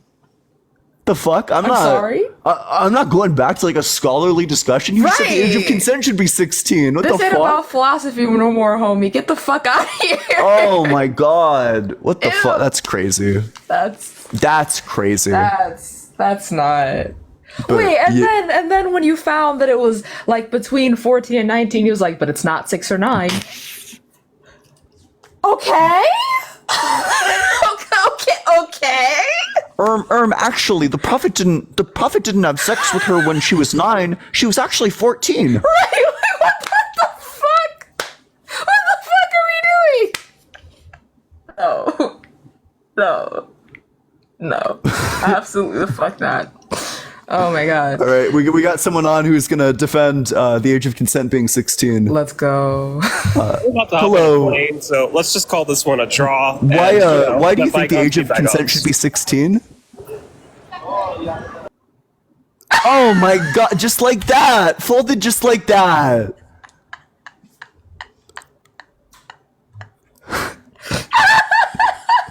No, I did Athene so dirty there. No, Athene doesn't think that. That's cap. Oh my god. Wait, I have a number of people to thank for gifts though. I'm so sorry. To Grimlock. Oh my god, you gave like 5 times. So let's get five big W's, Grimlock. Hail Grimlock. Hail 666. Hail Satan, big W Grimlock in that comment section. Of course, Q-Top is saying W Moshi. Birds of a feather are attracted to 16-year-olds together. Ew. A few days ago, Lil QB was watching my live for a substantial amount of time, and I did feel great. Yeah, exactly. I almost wanted to end the live. I felt disgusted with myself. Like, what is it about me that's appealing to this person? Like, maybe I should just cut the cameras altogether. That's not. Yona, thank you so much for the 6. I'm butchering this, but YHONA. Thank you so much for the $6.66 on Cash App. Hail Yona, hail 666, hail Satan, big W, and Kai. Thank you so much for the $1 on Cash App. Appreciate you. Okay, in terms of the Venmo gifters, Flip. Come on. Flip. Yeah, just trying to access this shit. Tracy, thank you so much for the $6.66 on Venmo. Hail Tracy, hail 666, hail Satan. Steven, thank you so much for the $1 on Venmo. Heath, thank you so much for the $20 on Venmo. Huge W Heath in that comment section. I appreciate the hell out of you. And Enoch, thank you so much for the $6.66 on Venmo. Also, your dog is cute. Hail, Enoch. Hail, 666. Hail, Satan. Big W, Enoch, in that comment section. I appreciate you. And with that, we can go to the very next guest. But make sure you're double tapping on that screen. If you want to join the community, there's a link to the Discord in my bio. I appreciate all of you being there if you're 18 or older. It's a great place. I tag you every time I go live. You really have nothing to miss. It's just a good time. What's up? How's it going? Hi, can you hear me? Yeah. You. Okay. How young of a Christian are you? Oh, I'm 22. Okay. Yeah. What year were you born? 2002. Sorry. Okay, no, you're fine. And I assume you're a Christian. So, what's your strongest argument for the existence of God that does not involve personal experience? Okay, so first I joined because, it just says request if you disagree. And I guess my question to you would be, why couldn't I use a personal experience if it's me joining to tell you why I disagree? Does that make sense? So, because what I'm looking for is debates, and I can't debate your personal experience. Okay. All right. So what Nor, if I... and I mean, like, nor should I. Like, lots of these personal experiences are like deeply personal to people, and I think it's like kind of fucked up to be like, hey, well, this this thing happened to me in my life, and it like really turned my life around, and then for me to be like, actually, your understanding of this thing that happened to you is wrong. I don't know. Feels weird. Yeah. So what if I told you about then stories? Because I've been listening on here for I think it's been like an hour or two, and I would say that I would not be able to keep up with what y'all have been going back and forth on. But I do know that I have heard and seen specific events take place in other people's life where it goes beyond, the present moment, this world, it goes to the supernatural, if that makes sense. For example, hearing of what we call miracles take place in the medical field when the doctors have no explanation of certain events that take place. I've had that happen in a family member's life. I've heard people throughout the whole world testifying it, and so and I'm so sorry because this all sounds like a personal experience, and again, aside from the reasons that Ian's previously given, which are stellar reasons for why personal experience doesn't really work, I think one that might be a little bit easier to grasp for this conversation is your personal experience is not verifiable or repeatable in the same way that other things are. And also, with no disrespect to you, you are a stranger on the internet, and for all we know, you are literally lying to our faces. So no, yeah, I get that. And so I'm getting to a point is I would ask you what would your argument be against someone against a doctor, so to say, that had no medical explanation to someone that was pronounced dead for let's 10 minutes, 20 minutes, and then suddenly there's a heartbeat, and this person who was dead, supposed to be lifeless, a good amount of time passed, and suddenly they are back. I imagine if you dug into the literature, so first of all, I would need verifiable evidence that this actually happens. And if it does happen, it's probably happened a lot more times than just this once. Okay. All right. Okay, then. Well, I guess I don't have much more to say then there is one thing, actually, if it is allowed. I do want to say that a lot of people, like I said, I've been listening for a while, have been coming on here claiming that they're Christian. And I want to say that a lot of people can take on that title easily. And it's one thing to call yourself a Christian, but it's another thing to actually live it out. And so at the end of the day, in your life, you disagree that God isn't real, and you have the freedom to make that choice. And that's why a lot of people are coming in here arguing back, and it all points back to one thing. It's faith. The thing that they go with is faith. Because I understand that we can't prove to you, with you seeing with your eyes, that God exists. And it's the same way where, a lot of atheists and, such as you and other people that are doing the same thing can't prove that God does not exist. And so then it goes to the both are going to choose to believe in one thing. I guess Christians, all we're doing is we're just choosing to have faith.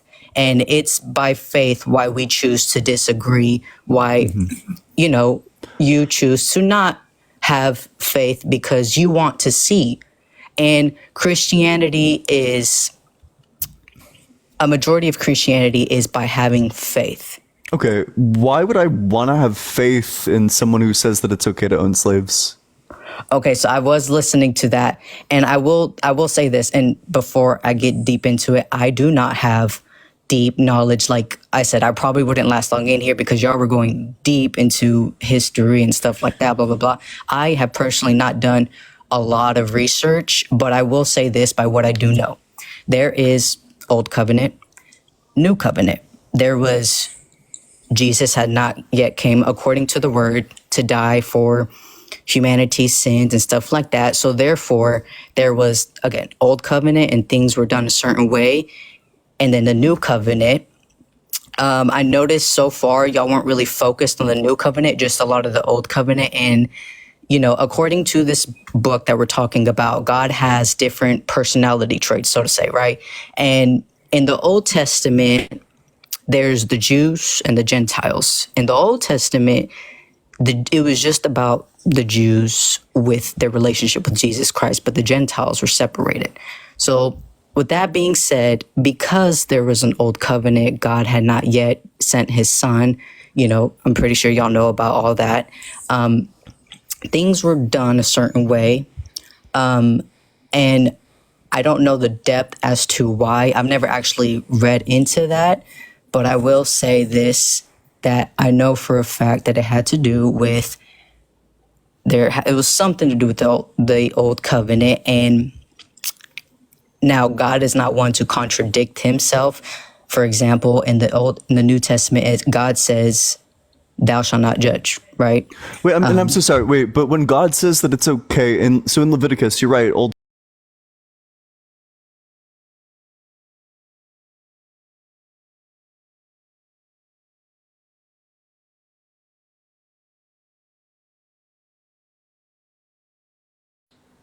Well, I would say that on my end, more, and possibly on your end as well, more needs to be studied. And I say, this is why I say that, because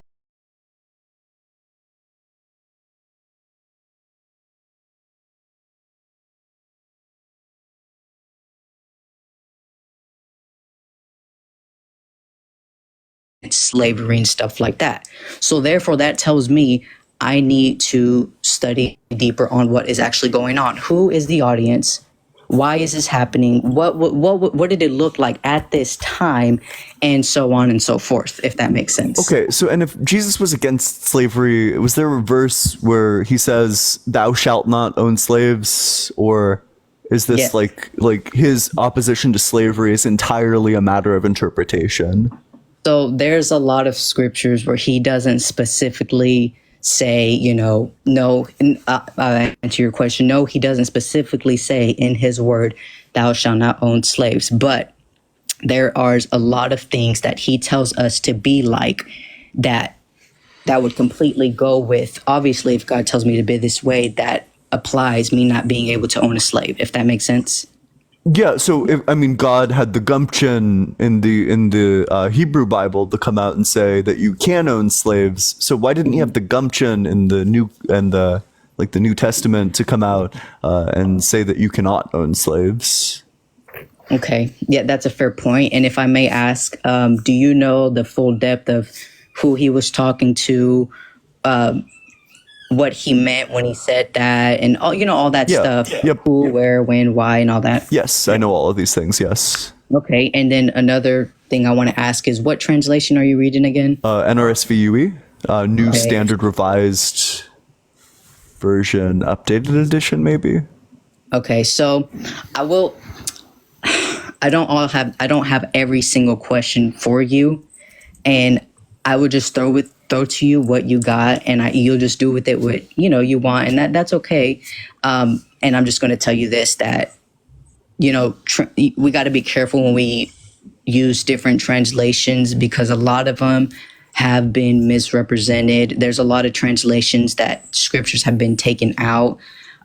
Me personally, by what I've heard and understood, I have a bad memory, so bear with me, but KJV has been something that has been most accurate to the scriptures that have been found over time and put together and stuff that's like not that. true.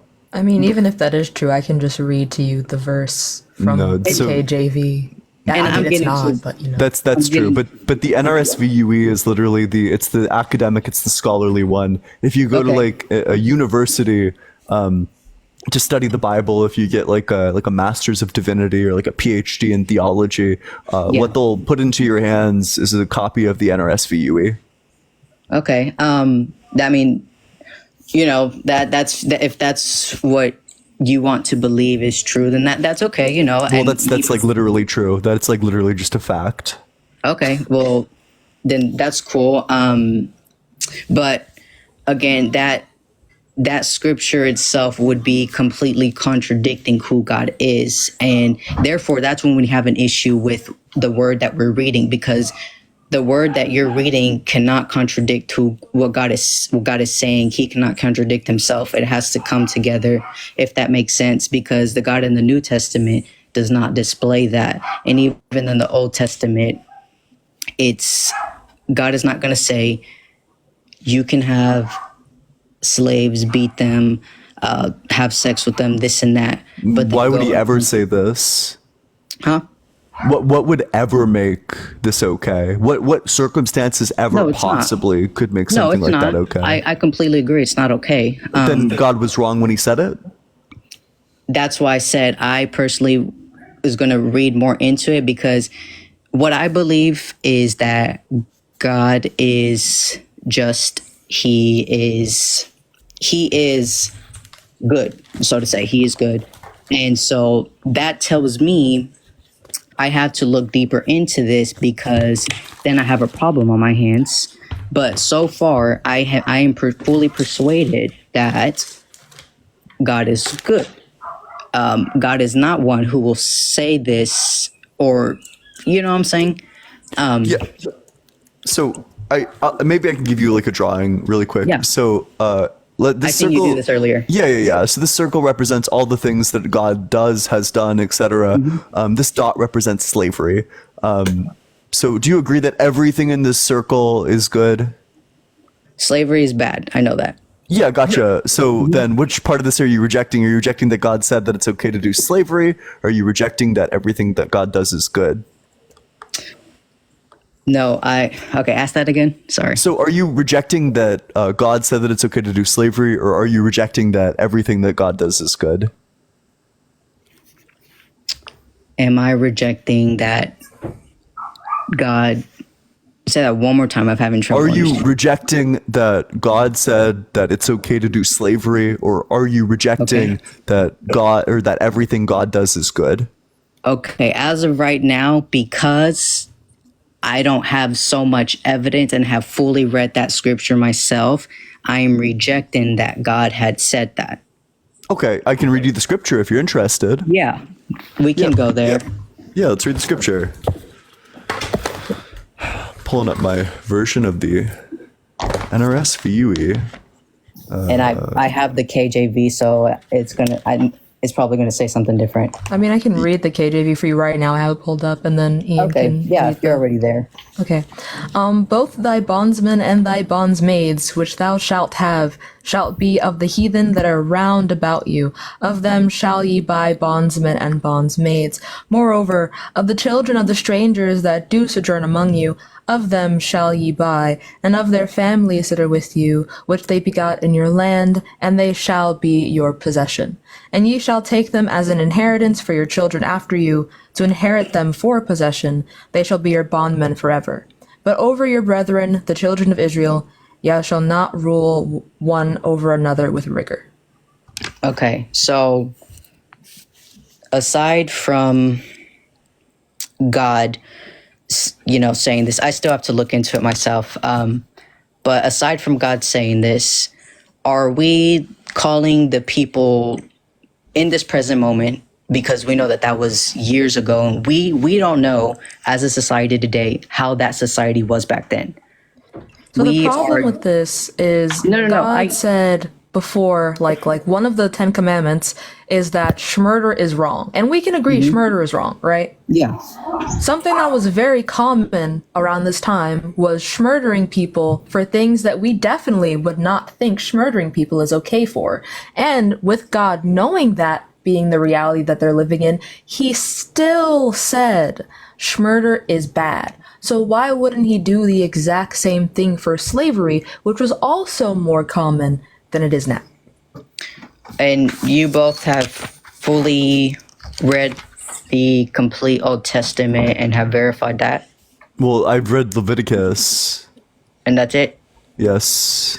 Okay. So, I mean, and me, same thing. I have not fully read the whole Testament. And so is it safe to say it's not 100% good to get one scripture in the entire Bible and run with it and say that God has never once said something against slavery or grape or whatever, not stuff like that? No, the problem is not that he never said that it was okay. Even if he does say in some part of the Bible that slavery is bad, he also said in the exact same Bible that they should go do the slavery. So either God is being contradictory, which you already pointed out is not a thing that he can do, or either like he was wrong at some point, which wouldn't make sense because God is all-knowing / perfect. Okay. Now, in his word, there's a lot of times where God can be, how do I say this? Like, this was the example I was pulling up earlier. In the New Testament, he says, thou shalt not judge, right? So one reads that and they're like, okay, we can't judge. But later on, he says, thou shalt judge righteously. So therefore, you have two things that are kind of contradicting each other. And at that point, that's when you got to dig into the word and understand what he's saying. You got to get the context clues, so to say. Yeah. And I feel like this is the case with this because when God said, thou shalt not judge, but then, I'm sorry, give me 1 second. No worries. When you're just trying to have a debate about the Bible and then your mom walks in. It's the dog. Wait, hold on. Ian, Come on, Bear. Ian, look, hold on. Wait. Yeah, what am I looking at? Whoa, that's, oh my god. They're so hot and sexy. Yeah. They're so hot and That's sexy. so Ian. cool. I fucking Oh my love fucking, that's them. I awesome. got them for 50% off. These bitches only cost me $60. Oh my, that's crazy. Those are the coolest looking boots I've ever fucking seen. Oh, I love them so much. Okay, I'm sorry about that. No worries. So I guess my point with that being said is that I believe by what y'all have given me, I think more needs to be studied on that specific scripture, like the past, and then going on forward, you know, just getting the context clues on that scripture, because God has been known to say things like that. And it's not, the word of God is not just a normal book. I'll say that. It's not just a, oh, do you know what the context of Leviticus is? Do you know what's happening in Leviticus? Not all of it, no. Gotcha. So what's happening in Leviticus? So after Exodus, they like left Egypt. You know, the Yes, Jewish people left Moses, all Egypt that with stuff. Moses. Yeah, all that. They convene with God. The people are like, you know, we don't like God's scary, like lightning bolts, whatever. So then Moses goes into like this like shroud storm place with God, and they convene with each other, and they sort of like God gives Moses all of the rules. Leviticus is God giving Moses all Is of it the the rules. 10 Commandments?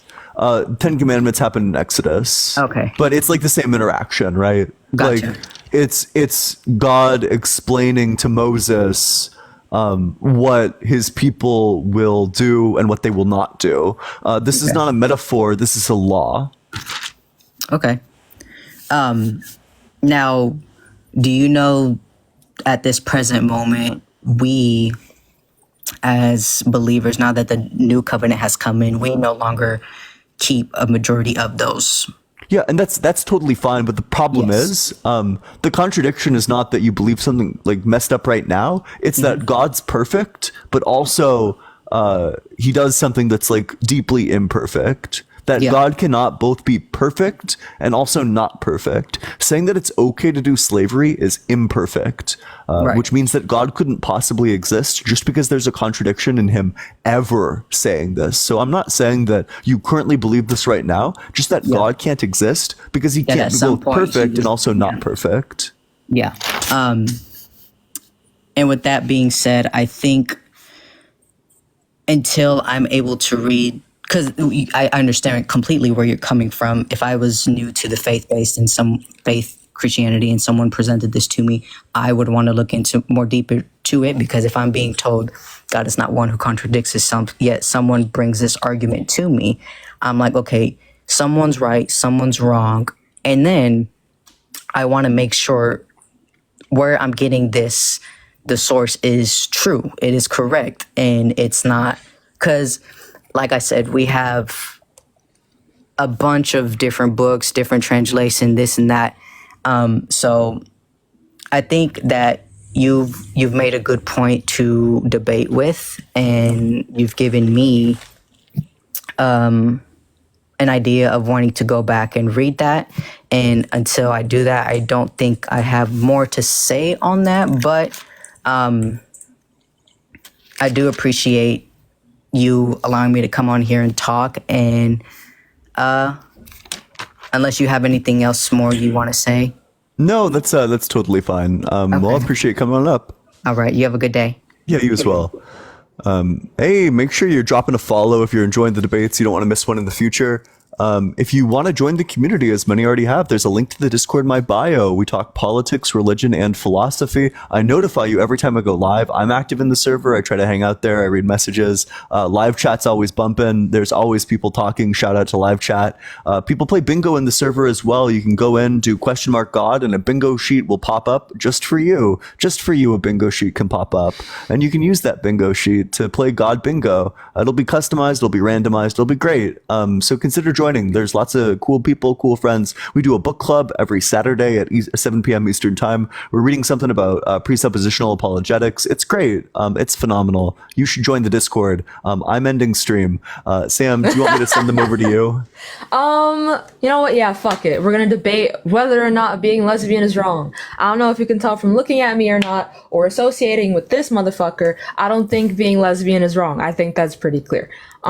So yeah, we're gonna go over there. I'm only gonna debate for like an hour because the brain rot has been too substantial today. I am not okay. But as always, thank you for allowing me onto your platform. Of course, can only endure so many people saying slavery is fine. No, after a certain amount, no. No. Yeah. Also, when I was asking if we can watch Inside Out, I was being Inside. fully serious. Please. Yeah, totally. No, that'd be chill. That'd be fun. Wait, we'll obviously not text. today, We'll text. but Yeah, okay. of course. I gotta go to bed in like 2 hours, but yeah. You fucking grandpa. Okay. I know. This- you I elderly. Oh my I go into God. the office early so I can leave early so I can stream for y'all. I guess in that case, it's okay. It's okay. But yeah, make sure you're dropping that follow and joining the Discord. Seriously, join the fucking Discord. If you don't join the Discord, it's discord.gg/allegedlyian. I don't even know, like, if you are trying to learn stuff, if you don't know where to start with philosophy, literally just join the Discord. I'm active. I literally hang out in VC all the time. It's literally a really great place. You should literally join it if you want to learn how to debate, if you want to learn about philosophy. It's just a great place. It's a great place to make friends. All right. I love all of you. I'll see you over at Sam's stream. All right. Bye-bye. See you soon.